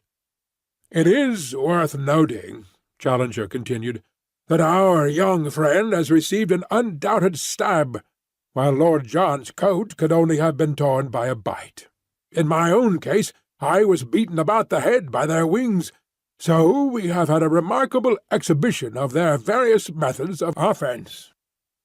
"It has been touch and go for our lives," said Lord John gravely, "and I could not think of a more rotten sort of death than to be outed by such filthy vermin. I was sorry to fire my rifle, but by Jove, there was no great choice." "We should not be here if you hadn't," said I with conviction. "It may do no harm," said he. "Among these woods there must be many loud cracks from splitting or falling trees which would be just like the sound of a gun. But now, if you are of my opinion, we have had thrills enough for one day, and had best get back to the surgical box at the camp for some carbolic. Who knows what venom these beasts may have in their hideous jaws?" But surely no man ever had just such a day since the world began. Some fresh surprise was ever in store for us. When, following the course of our brook, we at last reached our glade and saw the thorny barricade of our camp, we thought that our adventures were at an end. But we had something more to think of before we could rest. The gate of Fort Challenger had been untouched, the walls were unbroken, and yet it had been visited by some strange and powerful creature in our absence. No footmark showed a trace of its nature, and only the overhanging branch of the enormous ginkgo tree suggested how it might have come and gone. But of its malevolent strength there was ample evidence in the condition of our stores. They were strewn at random all over the ground, and one tin of meat had been crushed into pieces so as to extract the contents. A case of cartridges had been shattered into matchwood, and one of the brass shells lay shredded into pieces beside it. Again the feeling of vague horror came upon our souls, and we gazed round with frightened eyes at the dark shadows which lay around us, in all of which some fearful shape might be lurking. How good it was when we were hailed by the voice of Zambo, and going to the edge of the plateau, saw him sitting grinning at us under the top of the opposite pinnacle. "All well, Massa Challenger, all well," he cried. "Me stay here, no fear. You always find me when you want." His honest black face, and the immense view before us, which carried us halfway back to the affluent of the Amazon, helped us to remember that we really were upon this earth in the 20th century, and had not by some magic been conveyed to some raw planet in its earliest and wildest state. How difficult it was to realize that the violet line upon the far horizon was well advanced to that great river upon which huge steamers ran, and folk talked of the small affairs of life, while we, marooned among the creatures of a bygone age, could but gaze towards it and yearn for all that it meant. One other memory remains with me of this wonderful day, and with it I will close this letter. The two professors, their tempers aggravated no doubt by their injuries, had fallen out as to whether our assailants were of the genus Pterodactylus or Dimorphodon, and high words had ensued. To avoid their wrangling I moved some little way apart, and was seated smoking upon the trunk of a fallen tree, when Lord John strolled over in my direction. "I say, Malone," said he, Do you remember that place where those beasts were?" "Very clearly. A sort of volcanic pit, was it not?" "Exactly," said I.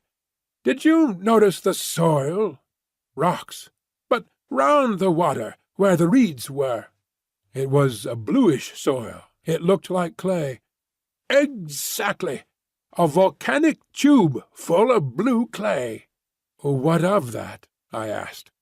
"Oh, nothing, nothing," said he, and he strode back to where the voices of the contending men of science rose in a prolonged duet, the high strident note of Summerlee rising and falling to the sonorous bass of Challenger.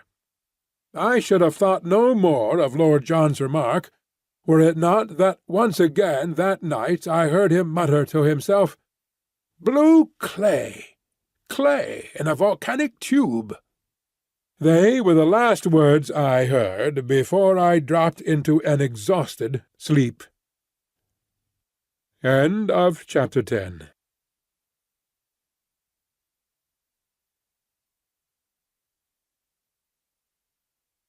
Chapter 11. For once I was the hero. Lord John Roxton was right when he thought that some specially toxic quality might lie in the bite of the horrible creatures which had attacked us. On the morning after our first adventure upon the plateau, both Summerlee and I were in great pain and fever, while Challenger's knee was so bruised that he could hardly limp. We kept to our camp all day, therefore, Lord John busying himself, with such help as we could give him, in raising the height and thickness of the thorny walls which were our only defence.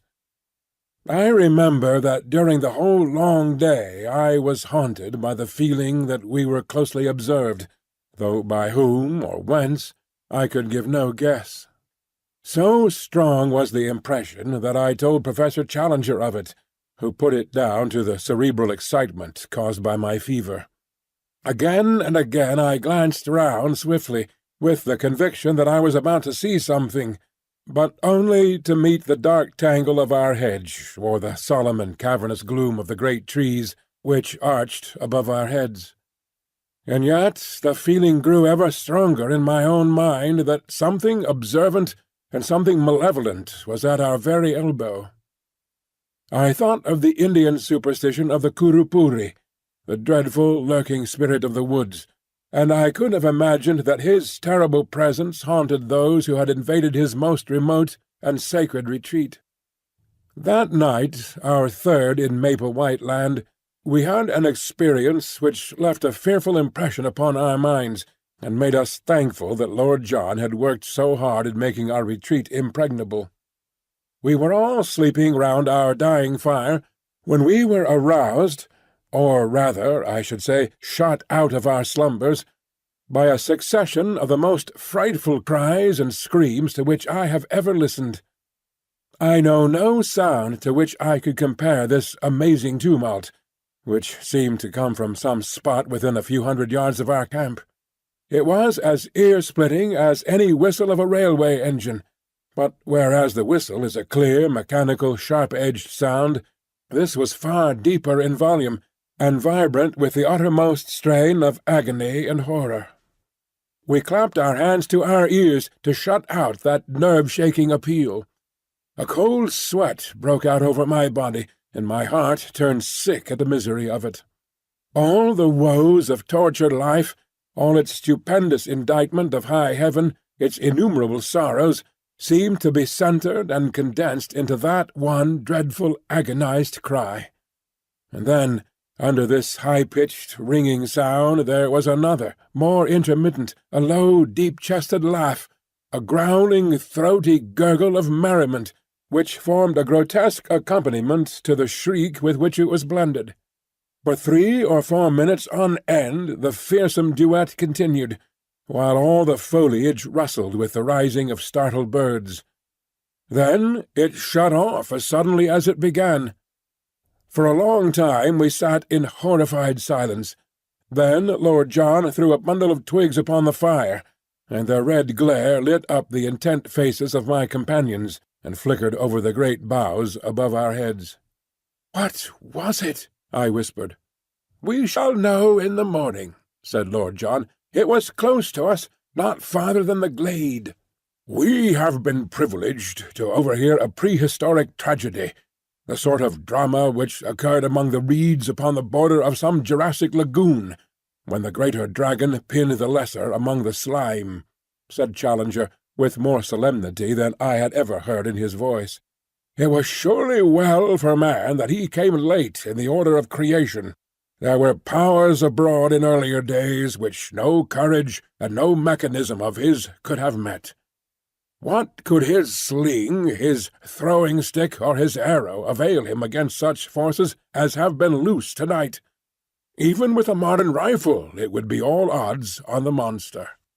"I think we should back my little friend," said Lord John, caressing his Express, "but the beast would certainly have a good sporting chance." Summerlee raised his hand. "Hush!" he cried. "Surely I hear something." From the utter silence there emerged a deep, regular pat-pat. It was the tread of some animal, the rhythm of soft but heavy pads placed cautiously upon the ground. It stole slowly round the camp, and then halted near our gateway. There was a low, sibilant rise and fall, the breathing of the creature.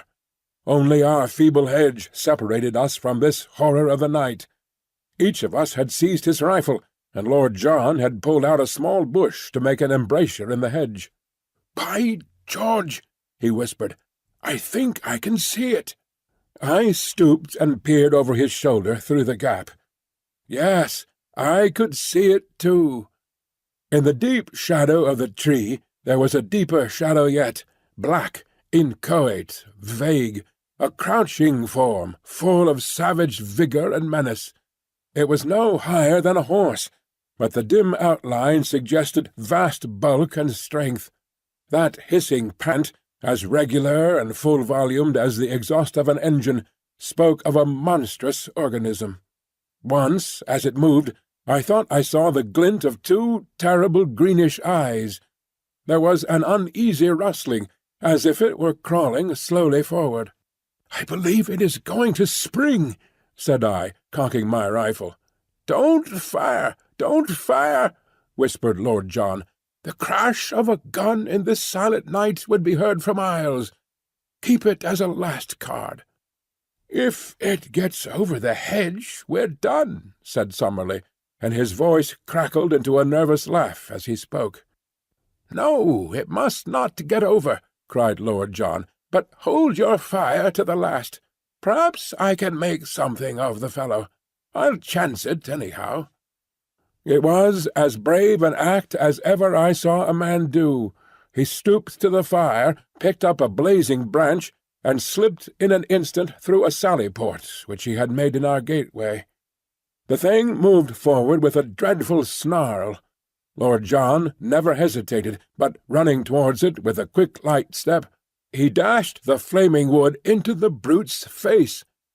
For one moment I had a vision of a horrible mask like a giant toad's, of a warty, leprous skin, and a loose mouth all beslobbered with fresh blood. The next there was a crash in the underwood, and our dreadful visitor was gone. "I thought he wouldn't face the fire," said Lord John, laughing, as he came back and threw his branch among the faggots. "You should not have taken such a risk," we all cried. "There was nothing else to be done. If he had got among us, we should have shot each other and tried to down him. On the other hand, if we had fired through the hedge and wounded him, he would soon have been on the top of us, to say nothing of giving ourselves away. On the whole, I think that we are jolly well out of it. What was he, then?" Our learned men looked at each other with some hesitation.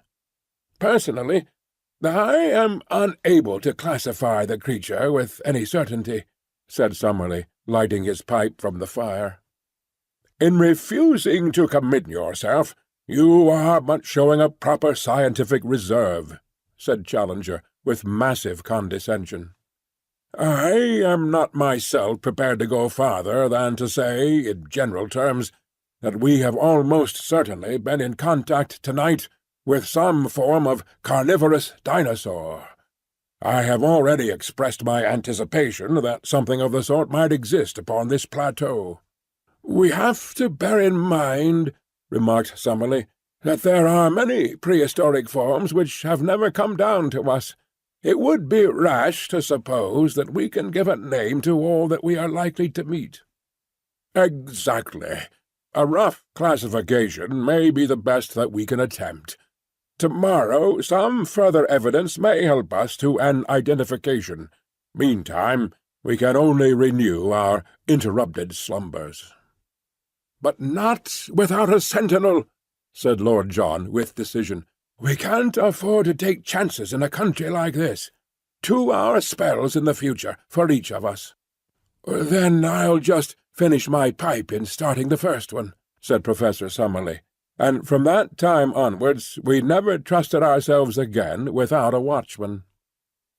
In the morning it was not long before we discovered the source of the hideous uproar which had aroused us in the night. The Adonagwan glade was the scene of a horrible butchery.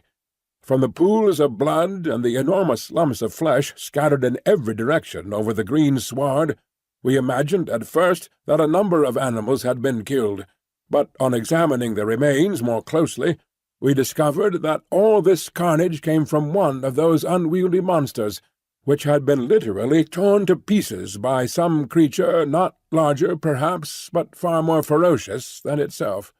Our 2 professors sat in absorbed argument, examining piece after piece, which showed the marks of savage teeth and of enormous claws. "Our judgment must still be in abeyance," said Professor Challenger, with a huge slab of whitish-coloured flesh across his knee.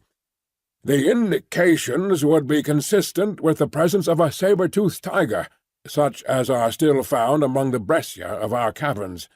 But the creature actually seen was undoubtedly of a larger and more reptilian character. Personally, I should pronounce for Allosaurus." "Or Megalosaurus," said Summerlee. "Exactly. Any one of the large carnivorous dinosaurs would meet the case. Among them are to be found all the most terrible types of animal life that have ever cursed the earth or blessed a museum." He laughed sonorously at his own conceit, for, though he had little sense of humour, the crudest pleasantry from his own lips moved him always to roars of appreciation. "The less noise the better," said Lord Roxton curtly. "We don't know who or what may be near us. If this fella comes back for his breakfast and catches us here, we won't have so much to laugh at. By the way, what is this mark upon the iguanodon's hide?" On the dull, scaly, slate-coloured skin somewhere above the shoulder there was a singular black circle of some substance, which looked like asphalt. None of us could suggest what it meant, though Summerlee was of opinion that he had seen something similar upon one of the young ones 2 days before. Challenger said nothing, but looked pompous and puffy, as if he could if he would, so that finally Lord John asked his opinion direct. "If your lordship will graciously permit me to open my mouth, I shall be happy to express my sentiments," said he with elaborate sarcasm. "I am not in the habit of being taken to task in the fashion which seems to be customary with your lordship. I was not aware that it was necessary to ask your permission before smiling at a harmless pleasantry." It was not until he had received his apology that our touchy friend would suffer himself to be appeased. When at last his ruffled feelings were at ease, he addressed us at some length from his seat upon a fallen tree, speaking, as his habit was, as if he were imparting most precious information to a class of 1,000. "With regard to the marking," said he, "I am inclined to agree with my friend and colleague Professor Summerlee that the stains are from asphalt. As this plateau is in its very nature highly volcanic, and as asphalt is a substance which one associates with plutonic forces, I cannot doubt that it exists in the free liquid state, and that the creatures may have come in contact with it. A much more important problem is the question as to the existence of the carnivorous monster which has left its traces in this glade. We know roughly that this plateau is not larger than an average English county.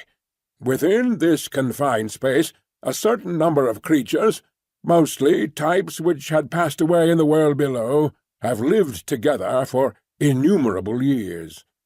Now, it is very clear to me that in so long a period one would have expected that the carnivorous creatures, multiplying unchecked, would have exhausted their food supply, and have been compelled to either modify their flesh-eating habits or die of hunger. This, we see, has not been so. We can only imagine, therefore, that the balance of nature is preserved by some check which limits the numbers of these ferocious creatures. One of the many interesting problems, therefore, which await our solution, is to discover what that check may be and how it operates. I venture to trust that we may have some future opportunity for the closer study of the carnivorous dinosaurs. And I venture to trust we may not, I observed. The professor only raised his great eyebrows as the schoolmaster meets the irrelevant observation of the naughty boy. "Perhaps Professor Summerlee may have an observation to make," he said, and the two savants ascended together into some rarefied scientific atmosphere, where the possibilities of a modification of the birth rate were weighed against the decline of the food supply as a check in the struggle for existence. That morning we mapped out a small portion of the plateau, avoiding the swamp of the pterodactyls, and keeping to the east of our brook instead of to the west. In that direction the country was still thickly wooded, with so much undergrowth that our progress was very slow. I have dwelt up to now upon the terrors of Maple White Land, but there was another side to the subject, for all that morning we wandered among lovely flowers, mostly, as I observed, white or yellow in colour, these being, as our professors explained, the primitive flower shades. In many places the ground was absolutely covered with them, and as we walked ankle-deep on that wonderful yielding carpet, the scent was almost intoxicating in its sweetness and intensity. The homely English bee buzzed everywhere around us. Many of the trees under which we passed had their branches bowed down with fruit, some of which were of familiar sorts, while other varieties were new. By observing which of them were pecked by birds, we avoided all danger of poison, and added a delicious variety to our food reserve. In the jungle which we traversed were numerous hard-trodden paths made by the wild beasts, and in the more marshy places we saw a profusion of strange footmarks, including many of the iguanodon.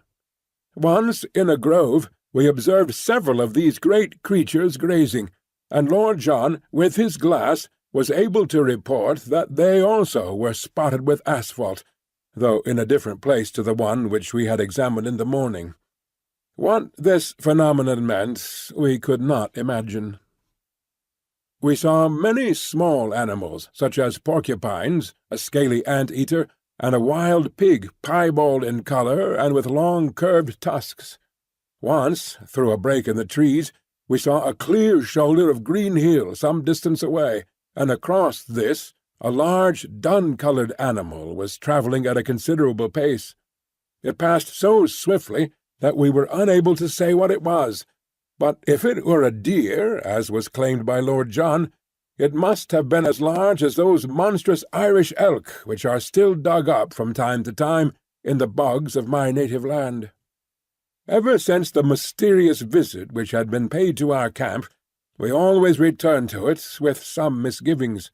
However, on this occasion we found everything in order. That evening we had a grand discussion upon our present situation and future plans, which I must describe at some length, as it led to a new departure by which we were enabled to gain a more complete knowledge of Maple White Land than might have come in many weeks of exploring it. It was Summerlee who opened the debate. All day he had been querulous in manner, and now some remark of Lord John's as to what we should do on the morrow brought all his bitterness to a head. "What we ought to be doing today, tomorrow, and all the time," said he, "is finding some way out of the trap into which we have fallen. You are all turning your brains towards getting into this country. I say that we should be scheming how to get out of it." "I am surprised, sir," boomed Challenger, stroking his majestic beard, "that any man of science should commit himself to so ignoble a sentiment. You are in a land which offers such an inducement to the ambitious naturalist as none ever has since the world began, and you suggest leaving it before we have acquired more than the most superficial knowledge of it or of its contents.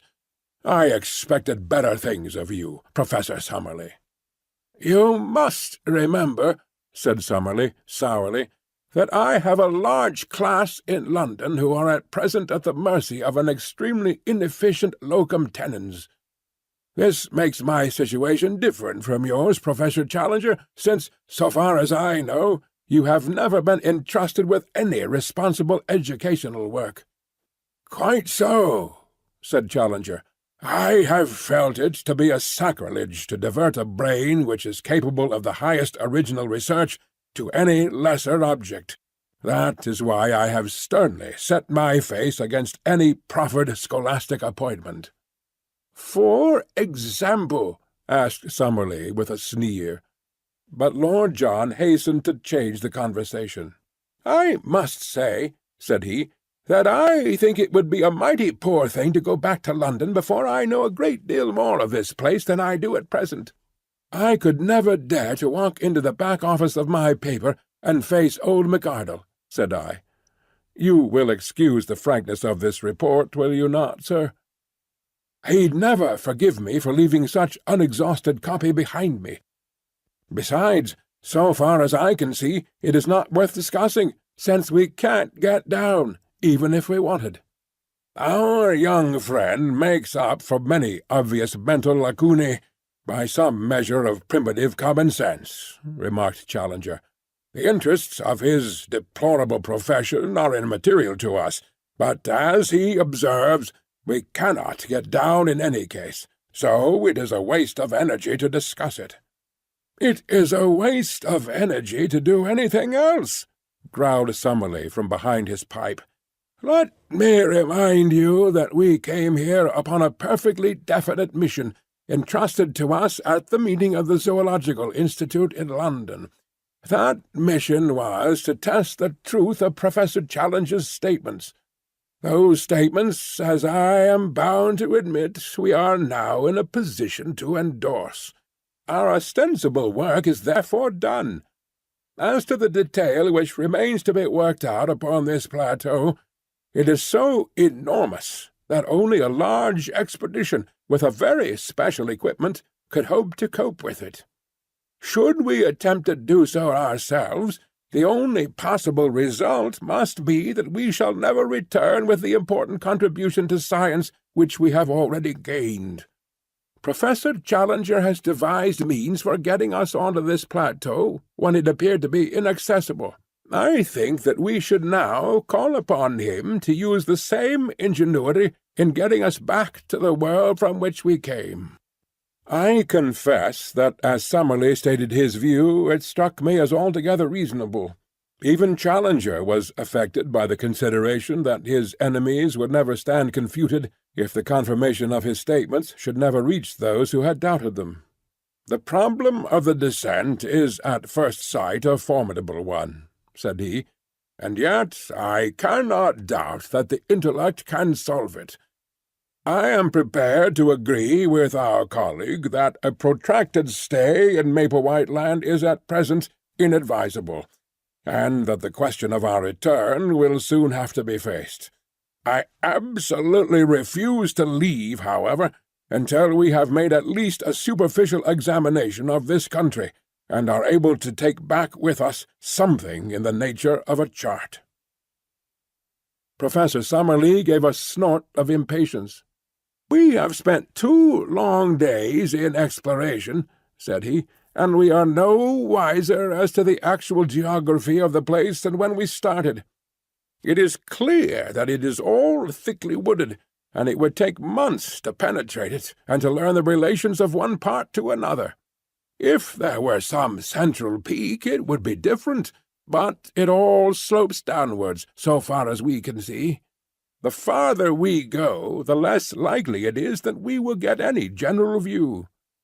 It was at that moment that I had my inspiration. My eyes chanced to light upon the enormous gnarled trunk of the ginkgo tree, which cast its huge branches over us.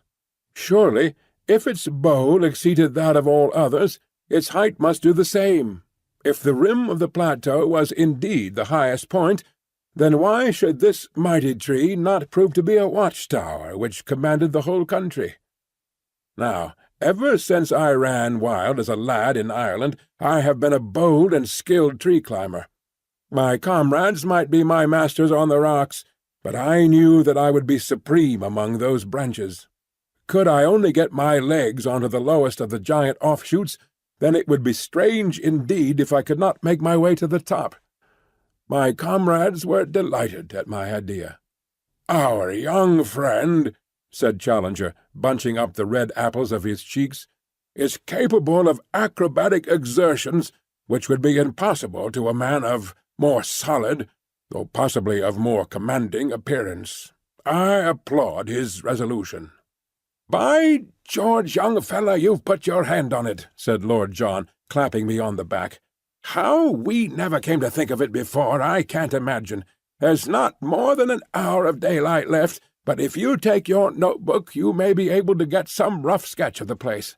If we put these 3 ammunition cases under the branch, I will soon hoist you on to it."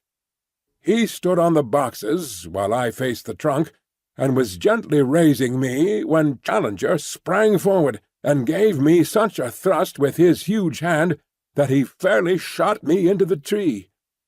With both arms clasping the branch, I scrambled hard with my feet until I had worked first my body and then my knees onto it. There were 3 excellent offshoots, like huge rungs of a ladder above my head, and a tangle of convenient branches beyond, so that I clambered onwards with such speed that I soon lost sight of the ground and had nothing but foliage beneath me. Now and then I entered a check, and once I had to shin up a creeper for 8 or 10 feet, but I made excellent progress, and the booming of Challenger's voice seemed to be a great distance beneath me. The tree was, however, enormous, and looking upwards I could see no thinning of the leaves above my head. There was some thick bush-like clump which seemed to be a parasite upon the branch up which I was swarming. I leaned my head round it in order to see what was beyond, and I nearly fell out of the tree in my surprise and horror at what I saw. A face was gazing into mine, at the distance of only a foot or 2. The creature that owned it had been crouching behind the parasite, and had looked round it at the same instant that I did. It was a human face, or at least it was far more human than any monkey's that I have ever seen.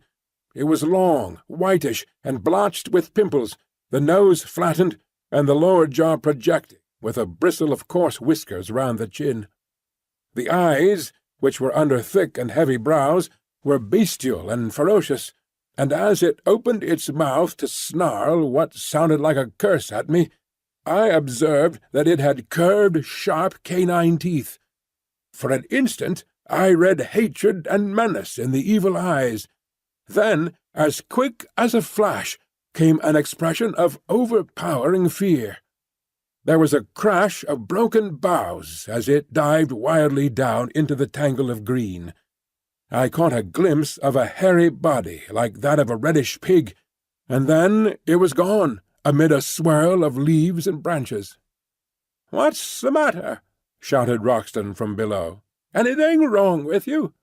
"Did you see it?" I cried, with my arms round the branch and all my nerves tingling.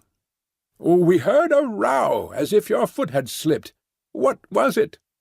I was so shocked at the sudden and strange appearance of this ape-man that I hesitated whether I should not climb down again and tell my experience to my companions, but I was already so far up the great tree that it seemed a humiliation to return without having carried out my mission. After a long pause, therefore, to recover my breath and my courage, I continued my ascent. Once I put my weight upon a rotten branch and swung for a few seconds by my hands, but in the main it was all easy climbing. Gradually the leaves thinned around me, and I was aware, from the wind upon my face, that I had topped all the trees of the forest. I was determined, however, not to look about me before I had reached the very highest point, so I scrambled on until I had got so far that the topmost branch was bending beneath my weight. There I settled into a convenient fork, and balancing myself securely, I found myself looking down at a most wonderful panorama of this strange country in which we found ourselves. The sun was just above the western skyline, and the evening was a particularly bright and clear one, so that the whole extent of the plateau was visible beneath me. It was, as seen from this height, of an oval contour, with a breadth of about 30 miles and a width of 20. Its general shape was that of a shallow funnel, all the sides sloping down to a considerable lake in the centre. This lake may have been 10 miles in circumference, and lay very green and beautiful in the evening light, with a thick fringe of reeds at its edges, and with its surface broken by several yellow sandbanks, which gleamed golden in the mellow sunshine. A number of long dark objects, which were too large for alligators and too long for canoes, lay upon the edges of these patches of sand. With my glass I could clearly see that they were alive, but what their nature might be I could not imagine. From the side of the plateau on which we were, slopes of woodland, with occasional glades, stretched down for 5 or 6 miles to the central lake. I could see at my very feet the glade of the iguanodons, and farther off was a round opening in the trees which marked the swamp of the pterodactyls. On the side facing me, however, the plateau presented a very different aspect. There the basalt cliffs of the outside were reproduced upon the inside, forming an escarpment about 200 feet high, with a woody slope beneath it. Along the base of these red cliffs, some distance above the ground, I could see a number of dark holes through the glass, which I conjectured to be the mouths of caves. At the opening of one of these something white was shimmering, but I was unable to make out what it was. I sat charting the country until the sun had set, and it was so dark that I could no longer distinguish details. Then I climbed down to my companions, waiting for me so eagerly at the bottom of the great tree. For once I was the hero of the expedition. Alone I had thought of it, and alone I had done it. And here was the chart which would save us a month's blind groping among unknown dangers. Each of them shook me solemnly by the hand. But before they discussed the details of my map, I had to tell them of my encounter with the ape-man among the branches. "He has been there all the time," said I. "How do you know that?" asked Lord John. "Because I have never been without that feeling that something malevolent was watching us. I mentioned it to you, Professor Challenger." "Our young friend certainly said something of the kind. He is also the one among us who is endowed with that Celtic temperament which would make him sensitive to such impressions." "The whole theory of telepathy," began Summerlee, filling his pipe. "Is too vast to be now discussed," said Challenger, with decision. "Tell me, now," he added, with the air of a bishop addressing a Sunday school, "did you happen to observe whether the creature could cross its thumb over its palm?" "No, indeed." "Had it a tail?" "No." "Was the foot prehensile?" "I do not think it could have made off so fast among the branches if it could not get a grip with its feet."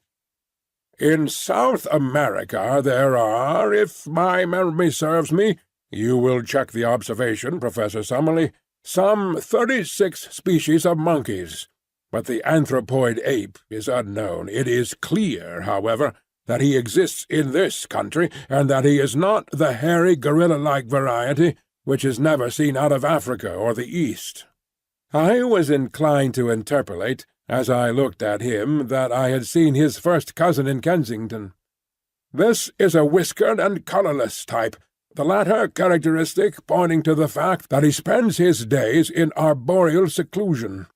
The question which we have to face is whether he approaches more closely to the ape or the man.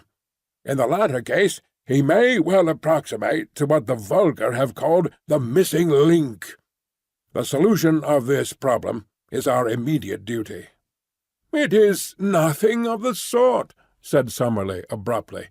"Now that, through the intelligence and activity of Mr. Malone—" I cannot help quoting the words, "we have got our chart. Our one and only immediate duty is to get ourselves safe and sound out of this awful place." "The flesh-pots of civilization," groaned Challenger. "The ink-pots of civilization, sir. It is our task to put on record what we have seen, and to leave the further exploration to others. You all agreed as much before Mr. Malone got us the chart." "Well," said Challenger, "I admit that my mind will be more at ease when I am assured that the result of our expedition has been conveyed to our friends. How we are to get down from this place, I have not as yet an idea. I have never yet encountered a problem, however, which my inventive brain was unable to solve, and I promise you that tomorrow I will turn my attention to the question of our descent." And so the matter was allowed to rest. But that evening, by the light of the fire and of a single candle, the first map of the lost world was elaborated. Every detail which I had roughly noted from my watch-tower was drawn out in its relative place. Challenger's pencil hovered over the great blank which marked the lake. "What shall we call it?" he asked. "Why should you not take the chance of perpetuating your own name?" said Summerlee, with his usual touch of acidity. "I trust, sir, that my name will have other and more personal claims upon posterity," said Challenger severely. "Any ignoramus can hand down his worthless memory by imposing it upon a mountain or a river. I need no such monument." Summerlee, with a twisted smile, was about to make some fresh assault, when Lord John hastened to intervene. "It's up to you, young fellow, to name the lake," said he. "You saw it first, and by George, if you choose to put Lake Malone on it, no one has a better right." "By all means let our young friend give it a name," said Challenger. "Then," said I, blushing, I dare say, as I said it, "let it be named Lake Gladys." "Don't you think the Central Lake would be more descriptive?" remarked Summerlee. "I should prefer Lake Gladys." Challenger looked at me sympathetically, and shook his great head in mock disapproval. "Boys will be boys," said he. "Lake Gladys let it be." End of Chapter 11. Chapter 12. It was dreadful in the forest. I have said, or perhaps I have not said, for my memory plays me sad tricks these days, that I glowed with pride when 3 such men as my comrades thanked me for having saved, or at least greatly helped, the situation. As the youngster of the party, not merely in years, but in experience, character, knowledge, and all that goes to make a man, I had been overshadowed from the first, and now I was coming into my own. I warmed at the thought. Alas, for the pride which goes before a fall! That little glow of self-satisfaction, that added measure of self-confidence, were to lead me on that very night to the most dreadful experience of my life, ending with a shock which turns my heart sick when I think of it. It came about in this way. I had been unduly excited by the adventure of the tree, and sleep seemed to be impossible. Summerlee was on guard, sitting hunched over our small fire, a quaint angular figure, his rifle across his knees, and his pointed goat-like beard wagging with each weary nod of his head. Lord John lay silent, wrapped in the South American poncho which he wore, while Challenger snored with a roll and rattle which reverberated through the woods. The full moon was shining brightly, and the air was crisply cold. What a night for a walk! And then suddenly came the thought, why not? Suppose I stole softly away, suppose I made my way down to the central lake, suppose I was back at breakfast with some record of the place. Would I not, in that case, be thought an even more worthy associate? Then, if Summerlee carried the day, and some means of escape were found, we should return to London with first-hand knowledge of the central mystery of the plateau, to which I alone, of all men, would have penetrated. I thought of Gladys, with her "There are heroisms all around us." I seemed to hear her voice as she said it. I thought also of McArdle. What a 3-column article for the paper! What a foundation for a career! A correspondentship in the next great war might be within my reach. I clutched at a gun. My pockets were full of cartridges, and, parting the thorn bushes at the gate of our zareba, quickly slipped out. My last glance showed me the unconscious Summerlee, most futile of sentinels, still nodding away like a queer mechanical toy in front of the smouldering fire. I had not gone 100 yards before I deeply repented my rashness. I may have said somewhere in this chronicle that I am too imaginative to be a really courageous man, but that I have an overpowering fear of seeming afraid. This was the power which now carried me onwards. I simply could not slink back with nothing done. Even if my comrades should not have missed me, and should never know of my weakness, there would still remain some intolerable self-shame in my own soul. And yet I shuddered at the position in which I found myself, and would have given all I possessed at that moment to have been honourably free of the whole business. It was dreadful in the forest. The trees grew so thickly, and their foliage spread so widely, that I could see nothing of the moonlight save that here and there the high branches made a tangled filigree against the starry sky. As the eyes became more used to the obscurity, one learned that there were different degrees of darkness among the trees, that some were dimly visible, while between and among them there were coal-black shadowed patches, like the mouths of caves, from which I shrank in horror as I passed. I thought of the despairing yell of the tortured iguanodon, that dreadful cry which had echoed through the woods.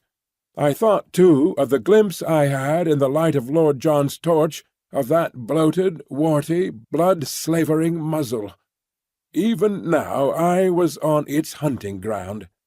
At any instant it might spring upon me from the shadows, this nameless and horrible monster. I stopped, and picking a cartridge from my pocket, I opened the breech of my gun. As I touched the lever, my heart leaped within me. It was the shotgun, not the rifle, which I had taken. Again the impulse to return swept over me. Here, surely, was a most excellent reason for my failure, one for which no one would think the less of me. But again the foolish pride fought against that very word. I could not, must not, fail. After all, my rifle would probably have been as useless as a shotgun against such dangers as I might meet. If I were to go back to camp to change my weapon, I could hardly expect to enter and leave again without being seen. In that case there would be explanations, and my attempt would no longer be all my own. After a little hesitation, then, I screwed up my courage and continued upon my way, my useless gun under my arm. The darkness of the forest had been alarming, but even worse was the white, still flood of moonlight in the open glade of the iguanodons. Hid among the bushes, I looked out at it. None of the great buttes were in sight. Perhaps the tragedy which had befallen one of them had driven them from their feeding-ground. In the misty, silvery night I could see no sign of any living thing. Taking courage, therefore, I slipped rapidly across it, and among the jungle on the farther side I picked up once again the brook which was my guide. It was a cheery companion, gurgling and chuckling as it ran, like the dear old trout stream in the west country where I have fished at night in my boyhood. So long as I followed it down I must come to the lake, and so long as I followed it back I must come to the camp. Often I had to lose sight of it on account of the tangled brushwood, but I was always within earshot of its tinkle and splash. As one descended the slope the woods became thinner, and bushes, with occasional high trees, took the place of the forest. I could make good progress, therefore, and I could see without being seen. I passed close to the pterodactyl swamp, and as I did so, with a dry, crisp, leathery rattle of wings, one of these great creatures, it was 20 feet at least from tip to tip, rose up from somewhere near me and soared into the air. As it passed across the face of the moon, the light shone clearly through the membranous wings, and it looked like a flying skeleton against the white tropical radiance. I crouched low among the bushes, for I knew from past experience that with a single cry the creature could bring 100 of its loathsome mates about my ears. It was not until it had settled again that I dared to steal onwards upon my journey. The night had been exceedingly still, but as I advanced I became conscious of a low rumbling sound, a continuous murmur, somewhere in front of me. This grew louder as I proceeded, until at last it was clearly quite close to me. When I stood still, the sound was constant, so that it seemed to come from some stationary cause. It was like a boiling kettle or the bubbling of a small great pot. Soon I came upon the source of it, for in the centre of a small clearing I found a lake, or a pool rather, for it was not larger than the basin of the Trafalgar Square fountain, of some black pitch-like stuff, the surface of which rose and fell in great blisters of bursting gas. The air above it was shimmering with heat, and the ground round was so hot that I could hardly bear to lay my hand upon it. It was clear that the great volcanic outburst which had raised this strange plateau so many years ago had not yet entirely spent its forces. Blackened rocks and mounds of lava I had already seen everywhere peeping out from amid the luxuriant vegetation which draped them, but this asphalt pool in the jungle was the first sign that we had of actual existing activity on the slopes of the ancient crater. I had no time to examine it further, for I had need to hurry if I were to be back in camp in the morning. It was a fearsome walk, and one which will be with me so long as memory holds. In the great moonlight clearings I slunk along among the shadows on the margin. In the jungle I crept forward, stopping with a beating heart whenever I heard, as I often did, the crash of breaking branches as some wild beast went past. Now and then great shadows loomed up for an instant and were gone, great silent shadows which seemed to prowl upon padded feet. How often I stopped with the intention of returning, and yet every time my pride conquered my fear, and sent me on again until my object should be attained. At last, my watch showed that it was 1 in the morning. I saw the gleam of water amid the openings of the jungle, and 10 minutes later I was among the reeds upon the borders of the central lake. I was exceedingly dry, so I lay down and took a long draught of its waters, which were fresh and cold.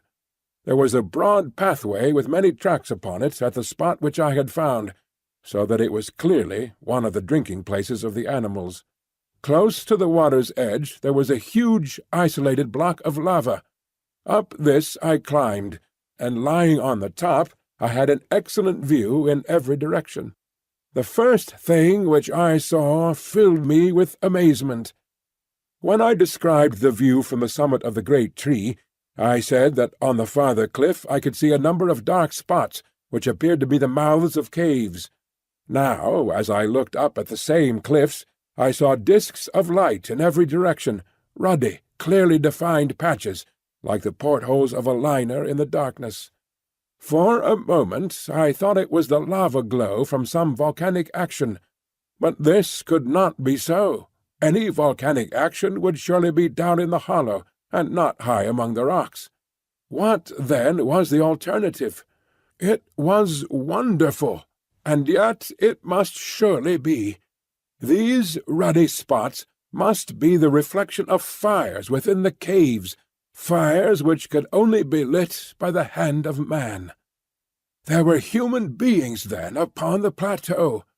How gloriously my expedition was justified! Here was news indeed for us to bear back with us to London.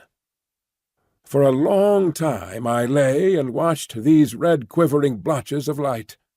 I suppose they were 10 miles off from me, yet even at that distance one could observe how, from time to time, they twinkled or were obscured as someone passed before them. What would I not have given to be able to crawl up to them, to peep in, and to take back some word to my comrades as to the appearance and character of the race who lived in so strange a place? It was out of the question for the moment, and yet surely we could not leave the plateau until we had some definite knowledge upon the point. Lake Gladys, my own lake, lay like a sheet of quicksilver before me, with a reflected moon shining brightly in the centre of it. It was shallow, for in many places I saw low sandbanks protruding above the water. Everywhere upon the still surface I could see signs of life, sometimes mere rings and ripples in the water, sometimes the gleam of a great silver-sided fish in the air, sometimes the arched, slate-covered back of some passing monster.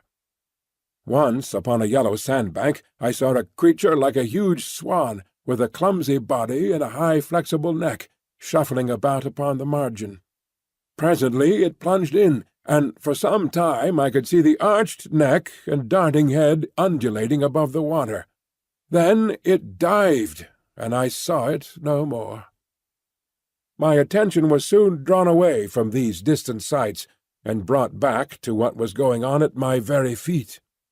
2 creatures like large armadillos had come down to the drinking-place, and were squatting at the edge of the river, their long, flexible tongues like red ribbons shooting in and out as they lapped.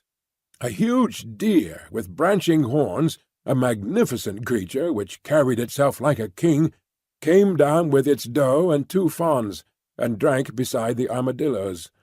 No such deer exists anywhere else upon the earth, for the moose or elks which I have seen would hardly have reached its shoulders. Presently it gave a warning snort, and was off with its family among the reeds, while the armadillos also scuttled for shelter. A newcomer, a most monstrous animal, was coming down the path. For a moment, I wondered where I could have seen that ungainly shape, that arched back with triangular fringes along it, that strange bird-like head held close to the ground. Then it came back to me. It was the Stegosaurus, the very creature which Maplewhite had preserved in his sketch-book, and which had been the first object which arrested the attention of Challenger.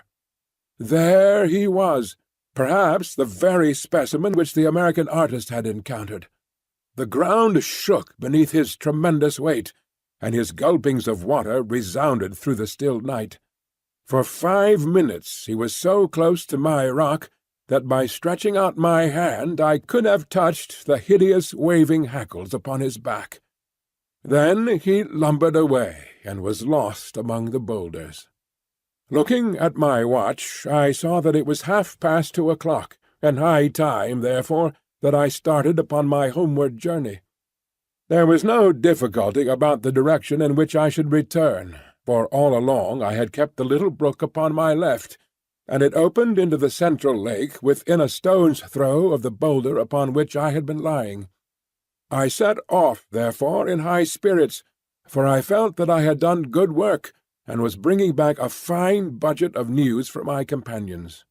Foremost of all, of course, were the sight of the fiery caves and the certainty that some troglodytic race inhabited them. But besides that, I could speak from experience of the central lake. I could testify that it was full of strange creatures, and I had seen several landforms of primeval life which we had not before encountered. I reflected as I walked that few men in the world could have spent a stranger night, or added more to human knowledge in the course of it. I was plodding up the slope, turning these thoughts over in my mind, and had reached a point which may have been halfway to home, when my mind was brought back to my own position by a strange noise behind me. It was something between a snore and a growl, low, deep, and exceedingly menacing. Some strange creature was evidently near me, but nothing could be seen, so I hastened more rapidly upon my way. I had traversed half a mile or so, when suddenly the sound was repeated, still behind me, but louder and more menacing than before. My heart stood still within me as it flashed across me that the beast, whatever it was, must surely be after me. My skin grew cold, and my hair rose at the thought. That these monsters should tear each other to pieces was a part of the strange struggle for existence, but that they should turn upon modern man, that they should deliberately track and hunt down the predominant human, was a staggering and fearsome thought. I remembered again the blood-beslobbered face which we had seen in the glare of Lord John's torch, like some horrible vision from the deepest circle of Dante's hell. With my knees shaking beneath me, I stood and glared with starting eyes down the moonlit path which lay behind me. All was quiet as in a dream landscape. Silver clearings and the black patches of the bushes. Nothing else could I see. Then, from out of the silence, imminent and threatening, there came once more that low, throaty croaking, far louder and closer than before. There could no longer be a doubt. Something was on my trail, and was closing in upon me every minute. I stood like a man paralyzed, still staring at the ground which I had traversed. Then, suddenly, I saw it. There was a movement among the bushes at the far end of the clearing which I had just traversed. A great dark shadow disengaged itself and hopped out into the clear moonlight. I say hopped advisedly, for the beast moved like a kangaroo, springing along in an erect position upon its powerful hind legs, while its front ones were held bent in front of it. It was of enormous size and power, like an erect elephant, but its movements, in spite of its bulk, were exceedingly alert. For a moment, as I saw its shape, I hoped that it was an iguanodon, which I knew to be harmless. But ignorant as I was, I soon saw that this was a very different creature. Instead of the gentle deer-shaped head of the great three-toed leaf-eater, this beast had a broad, squat, toad-like face, like that which had alarmed us in our camp. His ferocious cry and the horrible energy of his pursuit both assured me that this was surely one of the great flesh-eating dinosaurs, the most terrible beasts which have ever walked this earth. As the huge brute loped along, it drooped forward upon its forepaws, and brought its nose to the ground every 20 yards or so. It was smelling out my trail. Sometimes, for an instant, it was at fault. Then it would catch it up again, and come bounding swiftly along the path I had taken. Even now, when I think of that nightmare, the sweat breaks out upon my brow. What could I do? My useless fowling piece was in my hand. What help could I get from that? I looked desperately round for some rock or tree, but I was in a bushy jungle with nothing higher than a sapling within sight, while I knew that the creature behind me would tear down an ordinary tree as though it were a reed. My only possible chance lay in flight. I could not move swiftly over the rough, broken ground, but as I looked round me in despair, I saw a well-marked, hard-beaten path which ran across in front of me. We had seen several of the sort, the runs of various wild beasts, during our expeditions. Along this I could perhaps hold my own, for I was a fast runner and in excellent condition.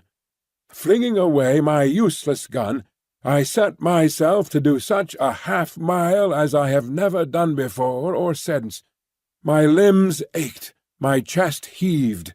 I felt that my throat would burst for want of air, and yet, with that horror behind me, I ran and I ran and I ran.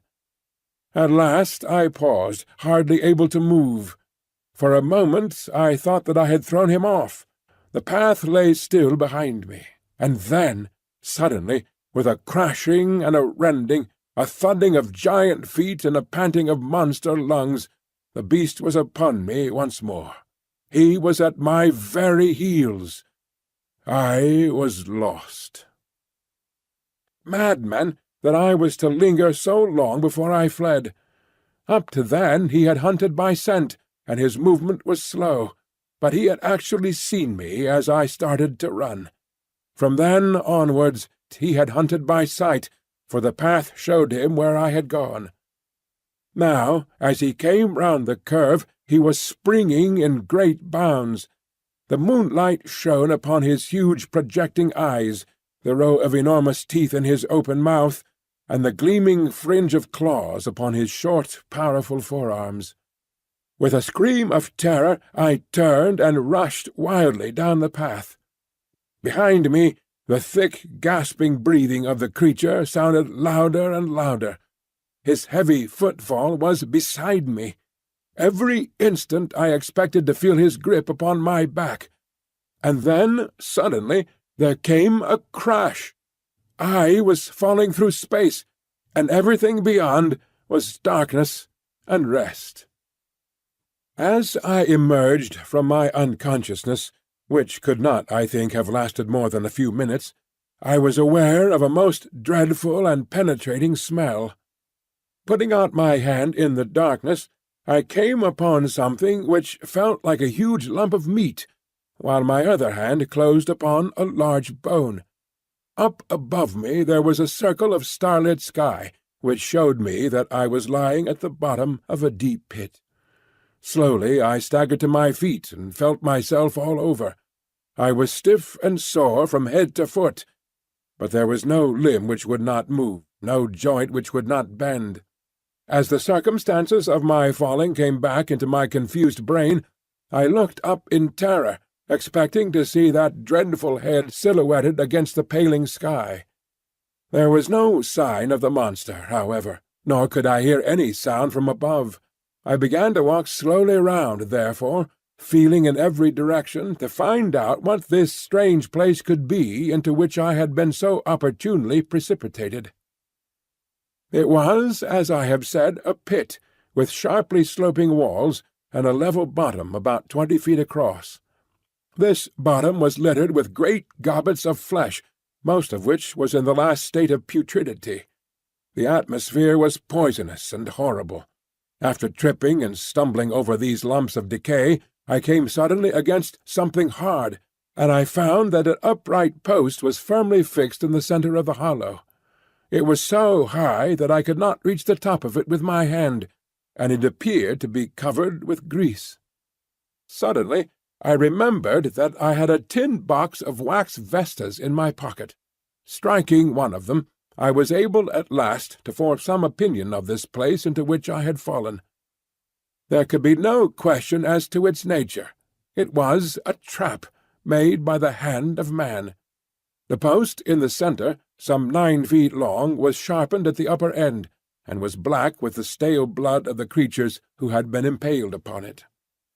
The remains scattered about were fragments of the victims, which had been cut away in order to clear the stake for the next who might blunder in. I remembered that Challenger had declared that man could not exist upon the plateau, since with his feeble weapons he could not hold his own against the monsters who roamed over it. But now it was clear enough how it could be done. In their narrow-mouthed caves the natives, whoever they might be, had refuges into which the huge saurians could not penetrate, while with their developed brains They were capable of setting such traps, covered with branches, across the paths which marked the run of the animals, as would destroy them in spite of all their strength and activity. Man was always the master.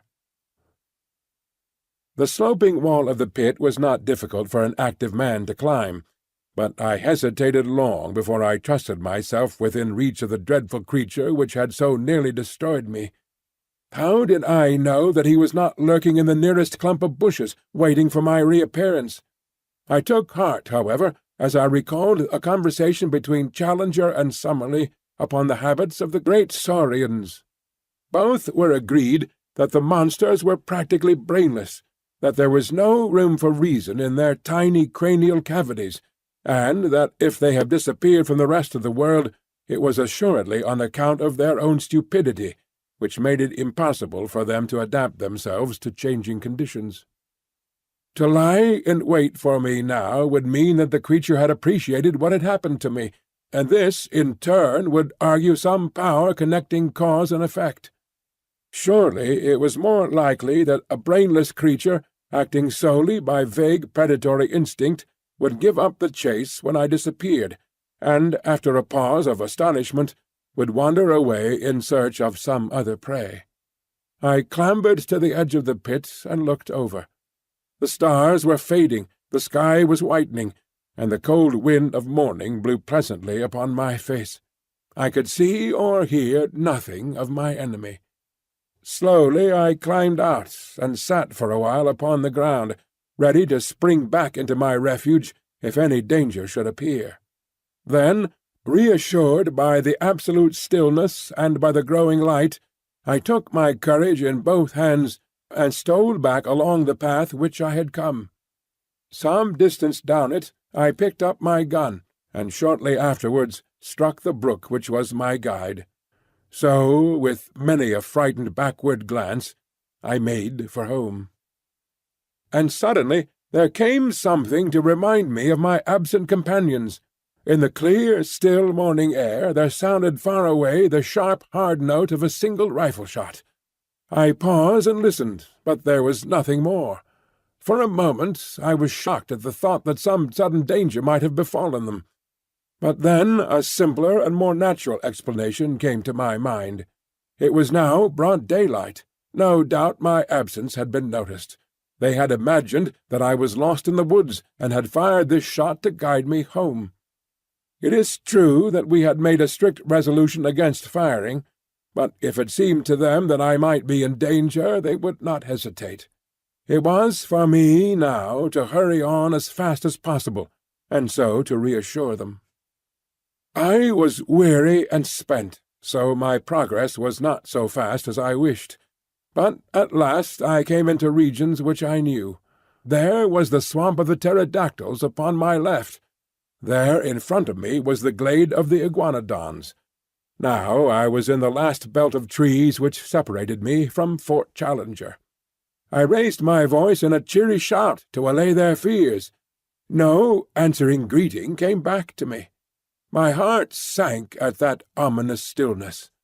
I quickened my pace into a run. The zareba rose before me even as I had left it, but the gate was open. I rushed in.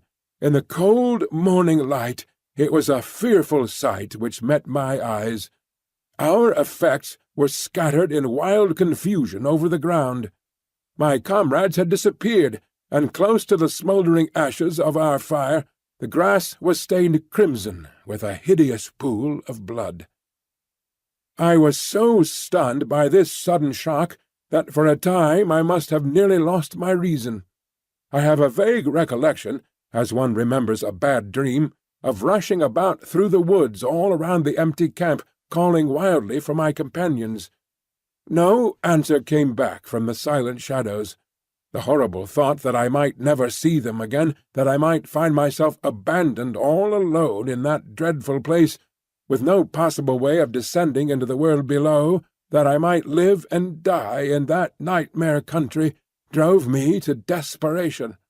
I could have torn my hair and beaten my head in my despair.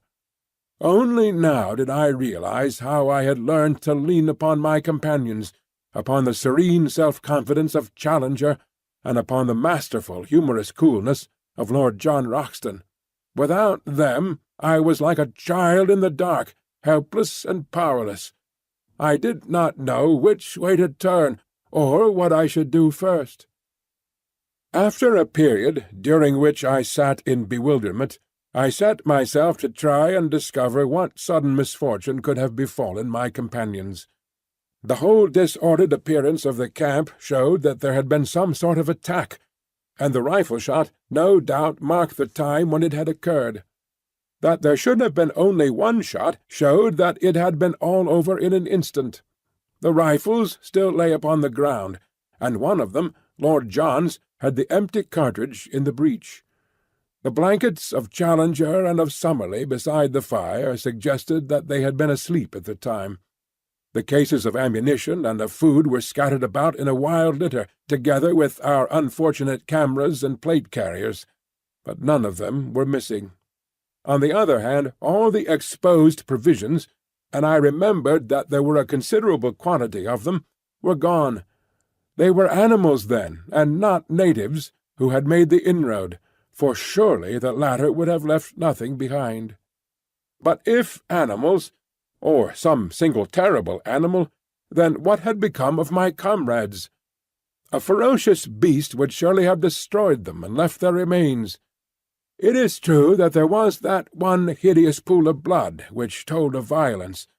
Such a monster as had pursued me during the night could have carried away a victim as easily as a cat would a mouse. In that case the others would have followed in pursuit, but then they would assuredly have taken their rifles with them. The more I tried to think it out with my confused and weary brain, the less could I find any plausible explanation. I searched round in the forest, but could see no tracks which could help me to a conclusion. Once I lost myself, and it was only by good luck, and after an hour of wandering, that I found the camp once more. Suddenly a thought came to me, and brought some little comfort to my heart. I was not absolutely alone in the world. Down at the bottom of the cliff, and within call of me, was waiting the faithful Zambo. I went to the edge of the plateau and looked over. Sure enough, he was squatting among his blankets beside his fire in his little camp. But, to my amazement, a second man was seated in front of him.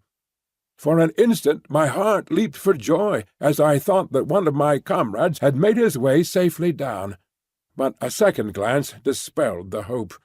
The rising sun shone red upon the man's skin. He was an Indian.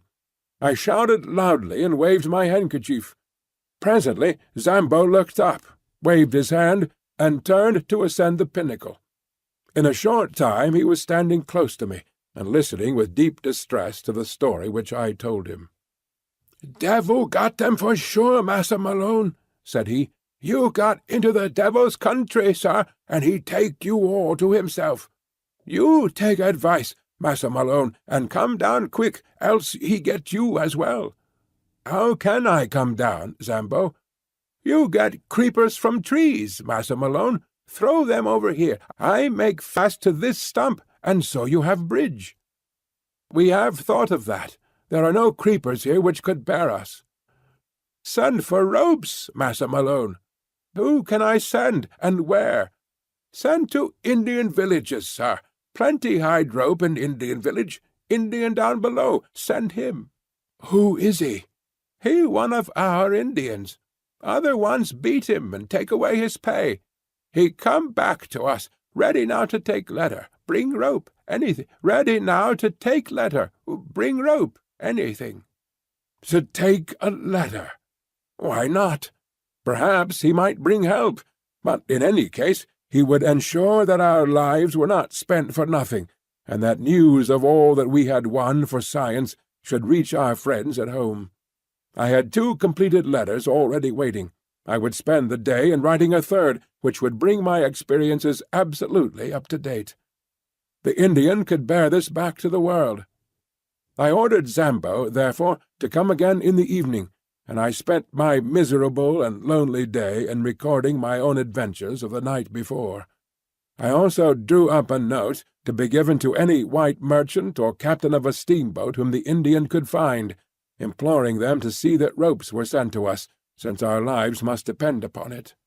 These documents I threw to Zambo in the evening, and also my purse, which contained 3 English sovereigns. They were to be given to the Indian, and he was promised twice as much if he returned with the ropes. So now you will understand, my dear Mr. McArdle, how this communication reaches you, and you will also know the truth, in case you never hear again from your unfortunate correspondent. Tonight I am too weary and too depressed to make any plans. Tomorrow I must think out some way by which I shall keep in touch with this camp, and yet search round for any traces of my unhappy friends. End of Chapter 12.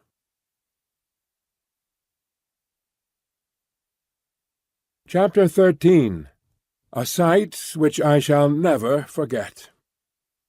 Just as the sun was setting upon that melancholy night, I saw the lonely figure of the Indian upon the vast plain beneath me, and I watched him, our one faint hope of salvation, until he disappeared in the rising mists of evening, which lay rose-tinted from the setting sun, between the far-off river and me. It was quite dark when I at last turned back to our stricken camp, and my last vision as I went was the red gleam of Zambo's fire, the one point of light in the wide world below, as was his faithful presence in my own shadowed soul. And yet I felt happier than I had done since this crushing blow had fallen upon me, for it was good to think that the world should know what we had done, so that, at the worst, our names should not perish with our bodies, but should go down to posterity associated with the result of our labours. It was an awesome thing to sleep in that ill-fated camp, and yet it was even more unnerving to do so in the jungle.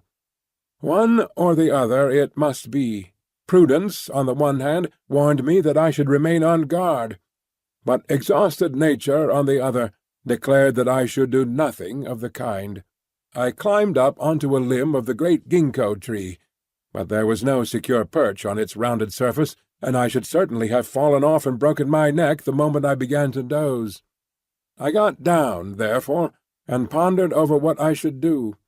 Finally, I closed the door of the zareba, lit 3 separate fires in a triangle, and having eaten a hearty supper, dropped off into a profound sleep, from which I had a strange and most welcome awakening. In the early morning, just as day was breaking, a hand was laid upon my arm, and starting up, with all my nerves in a tingle and my hand feeling for a rifle, I gave a cry of joy, as in the cold grey light I saw Lord John Roxton kneeling beside me. It was he, and yet it was not he. I had left him calm in his bearing, correct in his person, prim in his dress. Now he was pale and wild-eyed, gasping as he breathed like one who has run far and fast. His gaunt face was scratched and bloody, his clothes were hanging in rags, and his hat was gone. I stared in amazement, but he gave me no chance for questions. He was grabbing at our stores all the time he spoke. "Quick, young fella, quick!" he cried. "Every moment counts. Get the rifles, both of them. I have the other 2. Now, all the cartridges you can gather. Fill up your pockets. Now some food. 6 tins will do. That's all right. Don't wait to talk or think. Get a move on, or we are done." Still half awake and unable to imagine what it all might mean, I found myself hurrying madly after him through the wood, a rifle under each arm, and a pile of various stores in my hands. He dodged in and out through the thickest of the scrub, until he came to a dense clump of brushwood. Into this he rushed, regardless of thorns, and threw himself into the heart of it, pulling me down by his side. "There," he panted, "I think we are safe here. They'll make for the camp as sure as fate. It will be their first idea, but this should puzzle 'em." "What is it all?" I asked, when I got my breath. "Where are the professors, and who is it that is after us?" "The ape-men!" he cried. "My God, what brutes! Don't raise your voice, for they have long ears, sharp eyes too, but no power of scent, so far as I could judge, so I don't think they can sniff us out. Where have you been, young fella? You were well out of it." In a few sentences I whispered what I had done. "Pretty bad," said he, when he heard of the dinosaur and the pit. "It isn't quite the place for a rest cure, what? But I had no idea what its possibilities were until those devils got hold of us.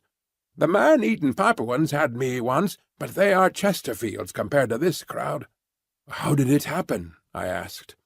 "It was in the early morning. Our learned friends were just stirring, hadn't even begun to argue yet. Suddenly it rained apes.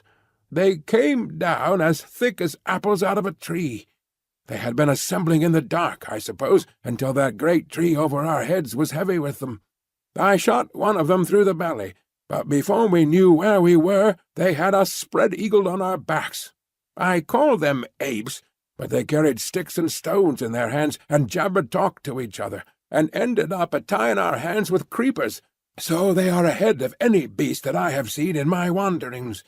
Ape-men, that's what they are, missing links, and I wish they had stayed missing.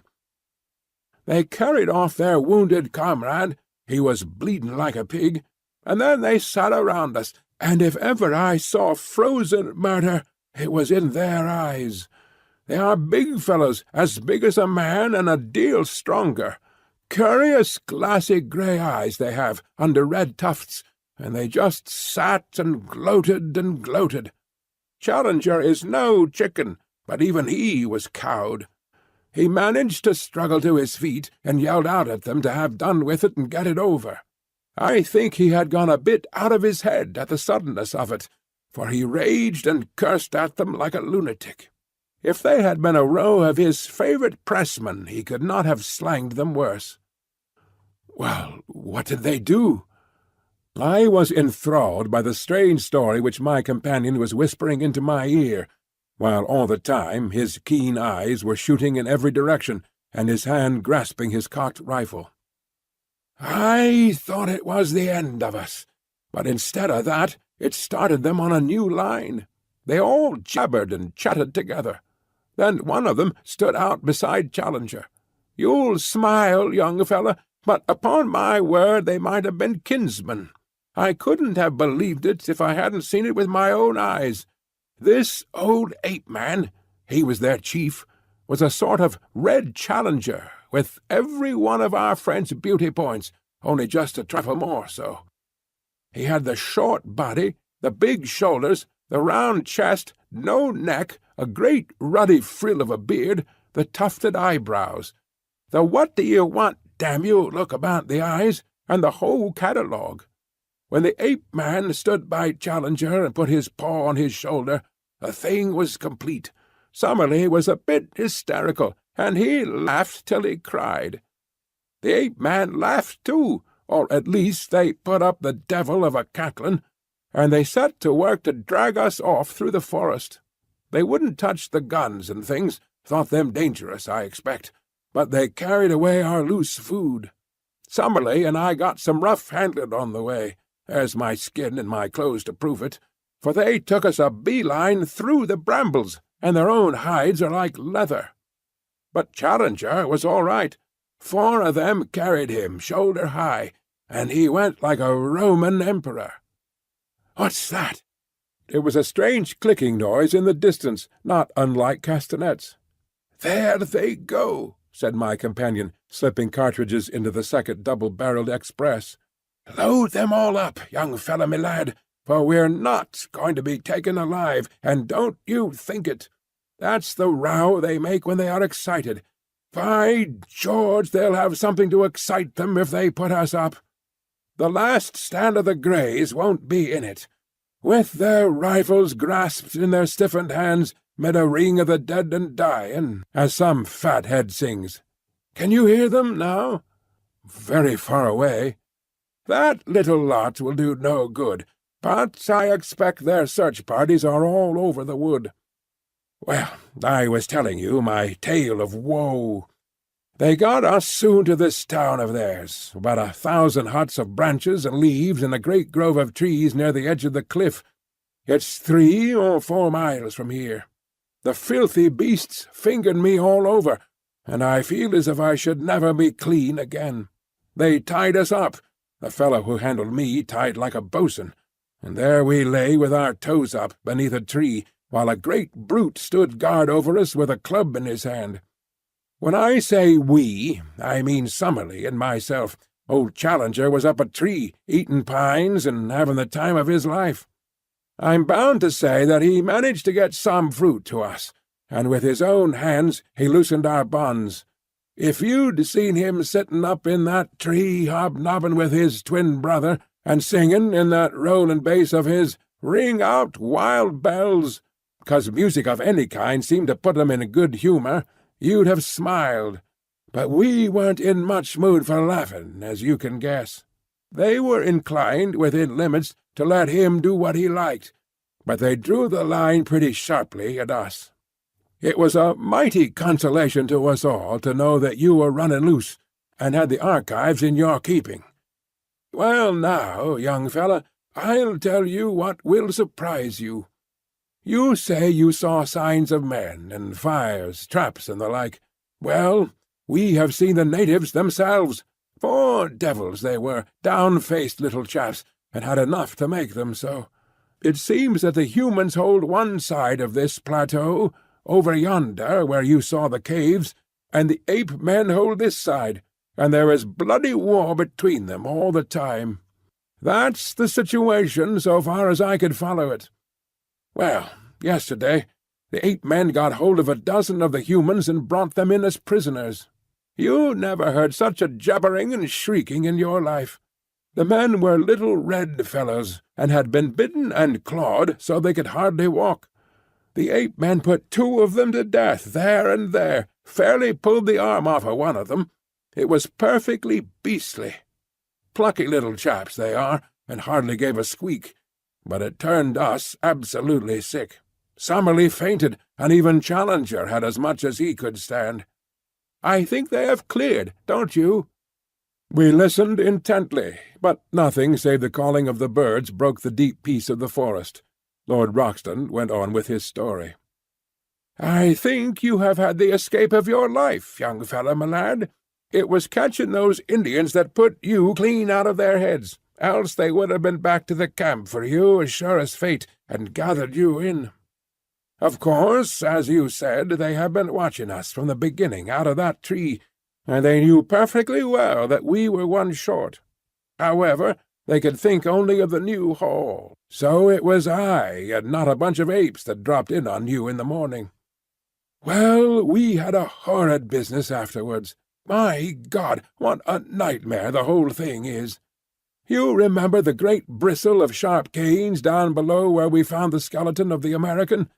Well, that is just under Apetown, and it's the jumping-off place of their prisoners.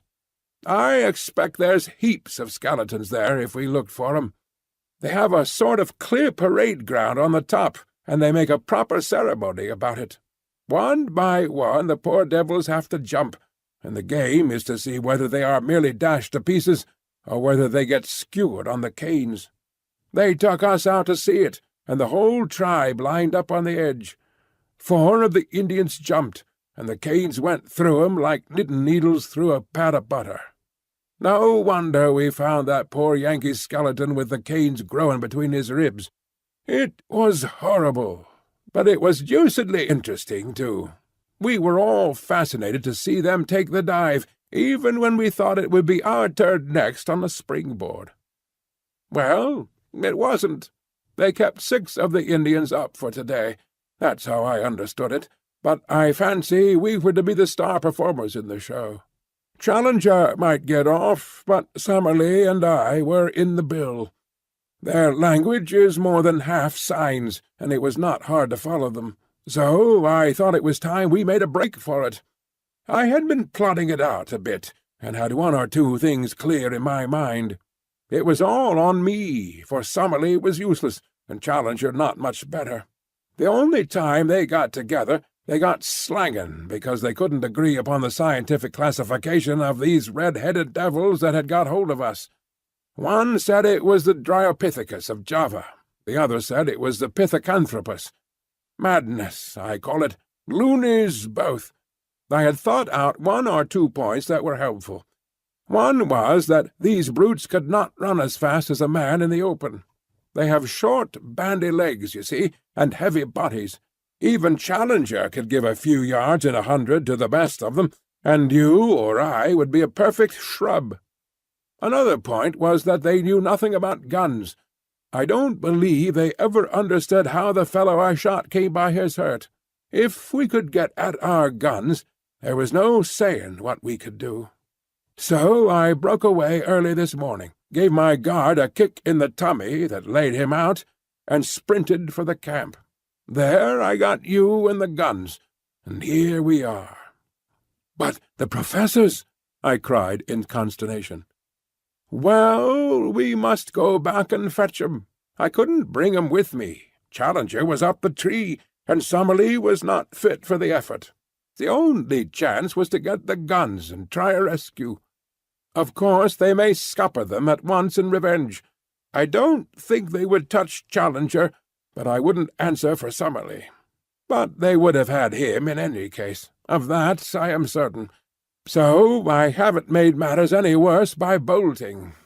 But we are honour-bound to go back and have them out, or see it through with them. So you can make up your soul, young fellow, my lad, for it will be one way or the other before evening." I have tried to imitate here Lord Roxton's jerky talk, his short, strong sentences, the half-humorous, half-reckless tone that ran through it all. But he was a born leader. As danger thickened, his jaunty manner would increase, his speech became more racy, his cold eyes glitter into ardent life, and his Don Quixote moustache bristle with joyous excitement. His love of danger, his intense appreciation of the drama of an adventure, all the more intense for being held tightly in, his consistent view that every peril in life is a form of sport, a fierce game betwixt you and fate, with death as a forfeit, made him a wonderful companion at such hours. If it were not for our fears as to the fate of our companions, it would have been a positive joy to throw myself with such a man into such an affair. We were rising from our brushwood hiding-place, when suddenly I felt his grip upon my arm. "By George!" he whispered. "Here they come!" From where we lay we could look down a broad aisle, arched with green, formed by the trunks and branches. Along this a party of the ape-men were passing. They went in single file, with bent legs and rounded backs, their hands occasionally touching the ground, their heads turning to left and right as they trotted along. Their crouching gait took away from their height, but I should put them at 5 feet or so, with long arms and enormous chests. Many of them carried sticks, and at the distance they looked like a line of very hairy and deformed human beings. For a moment I caught this clear glimpse of them. Then they were lost among the bushes. "Not this time," said Lord John, who had caught up his rifle. "Our best chance is to lie quiet until they have given up the search. Then we shall see whether we can't get back to their town and hit them where it hurts most. Give 'em an hour, and we'll march." We filled in the time by opening one of our food tins and making sure of our breakfast. Lord Roxton had had nothing but some fruit since the morning before, and ate like a starving man. Then, at last, our pockets bulging with cartridges, and a rifle in each hand, we started off upon our mission of rescue. Before leaving it, we carefully marked our little hiding-place among the brushwood and its bearing to Fort Challenger, that we might find it again if we needed it. We slunk through the bushes in silence until we came to the very edge of the cliff, close to the old camp. There we halted, and Lord John gave me some idea of his plans. "So long as we are among the thick trees, these swine are our masters," said he. "They can see us, and we cannot see them. But in the open it is different. There we can move faster than they, so we must stick to the open all we can. The edge of the plateau has fewer large trees than further inland, so that's our line of advance. Go slowly, keep your eyes open, and your rifle ready. Above all, never let them get you prisoner while there is a cartridge left. That's my last word to you, young fellow." When we reached the edge of the cliff, I looked over and saw our good old black Zambo sitting smoking on a rock below us. I would have given a great deal to have hailed him and told him how we were placed, but he was too dangerous, lest we should be heard. The woods seemed to be full of the ape-men. Again and again we heard their curious clicking chatter. At such times we plunged into the nearest clump of bushes and lay still until the sound had passed away. Our advance, therefore, was very slow, and 2 hours at least must have passed before I saw, by Lord John's cautious movements, that we must be close to our destination. He motioned to me to lie still, and he crawled forward himself. In a minute he was back again, his face quivering with eagerness. "Come," said he, "come quick! I hope to the Lord that we are not too late already." I found myself shaking with nervous excitement as I scrambled forward and lay down beside him, looking out through the bushes at a clearing which stretched before us. It was a sight which I shall never forget until my dying day, so weird, so impossible, that I do not know how I am to make you realize it, or how in a few years I shall bring myself to believe in it, if I live to sit once more on a lounge in the Savage Club and look out at the drab solidity of the embankment. I know that it will seem then to be some wild nightmare, some delirium of fever. Yet I will set it down now, while it is still fresh in my memory, and one, at least, the man who lay in the damp grasses by my side, will know if I have lied. A wide open space lay before us, some hundreds of yards across, all green turf and low bracken growing to the very edge of the cliff. Round this clearing there was a semicircle of trees, with curious huts built of foliage piled one above the other among the branches. A rookery, with every nest a little house, would best convey the idea. The openings of these huts and the branches of the trees were thronged with a dense mob of ape people, whom from their size I took to be the females and infants of the tribe. They formed the background of the picture, and were all looking out with eager interest at the same scene which fascinated and bewildered us.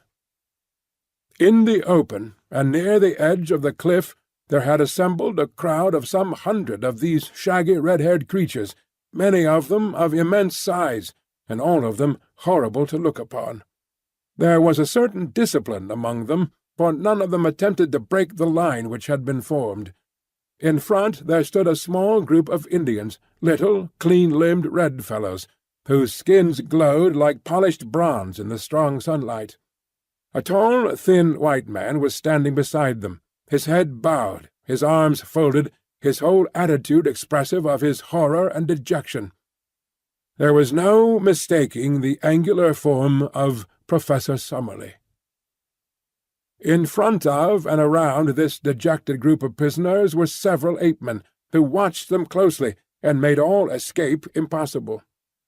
Then, right out from all the others and close to the edge of the cliff, were 2 figures so strange and under other circumstances so ludicrous that they absorbed my attention. The one was our comrade, Professor Challenger. The remains of his coat still hung in strips from his shoulders, but his shirt had been all torn out, and his great beard merged itself in the black tangle which covered his mighty chest. He had lost his hat, and his hair, which had grown long in our wanderings, was flying in wild disorder. A single day seemed to have changed him from the highest product of modern civilization to the most desperate savage in South America. Beside him stood his master, the king of the ape-men.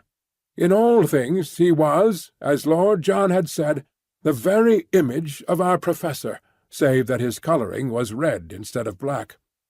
The same short, broad figure, the same heavy shoulders, the same forward hanging of the arms, the same bristling beard merging itself in the hairy chest.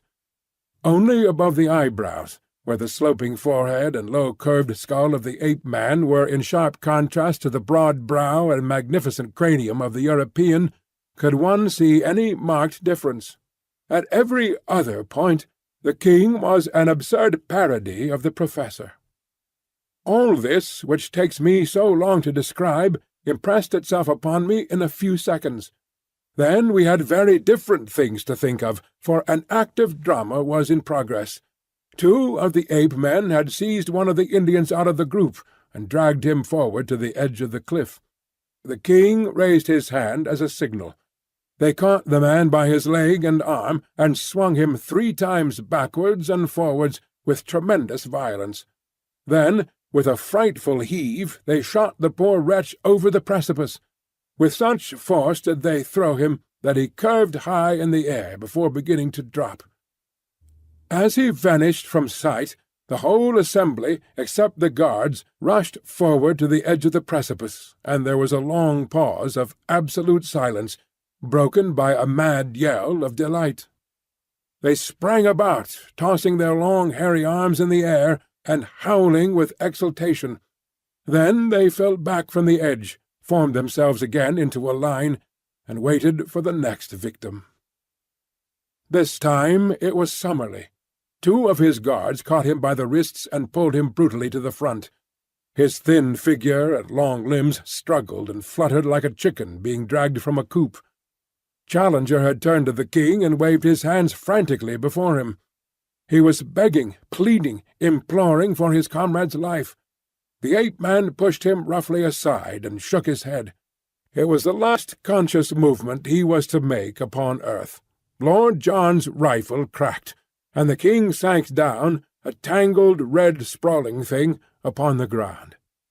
"Shoot into the thick of them! Shoot, sonny, shoot!" cried my companion. There are strange red depths in the soul of the most commonplace man. I am tender-hearted by nature, and have found my eyes moist many a time over the scream of a wounded hare. Yet the blood-lust was on me now. I found myself on my feet, emptying one magazine then the other, clicking open the breech to reload, snapping it to again, while cheering and yelling with pure ferocity and joy of slaughter as I did so. With our 4 guns, the 2 of us made a horrible havoc. Both the guards who held Summerlee were down, and he was staggering about like a drunken man in his amazement, unable to realize that he was a free man. The dense mob of ape-men ran about in bewilderment, marvelling whence this storm of death was coming, or what it might mean. They waved, gesticulated, screamed, and tripped over those who had fallen. Then, with a sudden impulse, they all rushed in a howling crowd to the trees for shelter, leaving the ground behind them spotted with their stricken comrades. The prisoners were left for the moment standing alone in the middle of the clearing. Challenger's quick brain had grasped the situation. He seized the bewildered Summerlee by the arm, and they both ran towards us. 2 of the guards bounded after them, and fell to 2 bullets from Lord John. We ran forward into the open to meet our friends, and pressed a loaded rifle into the hands of each. But Summerlee was at the end of his strength. He could hardly totter. Already the ape-men were recovering from their panic. They were coming through the brushwood and threatening to cut us off. Challenger and I ran Summerlee along, one at each of his elbows, while Lord John covered our retreat, firing again and again as savage heads snarled at us out of the bushes. For a mile or more the chattering brutes were at our very heels. Then the pursuit slackened, for they learned our power and would no longer face that unerring rifle. When we had at last reached the camp, we looked back and found ourselves alone. So it seemed to us, and yet we were mistaken.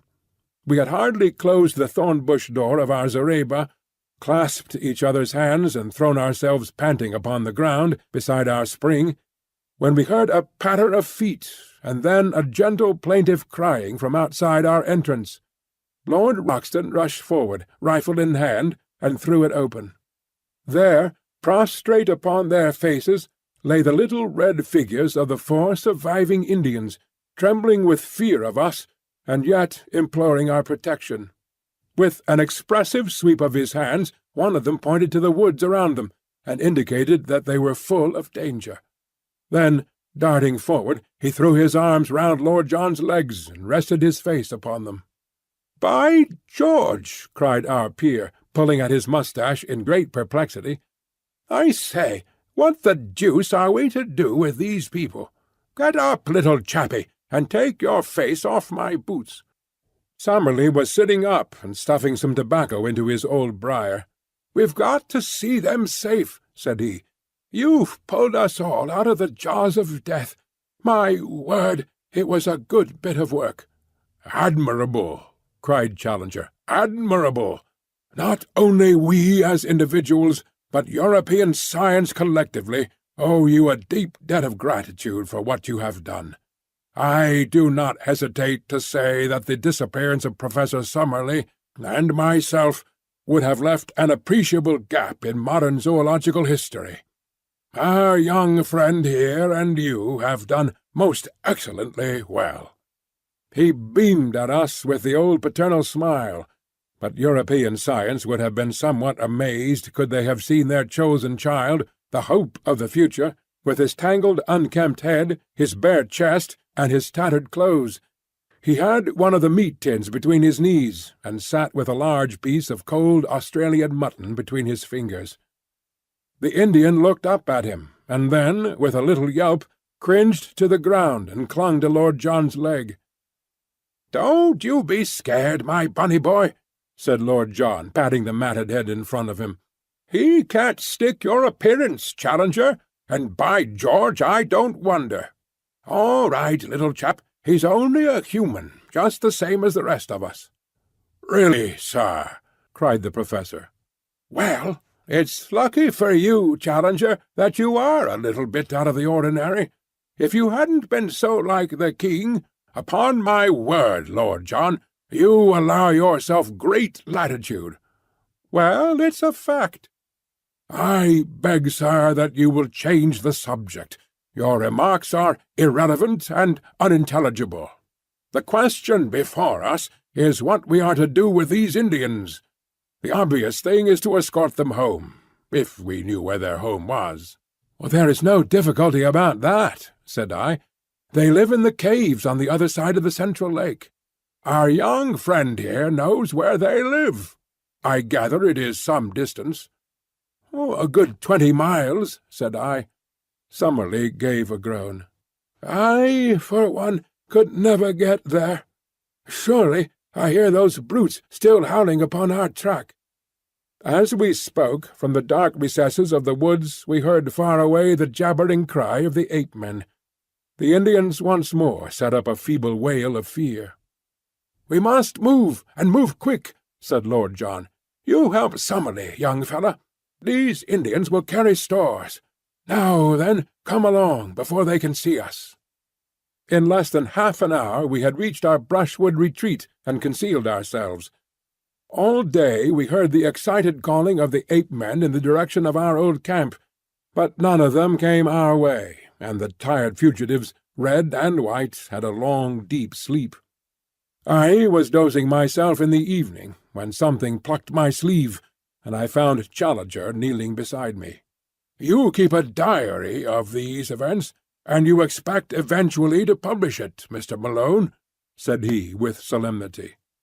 "I am only here as a press reporter," I answered. "Exactly. You may have heard some rather fatuous remarks of Lord John Roxton's which seem to imply that there was some resemblance." "Yes, I heard them." "I need not say that any publicity given to such an idea, any levity in your narrative of what occurred, would be exceedingly offensive to me." "I will keep well within the truth." "Lord John's observations are frequently exceedingly fanciful, and he is capable of attributing the most absurd reasons to the respect which is always shown by the most undeveloped races to dignity and character. You follow my meaning?" "Entirely." "I leave the matter to your discretion." Then, after a great pause, he added, "The king of the ape-man was really a creature of great distinction, a most remarkably handsome and intelligent personality. Did it not strike you?" "A most remarkable creature," said I. And the Professor, much eased in his mind, settled down to his slumber once more. End of Chapter 13.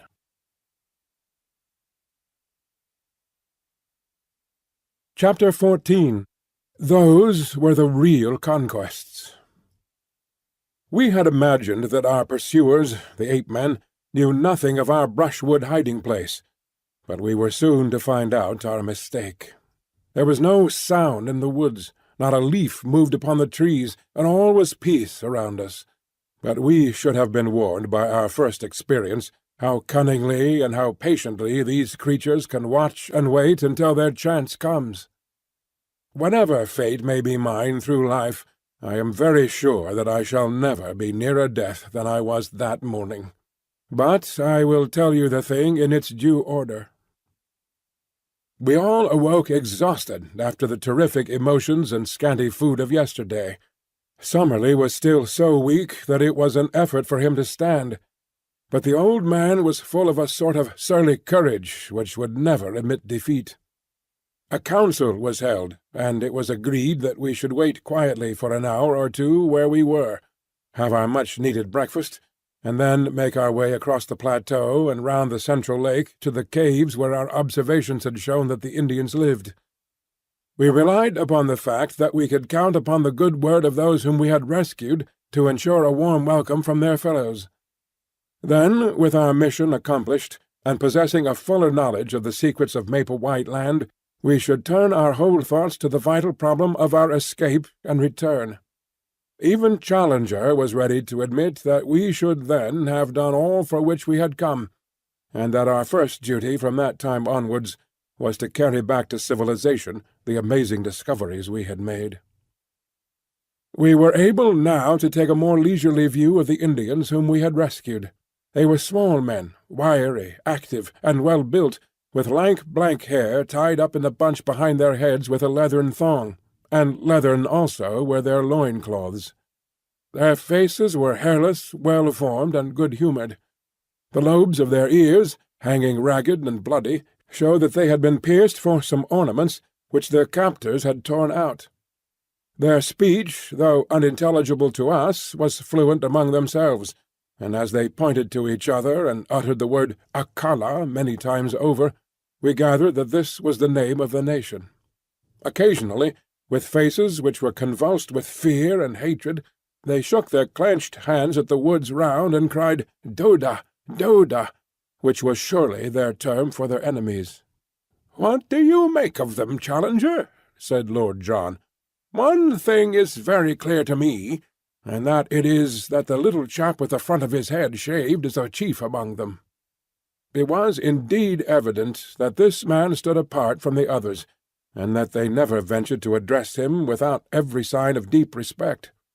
He seemed to be the youngest of them all, and yet so proud and high was his spirit that, upon Challenger laying his great hand upon his head, he started like a spurred horse, and with a quick flash of his dark eyes moved further away from the Professor. Then, placing his hand upon his breast and holding himself with great dignity, he uttered the word Maretas several times. The Professor, unabashed, seized the nearest Indian by the shoulder, and proceeded to lecture upon him, as if he were a potted specimen in a classroom. "The type of these people," said he in his sonorous fashion, "whether judged by cranial capacity, facial angle, or any other test, cannot be regarded as a low one. On the contrary, we must place it as considerably higher in the scale than many South American tribes which I could mention. On no possible supposition can we explain the evolution of such a race in this place. For that matter, so great a gap separates these ape-men from the primitive animals that have survived upon this plateau, that it is inadmissible to think that they could have developed where we find them." "Then where the deuce did they drop from?" asked Lord John. "A question which will no doubt be eagerly discussed in every scientific society in Europe and America," the Professor answered. "My own reading of the situation, for what it is worth," he inflated his chest enormously, and looked insolently around him at the words, "is that evolution has advanced, under the peculiar conditions of this country, up to the vertebrate stage, the old types surviving and living on in company with the newer ones. Thus we find such modern creatures as the tapir, an animal with quite a respectable length of pedigree, the great deer, and the ant-eater in the companionship of reptilian forms of Jurassic type. So much is clear. And now come the ape-men and the Indian. What is the scientific mind to think of their presence?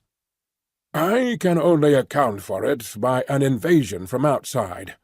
It is probable that there existed an anthropoid ape in South America, who in past ages found his way to this place, and that he developed into the creatures we have seen, some of which," here he looked hard at me, "were of an appearance and shape which, if it had been accompanied by corresponding intelligence, would, I do not hesitate to say, have reflected credit upon any living race. As to the Indians, I cannot doubt that they are more recent emigrants from below. Under the stress of famine or of conquest, they have made their way up here. Faced by ferocious creatures which they had never before seen, they took refuge in the caves which our young friend has described. But they have no doubt had a bitter fight to hold their own against wild beasts, and especially against the ape-men, who would regard them as intruders, and wage a merciless war upon them with a cunning which the larger beasts would lack. Hence the fact that their numbers appear to be limited. Well, gentlemen, have I read you the riddle aright, or is there any point which you would query?" Professor Summerlee for once was too depressed to argue, though he shook his head violently as a token of general disagreement. Lord John merely scratched his scanty locks with the remark that he couldn't put up a fight as he wasn't in the same weight or class. For my own part, I performed my usual role of bringing things down to a strictly prosaic and practical level by the remark that one of the Indians was missing. "He has gone to fetch some water," said Lord Roxton. "We fitted him up with an empty beef-tin, and he is off." "To the old camp?" I asked. "No, to the brook. It's among the trees there. It can't be more than a couple of 100 yards. But the beggar is certainly taking his time." "I'll go and look after him," said I. I picked up my rifle and strolled in the direction of the brook, leaving my friends to lay out the scanty breakfast. It may seem to you rash that even for so short a distance I should quit the shelter of our friendly thicket, but you will remember that we were many miles from Apetown, that so far as we knew the creatures had not discovered our retreat, and that in any case, with a rifle in my hands, I had no fear of them. I had not yet learned their cunning or their strength. I could hear the murmur of our brook somewhere ahead of me, but there was a tangle of trees and brushwood between me and it. I was making my way through this at a point which was just out of sight of my companions, when, under one of the trees, I noticed something red huddled among the bushes. As I approached it, I was shocked to see that it was the dead body of the missing Indian. He lay upon his side, his limbs drawn up, and his head screwed round at a most unnatural angle, so that he seemed to be looking straight over his own shoulder. I gave a cry to warn my friends that something was amiss, and running forwards, I stooped over the body. Surely my guardian angel was very near me then, for some instinct of fear, or it may have been some faint rustle of leaves, made me glance upwards. Out of the thick green foliage which hung low over my head, 2 long muscular arms covered with reddish hair were slowly descending. Another instant, and the great stealthy hands would have been round my throat. I sprang backwards, but quick as I was, those hands were quicker still. Through my sudden spring they missed a fatal grip, but one of them caught the back of my neck, and the other one my face. I threw my hands up to protect my throat, and the next moment the huge paw had slid down my face and closed over them. I was lifted lightly from the ground, and I felt an intolerable pressure forcing my head back and back, until the strain upon the cervical spine was more than I could bear. My senses swam, but I still tore at the hand and forced it out from my chin. Looking up, I saw a frightful face with cold, inexorable light blue eyes looking down into mine. There was something hypnotic in those terrible eyes. I could struggle no longer. As the creature felt me grow limp in his grasp, 2 white canines gleamed for a moment at each side of the vile mouth, and the grip tightened still more upon my chin, forcing it always upwards and back. A thin, oval-tinted mist formed before my eyes, and little silvery bells tinkled in my ears. Dully and far off I heard the crack of a rifle, and was feebly aware of the shock as I was dropped to the earth, where I lay without sense or motion. I awoke to find myself on my back upon the grass in our lair within the thicket. Someone had brought the water from the brook, and Lord John was sprinkling my head with it, while Challenger and Summerlee were propping me up, with concern in their faces. For a moment I had a glimpse of the human spirits behind their scientific masks. It was really shock rather than an injury which had prostrated me, and in half an hour, in spite of aching head and stiff neck, I was sitting up and ready for anything. "But you've had the escape of your life, young fellow, my lad," said Lord Roxton. "When I heard your cry and ran forward, and saw your head twisted half off, and your stowwassers kicking in the air, I thought we were one short. Missed the beast in my flurry, but he dropped you all right, and was off like a streak. By George, I wish I had 50 men with rifles. I'd clear out the whole infernal gang of them and leave this country a bit cleaner than we found it." It was clear now that the ape-men had in some way marked us down, and that we were watched on every side. We had not so much to fear from them during the day, but they would be very likely to rush us by night, so the sooner we got away from their neighbourhood the better. On 3 sides of us was absolute forest, and there we might find ourselves in an ambush, but on the 4th side, that which sloped down in the direction of the lake, there was only low scrub, with scattered trees and occasional open glades. It was, in fact, the route which I had myself taken in my solitary journey, and it led us straight for the Indian caves. This, then, must, for every reason, be our road. One great regret we had, and that was to leave our old camp behind us, not only for the sake of the stores which remained there, but even more because we were losing touch with Zambo, our link with the outside world. However, we had a fair supply of cartridges and all our guns, so, for a time at least, we could look after ourselves, and we hoped soon to have a chance of returning and restoring our communications with our negro. He had faithfully promised to stay where he was, and we had not a doubt that he would be as good as his word. It was in the early afternoon that we started upon our journey. The young chief walked at our head as our guide, but refused indignantly to carry any burden. Behind him came the 2 surviving Indians with our scanty possessions upon their backs. We 4 white men walked in the rear with rifles loaded and ready. As we started, there broke from the thick silent woods behind us a sudden great ululation of the ape-men, which may have been a cheer of triumph at our departure, or a jeer of contempt at our flight. Looking back, we saw only the dense screen of trees, but that long-drawn yell told us how many of our enemies lurked among them. We saw no sign of pursuit, however, and soon we had got into more open country and beyond their power. As I tramped along, the rearmost of the 4, I could not help smiling at the appearance of my 3 companions in front. Was this the luxurious Lord John Roxton, who had sat that evening in the Albany amidst his Persian rugs and his pictures in the pink radiance of the tinted lights? And was this the imposing professor, who had swelled behind the great desk in his massive study at Enmore Park? And finally, could this be the astute and prim figure which had risen before the meeting at the Zoological Institute? No 3 tramps that one could have met in a Surrey lane could have looked more hopeless and bedraggled.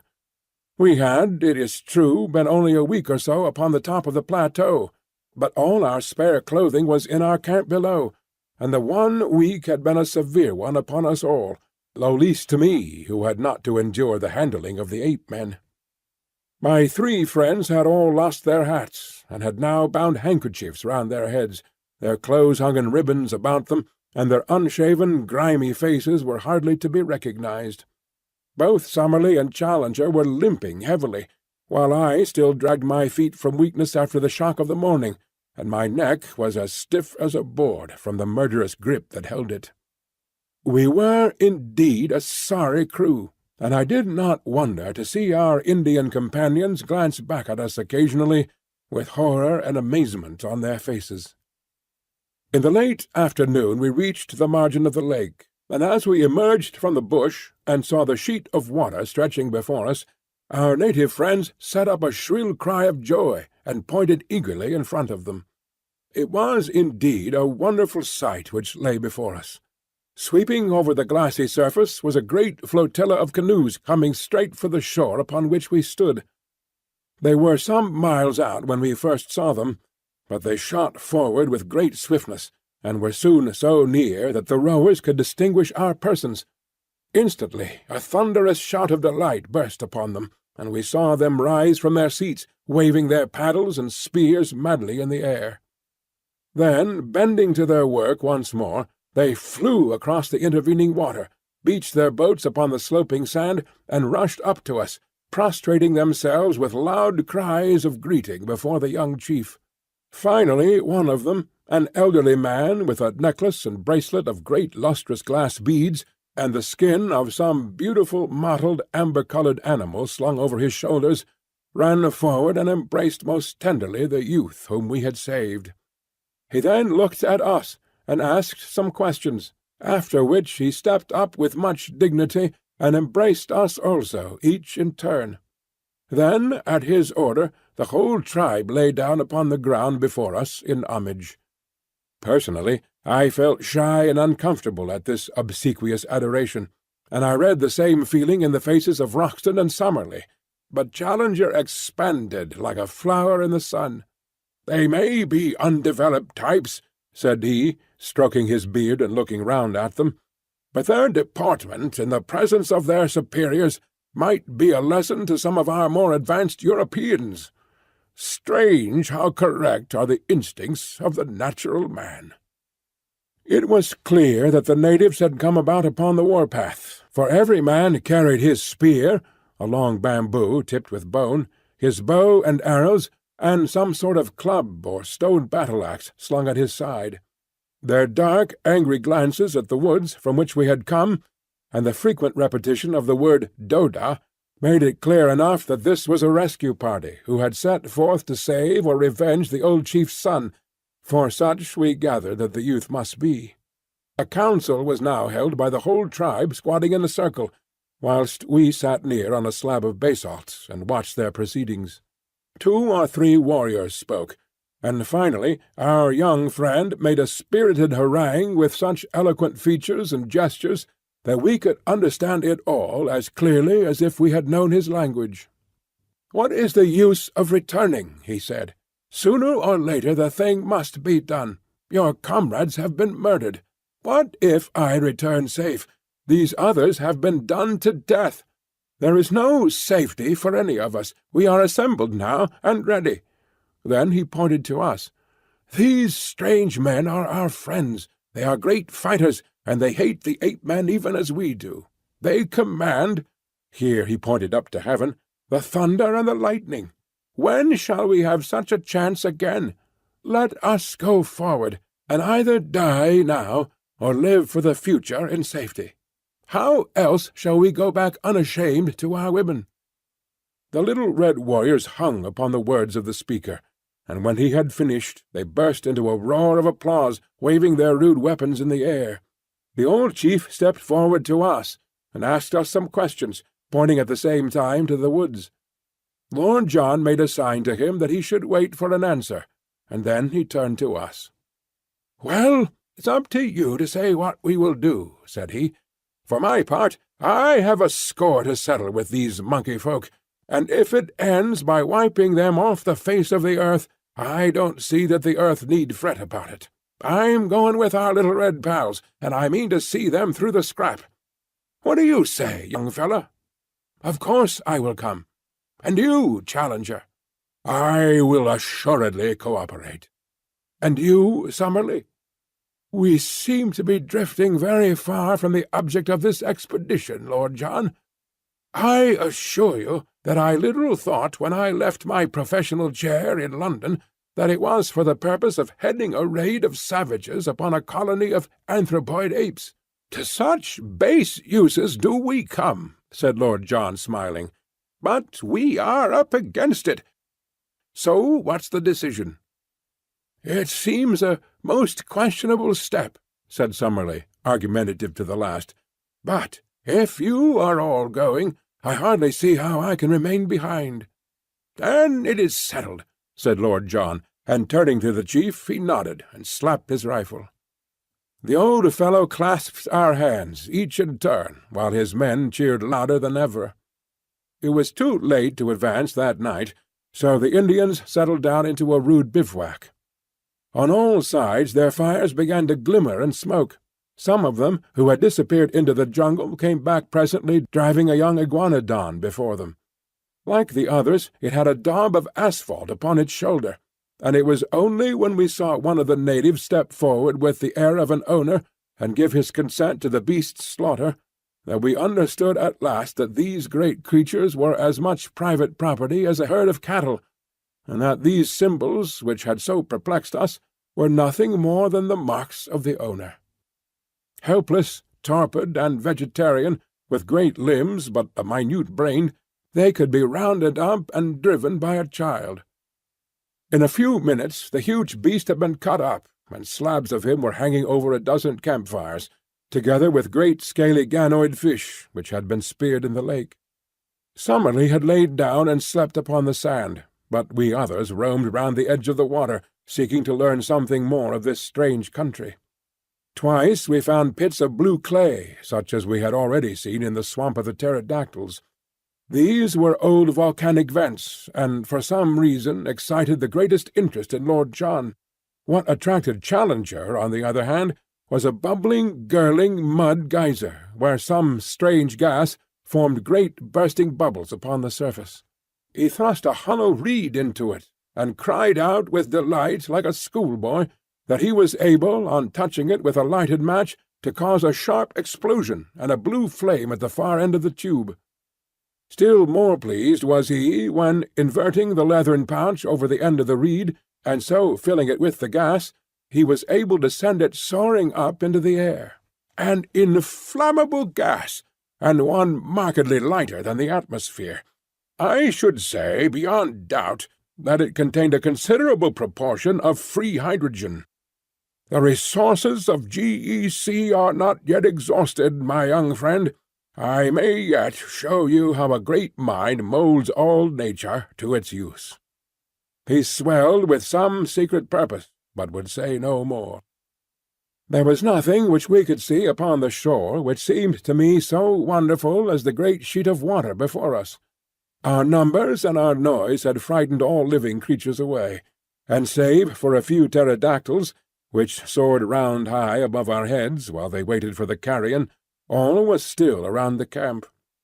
But it was different out upon the rose-tinted waters of the central lake. It boiled and heaved with strange life.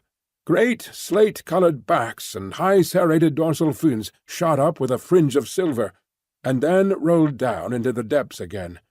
The sandbanks far out were spotted with uncouth crawling forms, huge turtles, strange saurians, and one great flat creature, like a writhing, palpitating mat of black greasy leather, which flopped its way slowly to the lake. Here and there high serpent heads projected out of the water, cutting swiftly through it with a little collar of foam in front and a long swirling wake behind, rising and falling in graceful swan-like undulations as they went.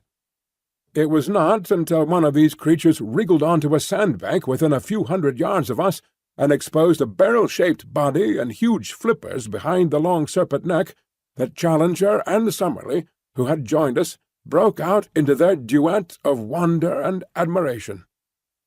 "Plesiosaurus!" "A fresh water plesiosaurus!" cried Summerlee. "That I should have lived to see such a sight! We are blessed, my dear Challenger, above all zoologists, since the world began." It was not until the night had fallen, and the fires of our savage allies glowed red in the shadows, that our two men of science could be dragged away from the fascinations of that primeval lake. Even in the darkness, as we lay upon the strand, we heard from time to time the short and plunge of the huge creatures who lived therein. At earliest dawn our camp was astir, and an hour later we had started upon our memorable expedition. Often in my dreams have I thought that I might live to be a war correspondent. In what wildest one could I have conceived the nature of the campaign which it should be my lot to report? Here, then, is my first dispatch from a field of battle. Our numbers had been reinforced during the night by a fresh batch of natives from the caves, and we may have been 400 or 500 strong when we made our advance. A fringe of scouts was thrown out in front, and behind them the whole force in a solid column made their way up the long slope of the bush country until we were near the edge of the forest. Here they spread out into a long straggling line of spearmen and bowmen.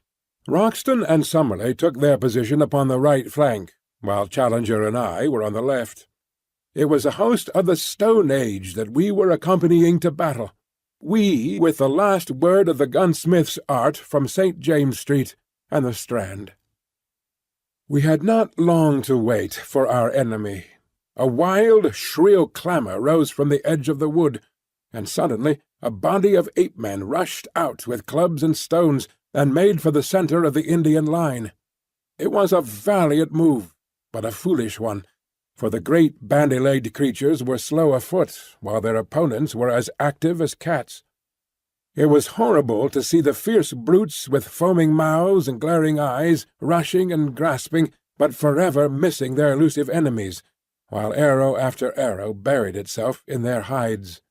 One great fellow ran past me, roaring with pain, with a dozen darts sticking from his chest and ribs. In mercy, I put a bullet through his skull, and he fell sprawling among the aloes. But this was the only shot fired, for the attack had been at the centre of the line, and the Indians there had needed no help of ours in repulsing it. Of all the ape-men who had rushed out into the open, I do not think that one got back to cover. But the matter was more deadly when we came among the trees. For an hour or more after we entered the wood, there was a desperate struggle in which for a time we hardly held our own. Springing out from among the scrub, the ape-men, with huge clubs, broke in upon the Indians, and often felled 3 or 4 of them before they could be speared. Their frightful blows shattered everything upon which they fell. One of them knocked Summerlee's rifle to matchwood, and the next would have crushed his skull had the Indian not stabbed the beast to the heart. Other ape-men in the trees above us hurled down stones and logs of wood, occasionally dropping bodily onto our ranks, and fighting furiously until they were felled. Once our allies broke under the pressure, and had it not been for the execution done by our rifles, they would certainly have been taken to their heels.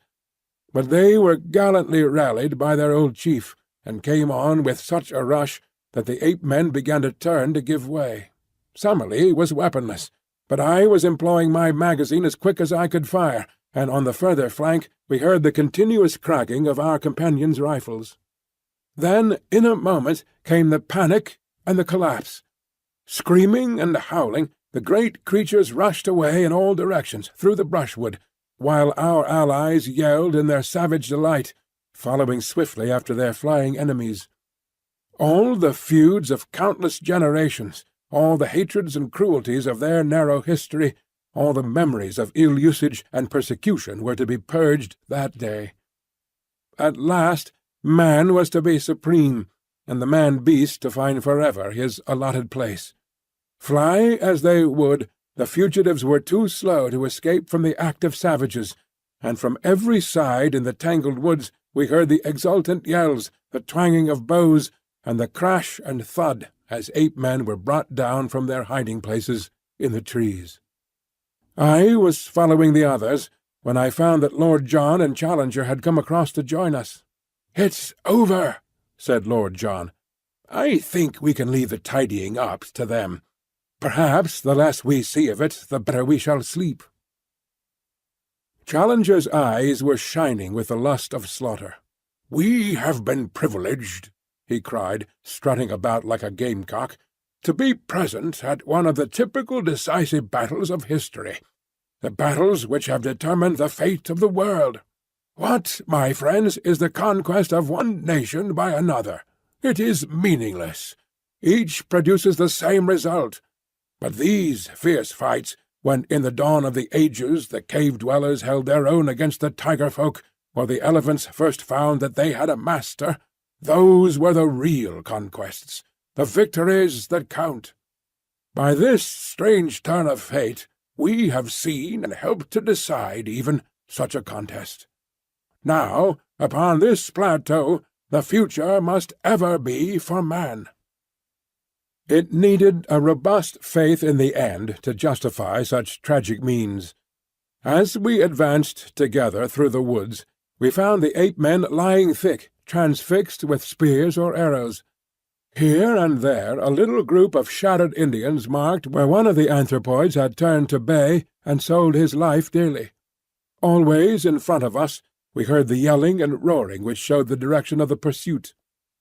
The ape-men had been driven back to their city. They had made a last stand there. Once again they had been broken, and now we were in time to see the final fearful scene of all. Some 80 or 100 males, the last survivors, had been driven across that same little clearing which led to the edge of the cliff, the scene of our own exploit 2 days before. As we arrived, the Indians, a semicircle of spearmen, had closed in on them, and in a minute it was over. 30 or 40 died where they stood. The others, screaming and clawing, were thrust over the precipice, and went hurtling down, as their prisoners had of old, onto the sharp bamboos 600 feet below.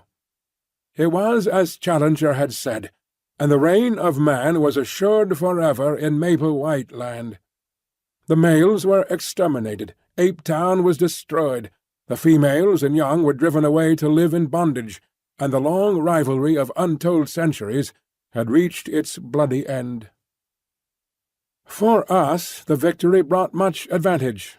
Once again we were able to visit our camp and get at our stores. Once more also we were able to communicate with Zambo, who had been terrified by the spectacle from afar of an avalanche of apes falling from the edge of the cliff. "Come away, masses, come away!" he cried, his eyes starting from his head. "The devil get you sure if you stay up there." "It is the voice of sanity," said Summerlee with conviction. "We have had adventures enough, and they are neither suitable to our character or our position. I hold you to your word, Challenger. From now onwards you devote your energies to getting us out of this horrible country, and back once more to civilization." End of Chapter 14.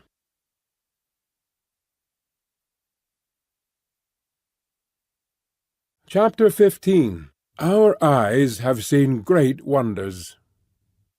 I write this from day to day, but I trust that before I come to the end of it, I may be able to say that the light shines at last through our clouds. We are held here with no clear means of making our escape, and bitterly we chafe against it. Yet I can well imagine that the day may come when we may be glad that we were kept, against our will, to see something more of the wonders of this singular place, and of the creatures who inhabit it. The victory of the Indians and the annihilation of the ape-men marked the turning point of our fortunes. From then onwards we were in truth masters of the plateau, for the natives looked upon us with a mixture of fear and gratitude, since by our strange powers we had aided them to destroy their hereditary foe.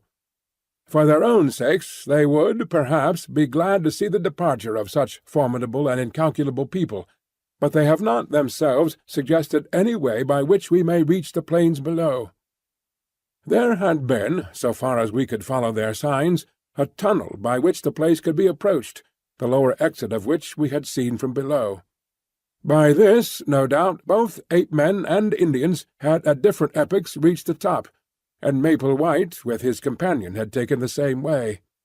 Only the year before, however, there had been a terrific earthquake, and the upper end of the tunnel had fallen in and completely disappeared. The Indians now could only shake their heads and shrug their shoulders when we expressed by signs our desire to descend.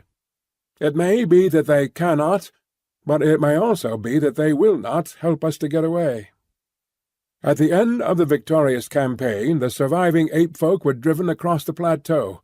Their wailings were horrible, and established in the neighborhood of the Indian caves, where they would, from now onwards, be a servile race under the eyes of their masters. It was a rude, raw, primeval version of the Jews in Babylon, or the Israelites in Egypt. At night we could hear from amid the trees the long-drawn cry, as some primitive Ezekiel mourned for fallen greatness, and recalled the departed glories of Apetown. Hewers of wood and drawers of water, such were they from now onwards. We had returned across the plateau with our allies 2 days after the battle, and made our camp at the foot of their cliffs.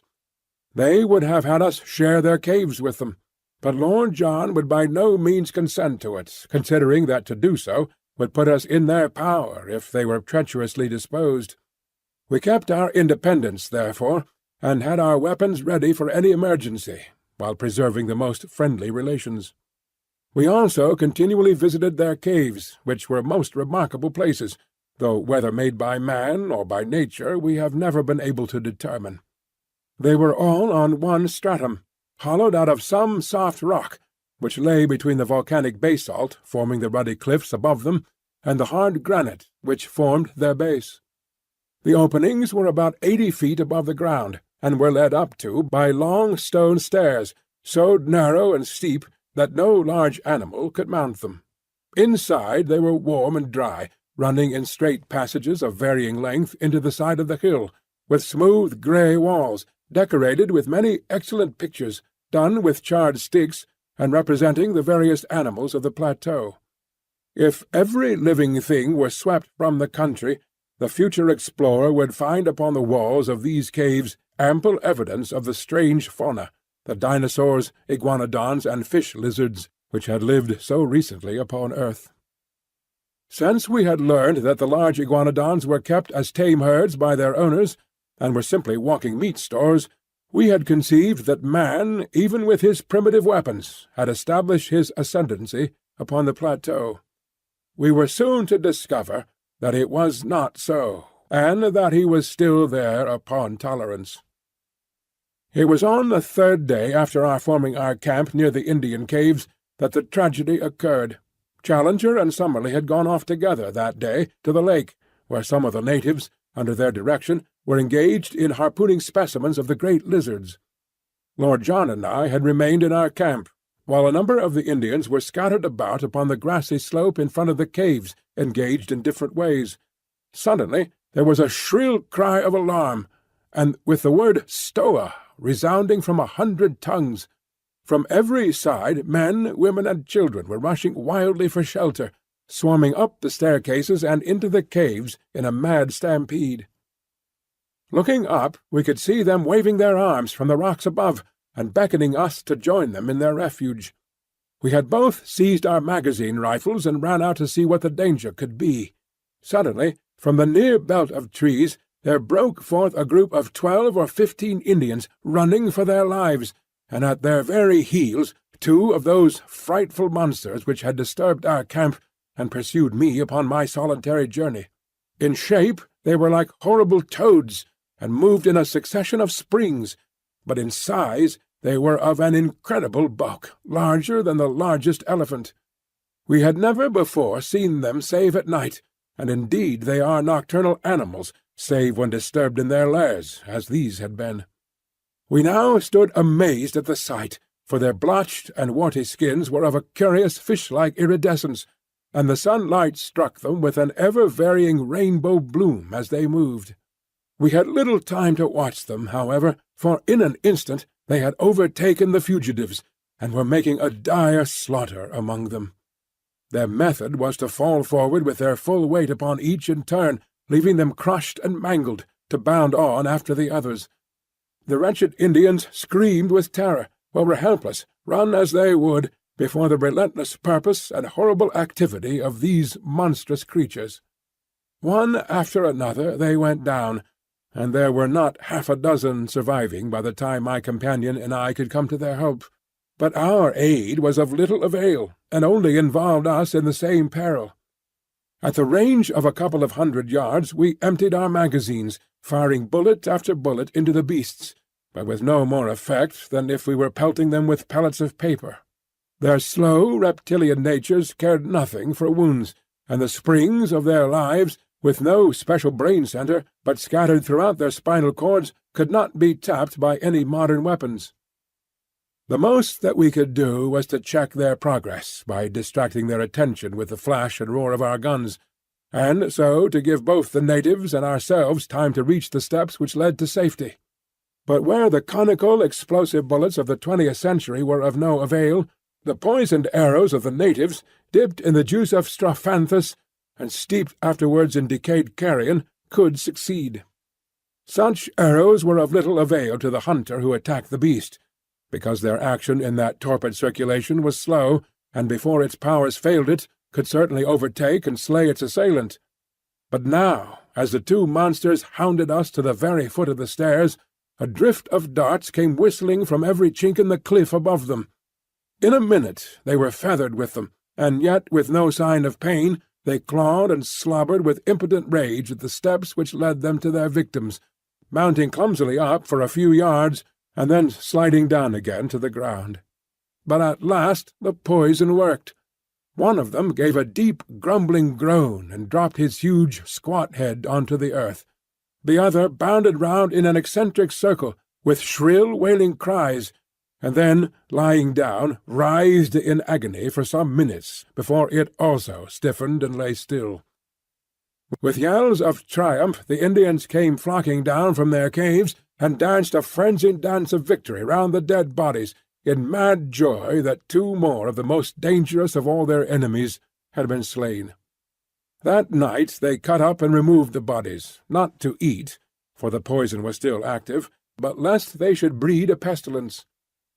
The great reptilian hearts, however, each as large as a cushion, still lay there, beating slowly and steadily, with a gentle rise and fall, in horrible independent life. It was only on the 3rd day that the ganglia ran down, and the dreadful things were still. Some day, when I have a better desk than a meat tin, and more helpful tools than a worn stub of pencil and a last tattered notebook, I will write some fuller account of the Akala Indians, of our life amongst them, and of the glimpses which we had of the strange conditions of wondrous maple-white land. Memory at least will never fail me, for so long as the breath of life is in me, every hour and every action of that period will stand out as hard and clear as do the first strange happenings of our childhood. No new impressions could efface those which are so deeply cut. When the time comes, I will describe that wondrous moonlit night upon the great lake, when a young ichthyosaurus, a strange creature, half seal, half fish to look at, with bone-covered eyes on each side of his snout, and a third eye fixed upon the top of his head, was entangled in an Indian net, and nearly upset our canoe before we towed it ashore. The same night that a green water-snake shot out from the rushes and carried off in its coils the steersman of Challenger's canoe. I will tell, too, of the great nocturnal white thing, to this day we do not know whether it was beast or reptile, which lived in a vile swamp to the east of the lake, and flitted about with a faint phosphorescent glimmer in the darkness. The Indians were so terrified at it that they would not go near the place, and though we twice made expeditions and saw it each time, we could not make our way through the deep marsh in which it lived.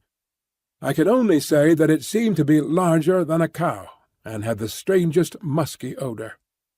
I will tell also of the huge bird which chased Challenger to the shelter of the rocks one day, a great running bird, far taller than an ostrich, with a vulture-like neck and cruel head which made it a walking death.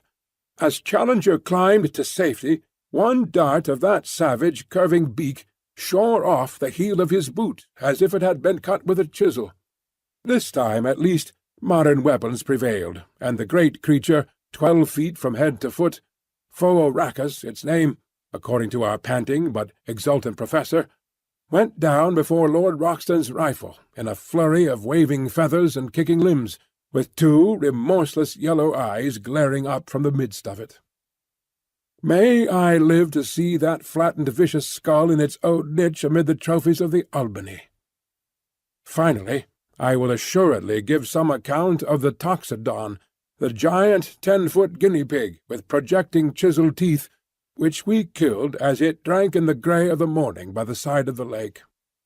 All this I shall some day write at fuller length, and amidst these more stirring days I would tenderly sketch in these lovely summer evenings, when, with the deep blue sky above us, we lay in good comradeship among the long grasses by the wood, and marvelled at the strange fowl that swept over us, and the quaint new creatures which crept from their burrows to watch us, while above us the boughs of the bushes were heavy with luscious fruit, and below us strange and lovely flowers peeped at us from among the herbage.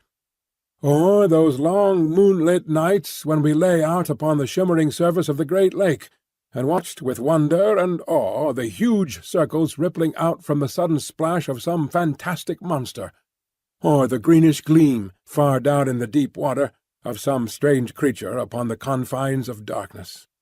These are the scenes which my mind and my pen will dwell upon in every detail at some future day.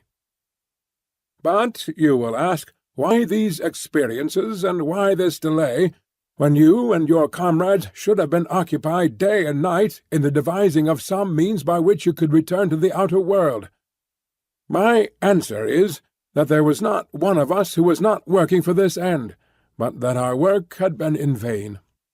One fact we had very speedily discovered. The Indians would do nothing to help us. In every other way they were our friends, one might also say our devoted slaves, but when it was suggested that they should help us to make and carry a plank which would bridge the chasm, or when we wished to get from them thongs of leather or liana, to weave ropes which might help us, we were met by a good-humoured but an invincible refusal. They would smile, twinkle their eyes, shake their heads, and there was the end of it. Even the old chief met us with the same obstinate denial, and it was only Maretas, the youngster whom we had saved, who looked wistfully at us, and told us by his gestures that he was grieved for our thwarted wishes. Ever since their crowning triumph with the ape-men, they had looked upon us as supermen, who bore victory in the tubes of strange weapons, and they believed that so long as we remained with them good fortune would be theirs. A little red-skinned wife and a cave of our own were freely offered to each of us, if we would but forget our own people, and dwell forever upon the plateau. So far all had been kindly, however far apart our desires might be. But we felt well assured that our actual plans of a descent must be kept secret, for we had reason to fear that at the last they might try to hold us by force. In spite of the danger from dinosaurs, which is not great save at night, for, as I may have said before, they are mostly nocturnal in their habits, I have twice in the last 3 weeks been over to our old camp in order to see our negro, who still kept watch and ward below the cliff.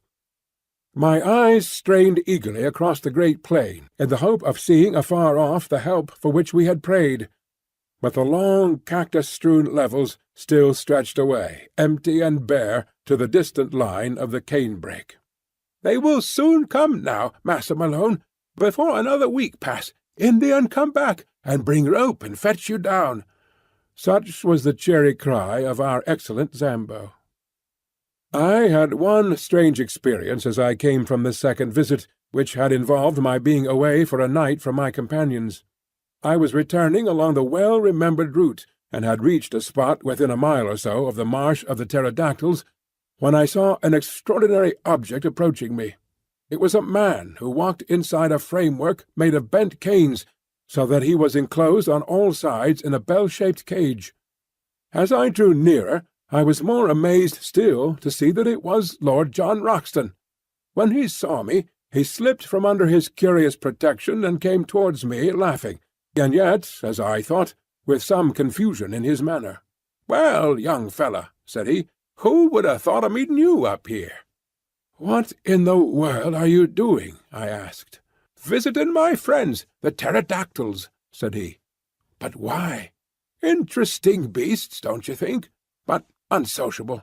Nasty, rude ways with strangers, as you may remember. So I rigged this framework, which keeps them from being too pressing in their attentions. But what do you want in the swamp?" He looked at me with a very questioning eye, and I read hesitation in his face.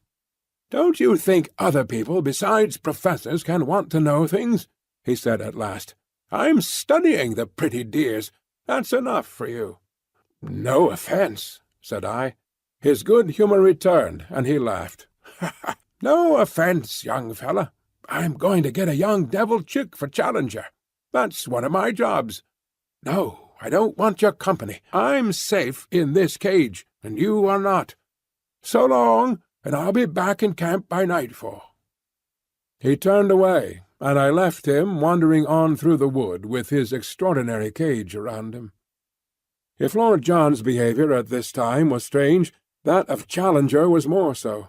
I may say that he seemed to possess an extraordinary fascination for the Indian women, and that he always carried a large spreading palm branch with which he beat them off as if they were flies, when their attentions became too pressing.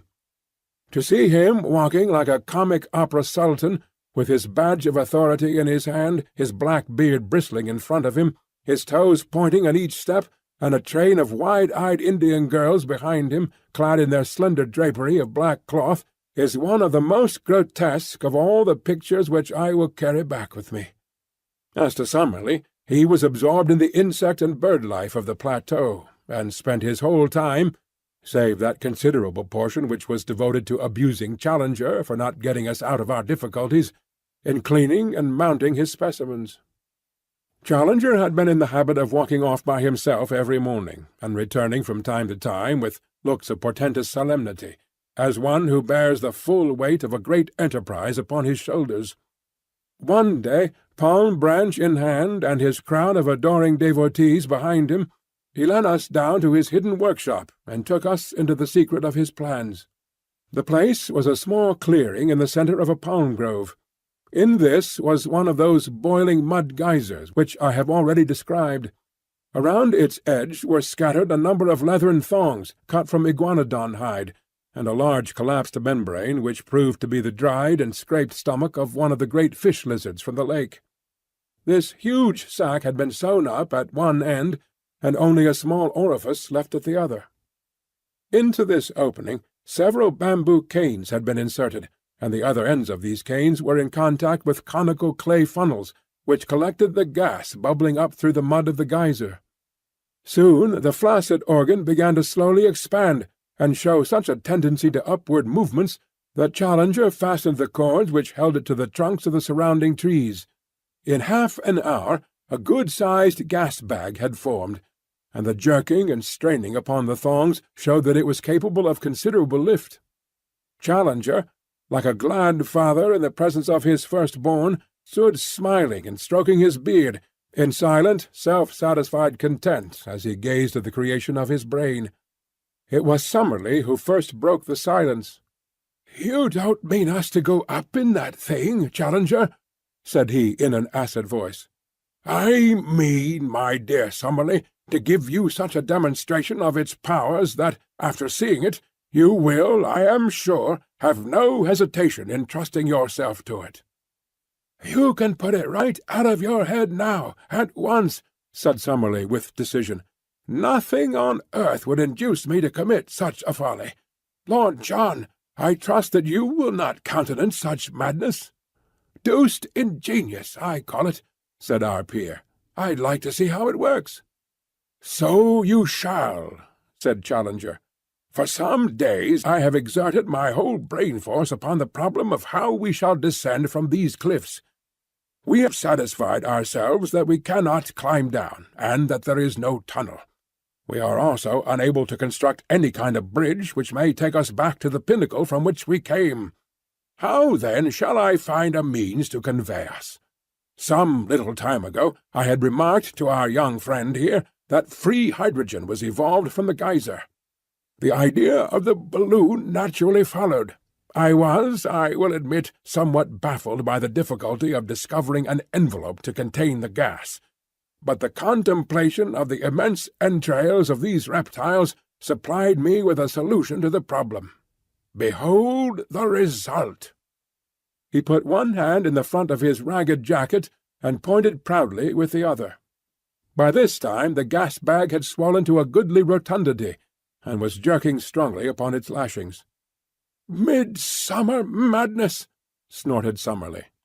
Lord John was delighted with the whole idea. "Clever old dear, ain't he?" he whispered to me, and then louder to Challenger. "What about a car?" "The car will be my next care. I have already planned how it is to be made and attached. Meanwhile, I will simply show you how capable my apparatus is of supporting the weight of each of us."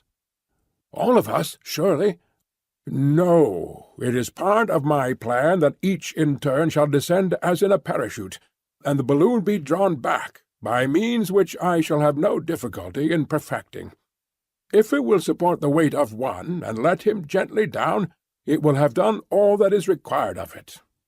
I will now show you its capacity in that direction." He brought out a lump of basalt of a considerable size, constructed in the middle so that a cord could be easily attached to it.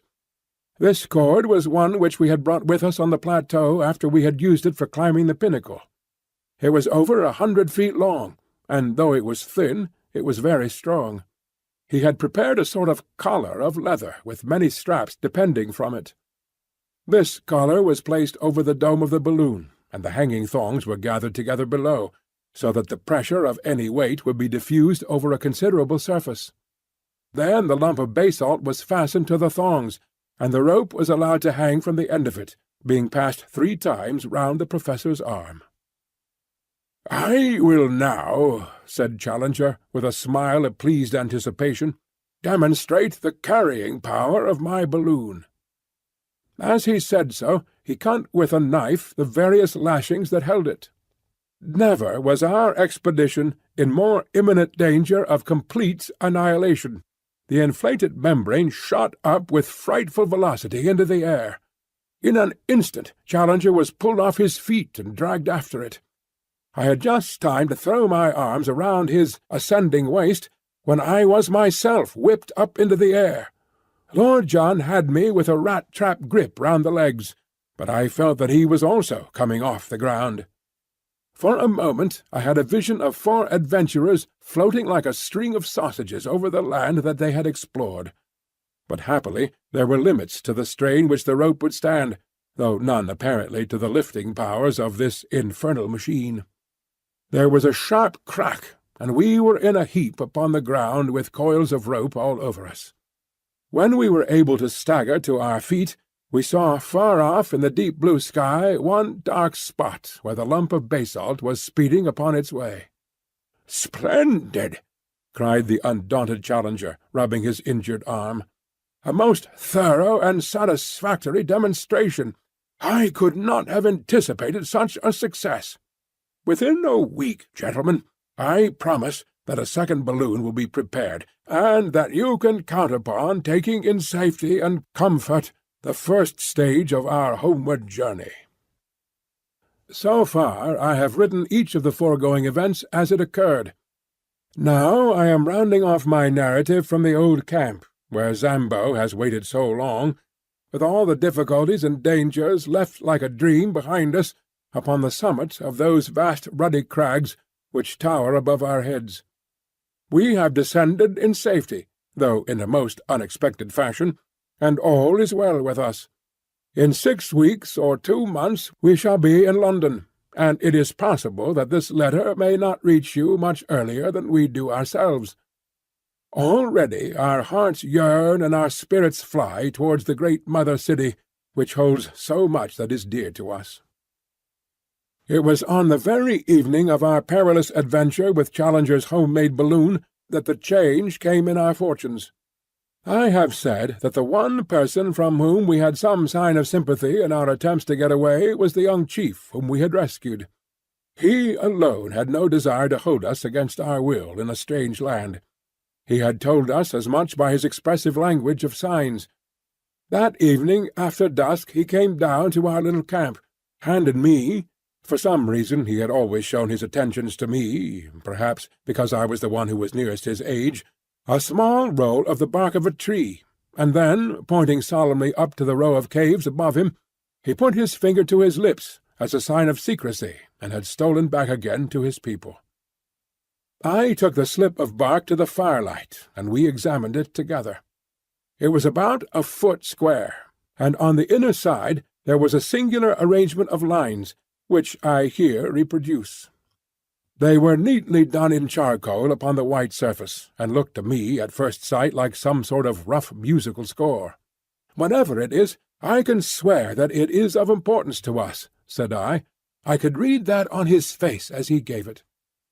"Unless we have come upon a primitive practical joker," Summerlee suggested, "which I should think would be one of the most elementary developments of man." "It is clearly some sort of script," said Challenger. "Looks like a guinea puzzle competition," remarked Lord John, craning his neck to have a look at it. Then, suddenly, he stretched out his hand and seized the puzzle. "By George!" he cried, "I believe I've got it. The boy guessed right the very first time. See here?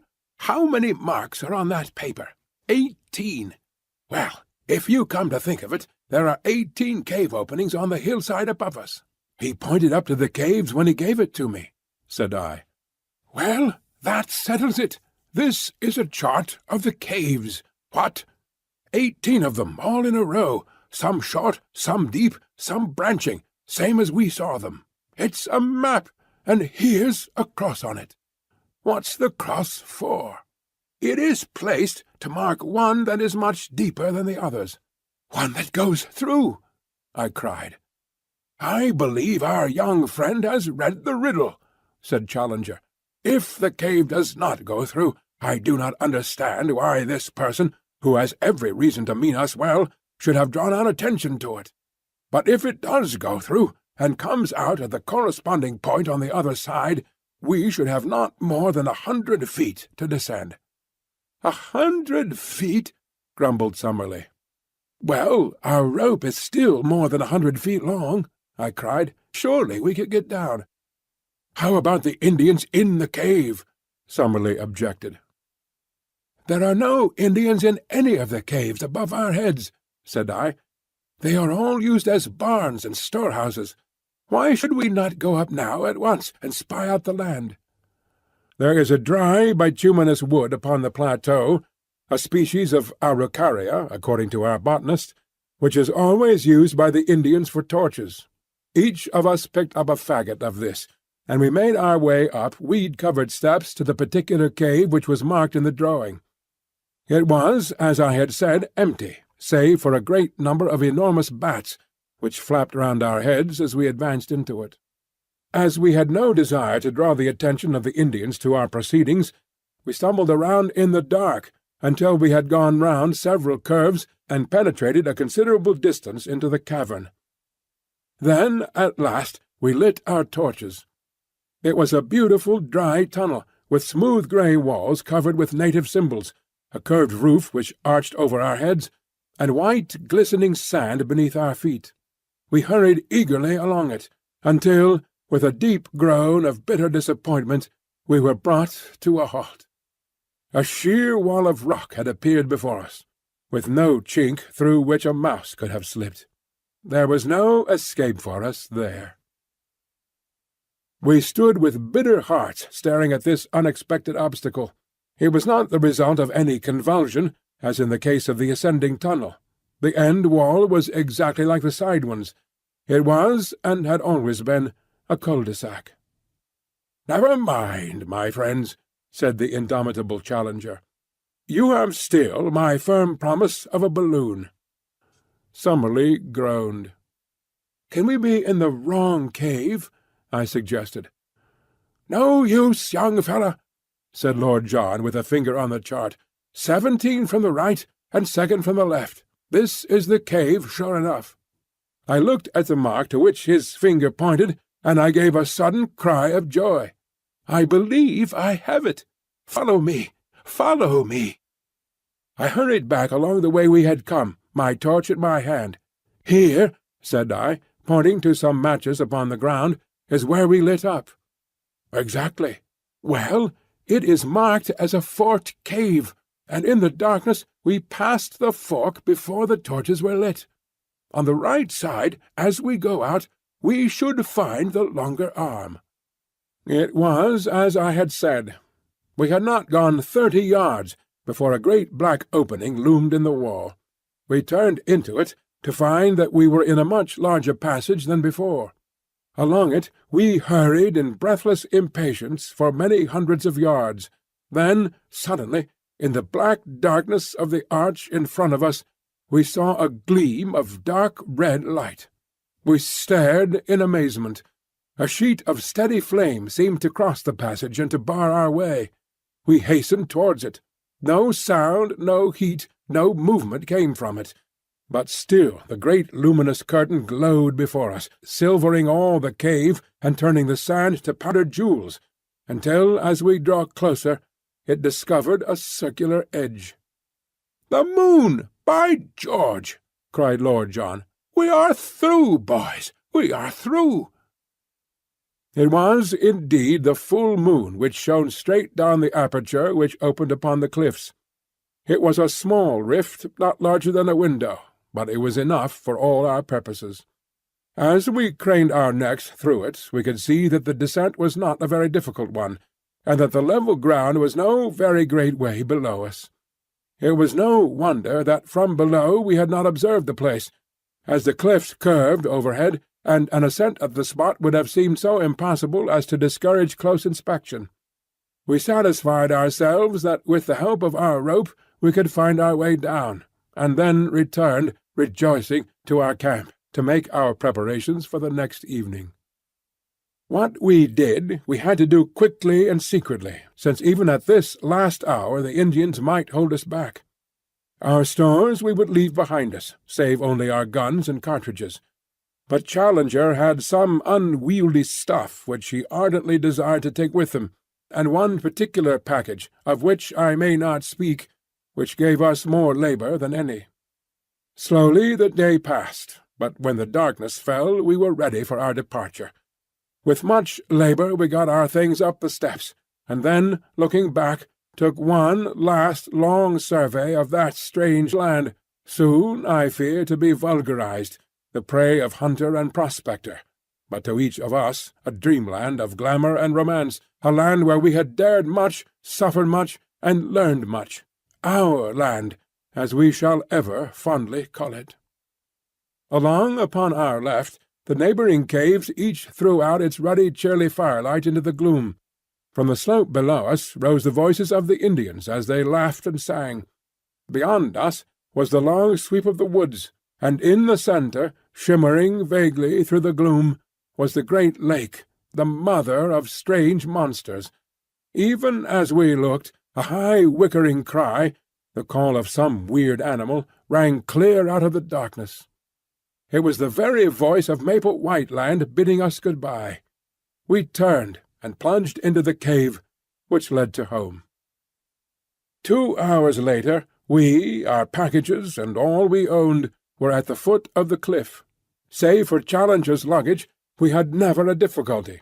Leaving it all where we descended, we started at once for Zambo's camp.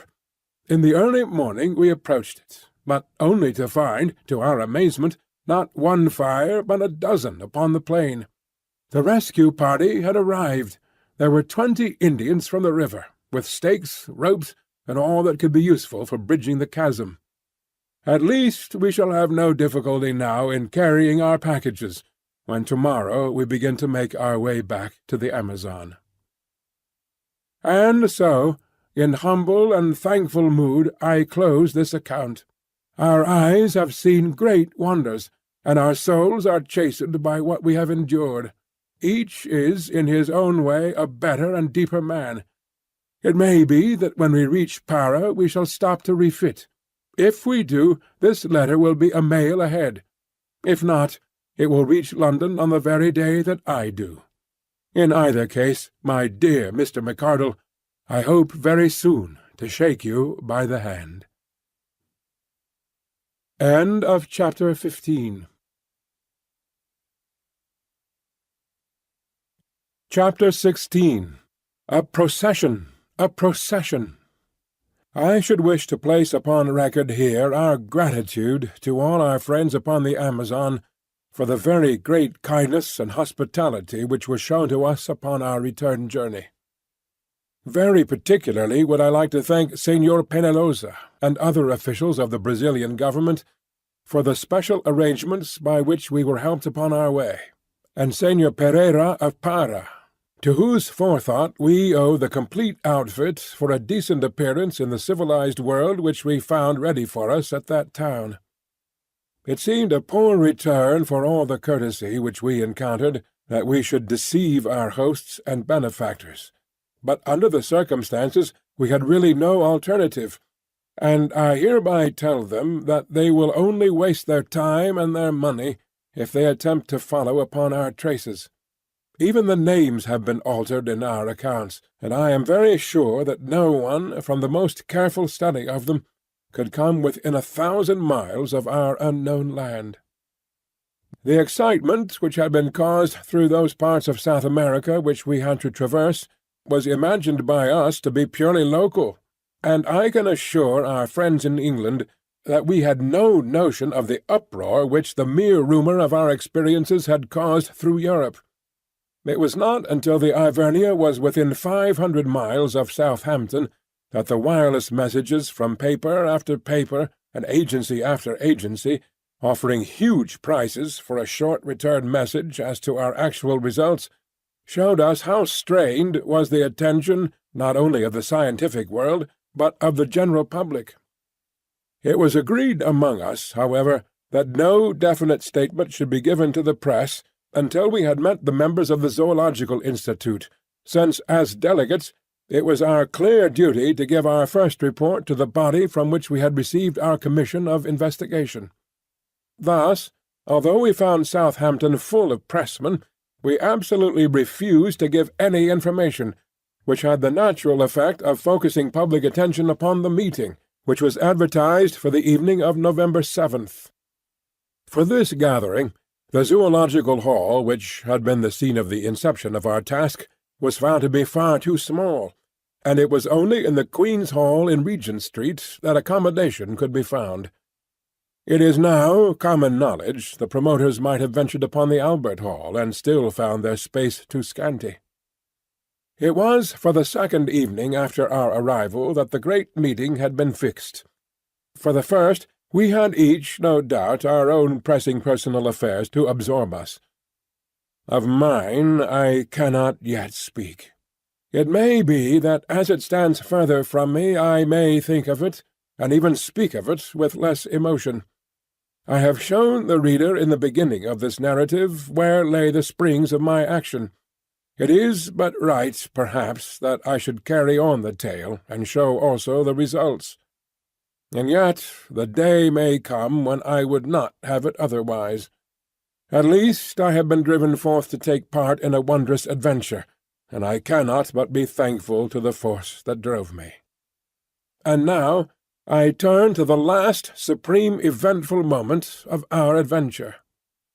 As I was racking my brain as to how I should best describe it, my eyes fell upon the issue of my own journal for the morning of the 8th of November, with the full and excellent account of my friend and fellow reporter Macdonough. What can I do better than transcribe his narrative, headlines and all? I admit that the paper was exuberant in the matter, out of compliment to its own enterprise in sending a correspondent, but the other great dailies were hardly less full in their account. Thus, then, friend Mac in his report. The New World great meeting at the Queen's Hall. Scenes of uproar. Extraordinary incident. What was it?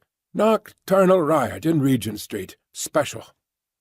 The much-discussed meeting of the Zoological Institute, convened to hear the report of the Committee of Investigation sent out last year to South America to test the assertions made by Professor Challenger as to the continued existence of prehistoric life upon that continent, was held last night in the Greater Queen's Hall, and it is safe to say that it is likely to be a red-letter date in the history of science, for the proceedings were of so remarkable and sensational a character that no one present is ever likely to forget them. Oh, brother Scribe MacDonough, what a monstrous opening sentence! The tickets were theoretically confined to members and their friends, but the latter is an elastic term, and long before 8 o'clock, the hour fixed for the commencement of the proceedings, all parts of the great hall were tightly packed. The general public, however, which most unreasonably entertained a grievance at having been excluded, stormed the doors at 7:45, after a prolonged melee, in which several people were injured, including Inspector Scoble of H Division, whose leg was unfortunately broken. After this unwarrantable invasion, which not only filled every passage, but even intruded upon the space set for the press, it is estimated that nearly 5,000 people awaited the arrival of the travellers.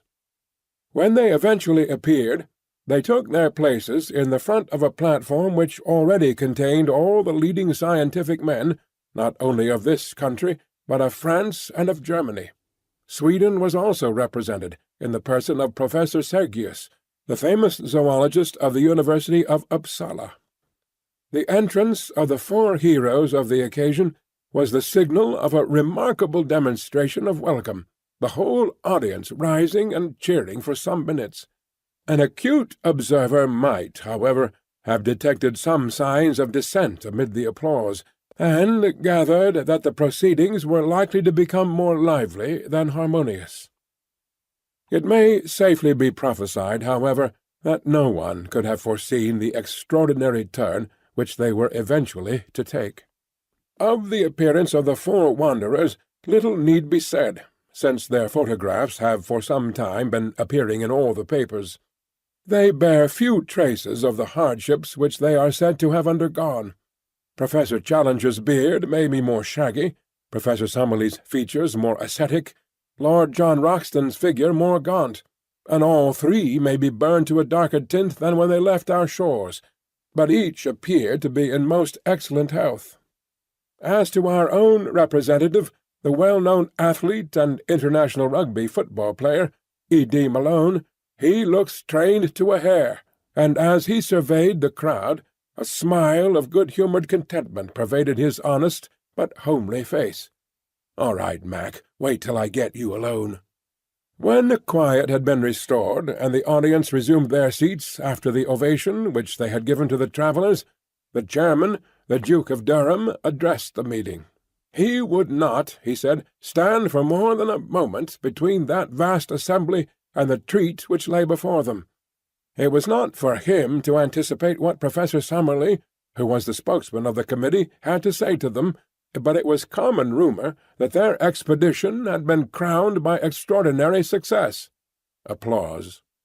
Apparently the age of romance was not dead, and there was common ground upon which the wildest imaginings of the novelist could meet the actual scientific investigations of the searcher for truth. He would only add, before he sat down, that he rejoiced, and all of them would rejoice, that these gentlemen had returned safe and sound from their difficult and dangerous task, for it cannot be denied that any disaster to such an expedition would have inflicted a well-nigh irreparable loss to the cause of zoological science. Great applause, in which Professor Challenger was observed to join. Professor Summerlee's rising was the signal for another extraordinary outbreak of enthusiasm, which broke out again at intervals throughout his address. That address will not be given in extenso in these columns, for the reason that a full account of the whole adventures of the expedition is being published as a supplement from the pen of our own special correspondent. Some general indications will therefore suffice. Having described the genesis of their journey, and paid a handsome tribute to his friend Professor Challenger, coupled with an apology for the incredulity with which his assertions, now fully vindicated, had been received, he gave the actual course of their journey, carefully withholding such information as would aid the public in any attempt to locate the remarkable plateau. Having described in general terms their course from the main river up to the time that they actually reached the base of the cliffs, he enthralled his hearers by his account of the difficulties encountered by the expedition in their repeated attempts to mount them, and finally described how they succeeded in their desperate endeavours, which cost the lives of their 2 devoted half-breed servants. This amazing reading of the affair was the result of Summerlee's endeavours to avoid raising any questionable matter at the meeting. Having conducted his audience in fancy to the summit, and marooned them there by reason of the fall of their bridge, the professor proceeded to describe both the horrors and the attractions of that remarkable land. Of personal adventures he said little, but laid stress upon the rich harvest reaped by science in the observations of the wonderful beast, bird, insect, and plant life of the plateau. Peculiarly rich in the Coleoptera and in the Lepidoptera, 46 new species of the one and 94 of the other had been secured in the course of a few weeks. It was, however, in the larger animals, and especially in the larger animals supposed to have been long extinct, that the interest of the public was naturally centred. Of these he was able to give a goodly list, but had little doubt that it would be largely extended when the place had been more thoroughly investigated. He and his companions had seen at least 12 creatures, most of them at a distance, which corresponded with nothing at present known to science. These would, in time, be duly classified and examined. He instanced a snake, the cast skin of which, deep purple in colour, was 51 feet in length, and mentioned a white creature, supposed to be a mammalian, which gave forth well-marked phosphorescence in the darkness. Also a large black moth, the bite of which was supposed by the Indians to be highly poisonous. Setting aside these entirely new forms of life, the plateau was very rich in known prehistoric forms, dating back in some cases to early Jurassic times. Among those he mentioned the gigantic and grotesque Stegosaurus, seen once by Mr. Malone at a drinking-place by the lake, and drawn in the sketch-book of that adventurous American who had first penetrated this unknown world. He described also the iguanodon and the pterodactyl, 2 of the first of the wonders which they had encountered. He then thrilled the assembly by some account of the terrible carnivorous dinosaurs, which had on more than one occasion pursued members of the party, and which were the most formidable of all the creatures which they had encountered. Thence he passed to the huge and ferocious bird, the phororhacus, and to the great elk which still roams upon this upland. It was not, however, until he sketched the mysteries of the central lake that the full interest and enthusiasm of the audience were aroused. One had to pinch oneself to be sure that one was awake, as one heard this sane and practical professor, in cold measured tones, describing the monstrous 3-eyed fish-lizards and the huge water-snakes which inhabit this enchanted sheet of water. Next he touched upon the Indians, and upon the extraordinary colony of anthropoid apes, which might be looked upon as an advance upon the Pithecanthropus of Java, and as coming therefore nearer than any known form to that hypothetical creation, the missing link. Finally, he described, amongst some merriment, the ingenious but highly dangerous aeronautic invention of Professor Challenger, and wound up a most memorable address by an account of the methods by which the committee did at last find their way back to civilization. It had been hoped that the proceedings would end there, and that a vote of thanks and congratulation, moved by Professor Sergius of Uppsala University, would be duly seconded and carried. But it was soon evident that the course of events was not destined to flow so smoothly. Symptoms of opposition had been evident from time to time during the evening, and now Dr. James Illingworth of Edinburgh rose in the centre of the hall. Dr. Illingworth asked whether an amendment should not be taken before a resolution. The Chairman. Yes, sir, if there must be an amendment. Dr. Illingworth. Your Grace, there must be an amendment. The Chairman. Then let us take it at once. Professor Summerlee, springing to his feet. Might I explain, Your Grace, that this man is my personal enemy, ever since our controversy in the Quarterly Journal of Science as to the true nature of Bathybius. The Chairman. I fear I cannot go into personal matters. Proceed. Dr. Illingworth was imperfectly heard in part of his remarks on account of the strenuous opposition of the friends of the explorers. Some attempts were also made to pull him down. Being a man of enormous physique, however, and possessed of a very powerful voice, he dominated the tumult and succeeded in finishing his speech. It was clear, from the moment of his rising, that he had a number of friends and sympathizers in the hall, though they formed a minority in the audience. The attitude of the greater part of the public might be described as one of attentive neutrality. Dr. Illingworth began his remarks by expressing his high appreciation of the scientific work both of Professor Challenger and of Professor Summerlee. He much regretted that any personal bias should have been read into his remarks, which were entirely dictated by his desire for scientific truth. His position, in fact, was substantially the same as that taken up by Professor Summerlee at the last meeting.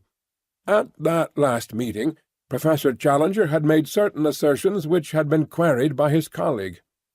Now this colleague came forward himself with the same assertions, and expected them to remain unquestioned. Was this reasonable? Yes, no, and prolonged interruption, during which Professor Challenger was heard from the press-box to ask leave from the chairman to put Dr. Illingworth into the street. A year ago one man said certain things. Now 4 men said other and more startling ones.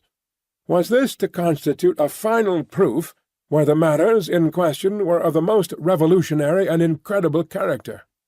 There had been recent examples of travellers arriving from the unknown with certain tales which had been too readily accepted. Was the London Zoological Institute to place itself in this position? He admitted that the members of the committee were men of character, but human nature was very complex. Even professors might be misled by the desire for notoriety. Like moths, we all love best to flutter in the light. Heavy-game shots liked to be in a position to cap the tails of their rivals, and journalists were not averse from sensational coups, even when imagination had to add fact in the process. Each member of the committee had his own motive for making the most of his results. Shame, shame! He had no desire to be offensive. You are an interruption. The corroboration of these wondrous tales was really of the most slender description. What did it amount to? Some photographs. Was it possible that in this age of ingenious manipulation photographs could be accepted as evidence? What more? We have a story of a flight and a descent by ropes which precluded the production of larger specimens. It was ingenious, but not convincing. It was understood that Lord John Roxton claimed to have the skull of a Phororhacus. He could only say that he would like to see that skull. Lord John Roxton. Is this fellow calling me a liar? Uproar. The chairman. Order! Order! Dr. Illingworth, I must direct you to bring your remarks to a conclusion and to move your amendment. Dr. Illingworth. Your Grace, I have more to say, but I bow to your ruling. I move, then, that, while Professor Summerlee be thanked for his interesting address, the whole matter shall be regarded as non-proven, and shall be referred back to a larger and possibly more reliable committee of investigation. It is difficult to describe the confusion caused by this amendment. A large section of the audience expressed their indignation at such a slur upon the travellers by noisy shouts of dissent and cries of "Don't put it! Withdraw! Turn him out!" On the other hand, the malcontents, and it cannot be denied that they were fairly numerous, cheered for the amendment, with cries of "Order! Chair! and fair play!" A scuffle broke out in the back benches, and blows were freely exchanged among the medical students who crowded that part of the hall. It was only the moderating influence of the presence of large numbers of ladies which prevented an absolute riot. Suddenly, however, there was a pause, a hush, and then complete silence. Professor Challenger was on his feet. His appearance and manner are particularly arresting, and as he raised his hand for order, the whole audience settled down expectantly to give him a hearing. "It will be within the recollection of many present," said Professor Challenger, "that similar foolish and unmannerly scenes marked the last meeting at which I have been able to address them. On that occasion Professor Summerlee was the chief offender, and though he is now chastened and contrite, the matter could not be entirely forgotten. I have heard tonight similar but even more offensive sentiments from the person who has just sat down, and though it is a conscious effort of self-effacement to come down to that person's mental level, I will endeavour to do so in order to allay any reasonable doubt which could possibly exist in the minds of anyone." Laughter and interruption.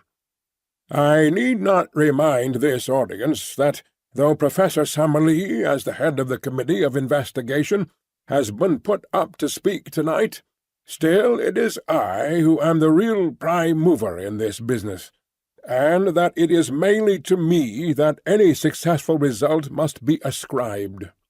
I have safely conducted these 3 gentlemen to the spot mentioned, and I have, as you have heard, convinced them of the accuracy of my previous account.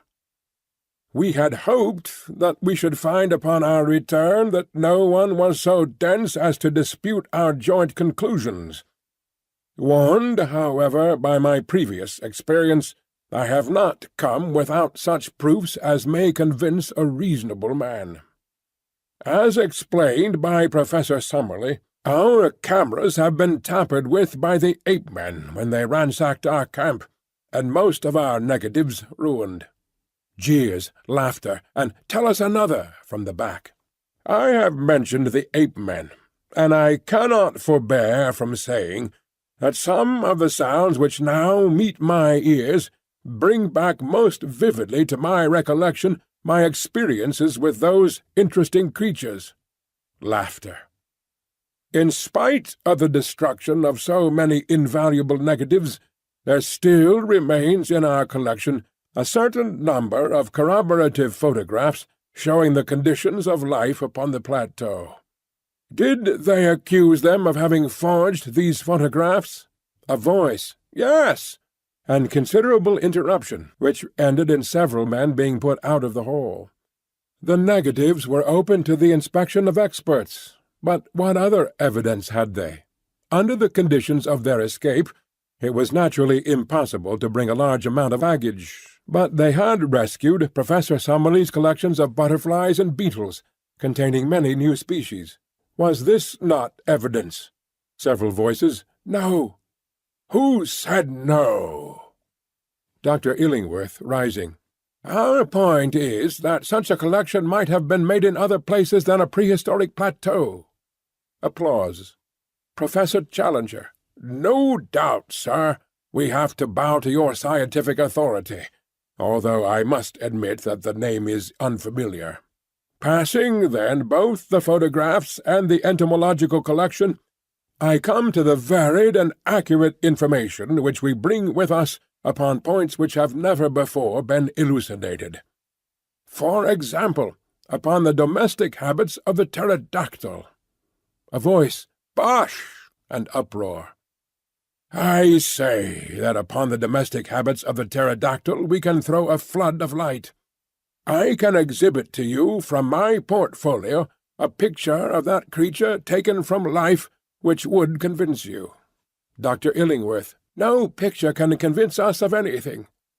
Professor Challenger. "You would require to see the thing itself?" Dr. Illingworth. "Undoubtedly." Professor Challenger. "And you would accept that?" Dr. Illingworth, laughing. beyond a doubt." It was at this point that the sensation of the evening arose, a sensation so dramatic that it can never have been paralleled in the history of scientific gatherings. Professor Challenger raised his hand in the air as a signal, and at once our colleague, Mr. E.D. Malone, was observed to rise and to make his way to the back of the platform. An instant later he reappeared in company of a gigantic negro, the two of them bearing between them a large square packing-case. It was evidently of great weight, and was slowly carried forward and placed in front of the professor's chair. All sound had hushed in the audience, and everyone was absorbed in the spectacle before them. Professor Challenger drew off the top of the case, which formed a sliding lid. Peering down into the box, he snapped his fingers several times, and was heard from the press-seat to say, "Come then, pretty, pretty," in a coaxing voice. An instant later, with a scratching, rattling sound, a most horrible and loathsome creature appeared from below, and perched itself upon the side of the case. Even the unexpected fall of the Duke of Durham into the orchestra, which occurred at this moment, could not distract the petrified attention of the vast audience. The face of the creature was like the wildest gargoyle that the imagination of a mad medieval builder could have conceived. It was malicious, horrible, with two small red eyes as bright as points of burning coal. Its long, savage mouth, which was held half open, was full of a double row of shark-like teeth. Its shoulders were humped, and round them were draped what appeared to be a faded grey shawl. It was the devil of our childhood in person. There was a turmoil in the audience. Someone screamed, two ladies in the front row fell senseless from their chairs, and there was a general movement upon the platform to follow their chairman into the orchestra. For a moment there was danger of a general panic. Professor Challenger threw up his hands to still the commotion, but the movement alarmed the creature beside him. Its strange shawl suddenly unfurled, spread, and fluttered as a pair of leathery wings. Its owner grabbed at its legs, but too late to hold it. It had sprung from the perch, and was circling slowly round the Queen's Hall, with a dry, leathery flapping of its 10-foot wings, while a putrid and insidious odour pervaded the room. The cries of the people in the galleries, who were alarmed at the near approach of those glowing eyes and that murderous beak, excited the creature to a frenzy. Faster and faster it flew, beating against walls and chandeliers in a blind frenzy of alarm. "The window! For heaven's sake, shut that window!" roared the professor from the platform, dancing and wringing his hands in an agony of apprehension. Alas, his warning was too late. In a moment the creature, beating and bumping along the wall like a huge moth within a glass shade, came upon the opening, squeezed its hideous bulk through it, and was gone. Professor Challenger fell back into his chair with his face buried in his hands, while the audience gave one long deep sigh of relief as they realized that the incident was over. Then, how shall one describe what took place then? When the whole exuberance of the majority and the full reaction of the minority united to make one great wave of enthusiasm, which rolled from the back of the hall, gathering volume as it came, swept over the orchestra, submerged the platform, and carried the four heroes away upon its crest. Good for you, Mac. If the audience had done less than justice, surely it made ample amends. Everyone was on his feet. Everyone was moving, shouting, gesticulating. A dense crowd of cheering men were round the four travellers. "Up with them! Up with them!" cried 100 voices. In a moment 4 figures shot up above the crowd. In vain they strove to break loose. They were held in their lofty places of honour. It would have been hard to let them down if it had been wished, so dense was the crowd around them. "Regent Street! Regent Street!" sounded the voices. There was a swirl in the packed multitude, and a slow current, bearing the four upon their shoulders, made for the door. Out in the street the scene was extraordinary. An assemblage of not less than 100,000 people was waiting. The close-packed throng extended from the other side of the Langham Hotel to Oxford Circus. A roar of acclamation greeted the four adventurers as they appeared, high above the heads of the people, under the vivid electric lamps outside the hall. "A procession! A procession!" was the cry. In a dense phalanx, blocking the streets from side to side, the crowd set forth, taking the route of Regent Street, Pall Mall, St. James's Street, and Piccadilly. The whole central traffic of London was held up, and many collisions were reported between the demonstrators upon the one side and the police and taxi-cabmen upon the other. Finally, it was not until after midnight that the four travellers were released at the entrance to Lord John Roxton's chambers in the Albany, and that the exuberant crowd, having sung "They are jolly good fellows" in chorus, concluded their programme with "God save the King." So ended one of the most remarkable evenings that London has seen for a considerable time. So far, my friend Macdonough, and it may be taken as a fairly accurate, if florid, account of the proceedings. As to the main incident, it was a bewildering surprise to the audience, but not, I need hardly say, to us.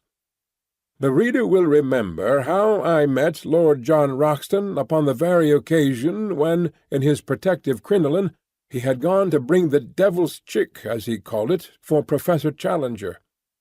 I have hinted also at the trouble which the Professor's baggage gave us when we left the plateau, and had I described our voyage, I might have said a good deal of the worry we had to coax with putrid fish the appetite of our filthy companion. If I have not said much about it before, it was, of course, that the Professor's earnest desire was that no possible rumour of the unanswerable argument which we carried should be allowed to leak out until the moment came when his enemies were to be confuted. One word as to the fate of the London pterodactyl.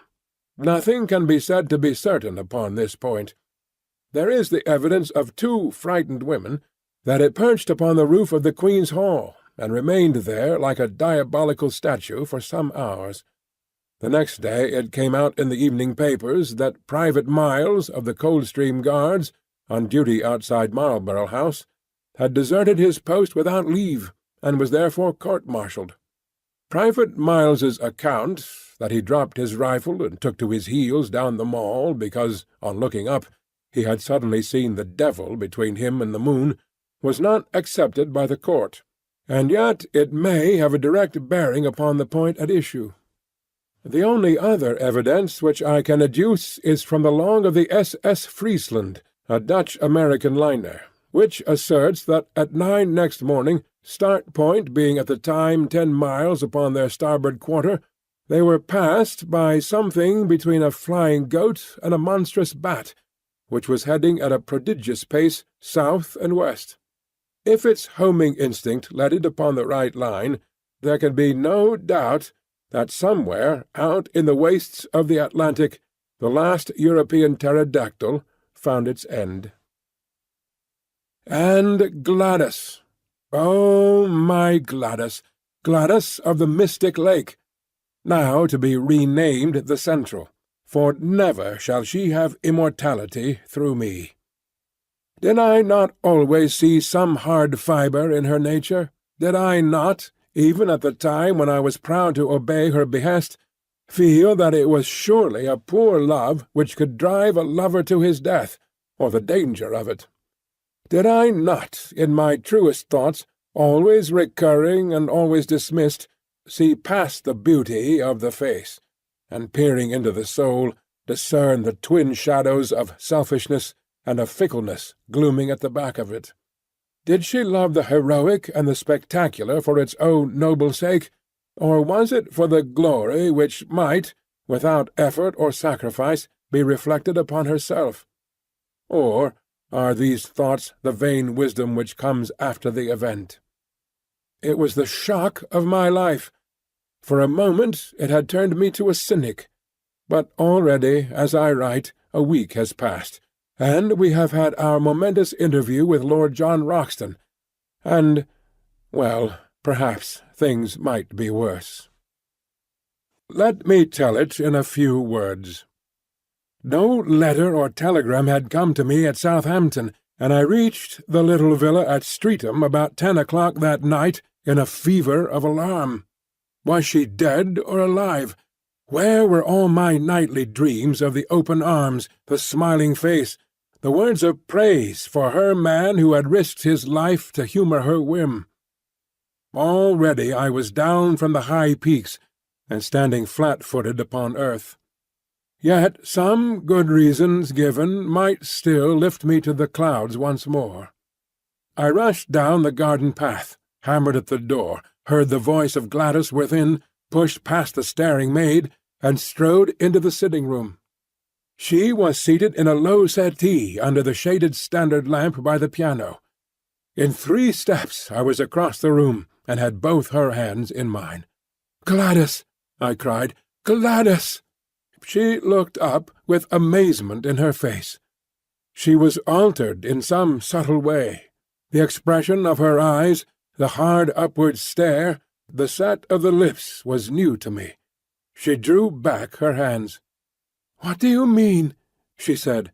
"Gladys!" I cried. "What is the matter? You are my Gladys, are you not? Little Gladys Hungerton?" "No," said she. "I am Gladys Potts. Let me introduce you to my husband." How absurd life is! I found myself mechanically bowing and shaking hands with a little ginger-haired man who was coiled up in the deep armchair which had once been sacred to my own use. We bobbed and grinned in front of each other. "Father lets us stay here. We are getting our house ready," said Gladys. "Oh, yes," said I. "You didn't get my letter at Para, then?" "No, I got no letter." "Oh, what a pity! It would have been made all clear." "It is quite clear," said I. "I've told William all about you," said she. "We have no secrets. I am so sorry about it. But it couldn't have been so very deep, could it, if you could go off to the other end of the world and leave me here alone? You're not crabby, are you?" No, not at all. I think I'll go." "Have some refreshment," said the little man, and he added, in a confidential way, "It's always like this, ain't it? And must be, unless you had polygamy, only the other way round. You understand?" He laughed like an idiot, while I made for the door. I was through it when a sudden fantastic impulse came upon me, and I went back to my successful rival, who looked nervously at the electric push. "Will you answer a question?" I asked. "Well, within reason," said he. "How did you do it? Have you searched for hidden treasure, or discovered a pole, or done time on a pirate, or flown the Channel, or what? Where is the glamour of romance? How did you get it?" He stared at me with a hopeless expression upon his vacuous, good-natured, scrubby little face. "Don't you think all this is a little too personal?" he said. "Well, just one question," I cried. "What are you? What is your profession?" I am a solicitor's clerk," said he. "Second man at Johnson and Merivale's, 41 Chancery Lane." "Good night," said I, and vanished, like all disconsolate and broken-hearted heroes, into the darkness, with grief and rage and laughter all simmering within me like a boiling pot. One more little scene, and I have done. Last night we all supped at Lord John Roxton's rooms, and sitting together afterwards, we smoked in good comradeship and talked our adventures over. It was strange under these altered surroundings to see the old well-known faces and figures, There was Challenger, with his smile of condescension, his drooping eyelids, his intolerant eyes, his aggressive beard, his huge chest, swelling and puffing as he laid down the law to Summerlee. And Summerlee, too, there he was, with his short briar between his thin moustache and his grey goat's beard. His worn face protruded in eager debate as he queried all Challenger's propositions. Finally there was our host, with his rugged eagle face and his cold blue glacier eyes, with always a shimmer of devilment and of humour down in the depths of them. Such is the last picture of them that I have carried away. It was after supper in his own sanctum, the room of the Peak Radiance and the innumerable trophies, that Lord John Roxton had something to say to us. From a cupboard he had brought an old cigar-box, and this he laid before him on the table. "There's one thing," said he, "that maybe I should have spoken about before this, but I wanted to know a little more clearly where I was. No use to raise hopes and let them down again. But it's facts, not hopes, with us now. You may remember that day we found the pterodactyl rookery in the swamp. What? Well, something in the lie of the land took my notice. Perhaps it has escaped you, so I will tell you. It was a volcanic vent full of blue clay." The professors nodded. "Well, now, in the whole world I've only had to do with one place that was a volcanic vent of blue clay. That was the great De Beers diamond mine of Kimberley. What? So, you see, I got diamonds into my head. I rigged up a contraption to hold off those stinking beasts, and I spent a happy day there with a spud. This is what I got." He opened his cigar-box, and tilting it over, he poured about 20 or 30 rough stones, varying from the size of beans to that of chestnuts, on the table. "Perhaps you think I should have told you then. Well, so I should. Only I know there are a lot of traps for the unwary, and that stones may be of any size and yet of little value, where colour and consistency are clean off. Therefore I brought them back, and on the first day at home I took one round to Spinks and asked him to have it roughly cut and valued. He took a pill-box from his pocket, and spilled out of it a beautiful glittering diamond, one of the finest stones that I have ever seen. 'That's the result,' said he. He prices the lot at a minimum of £200,000. Of course it is fair shares between us. I won't hear of anything else. Well, Challenger, what will you do with your 50,000? If you really persist in your generous view, said the professor, I should found a private museum, which has long been one of my dreams. And you, Summerlee? I would retire from teaching, and so find time for my final classification of the chalk fossils. I'll use my own, said Lord John Roxton, in fitting a well-formed expedition and having another look at the dear old plateau. As to you, young fella, you, of course, will be spending yours in getting married. Not just yet, said I, with a rueful smile. I think, if you will have me, that I would rather go with you. Lord Roxton said nothing, but a brown hand was stretched out to me across the table. End of The Lost World by Sir Arthur Conan Doyle.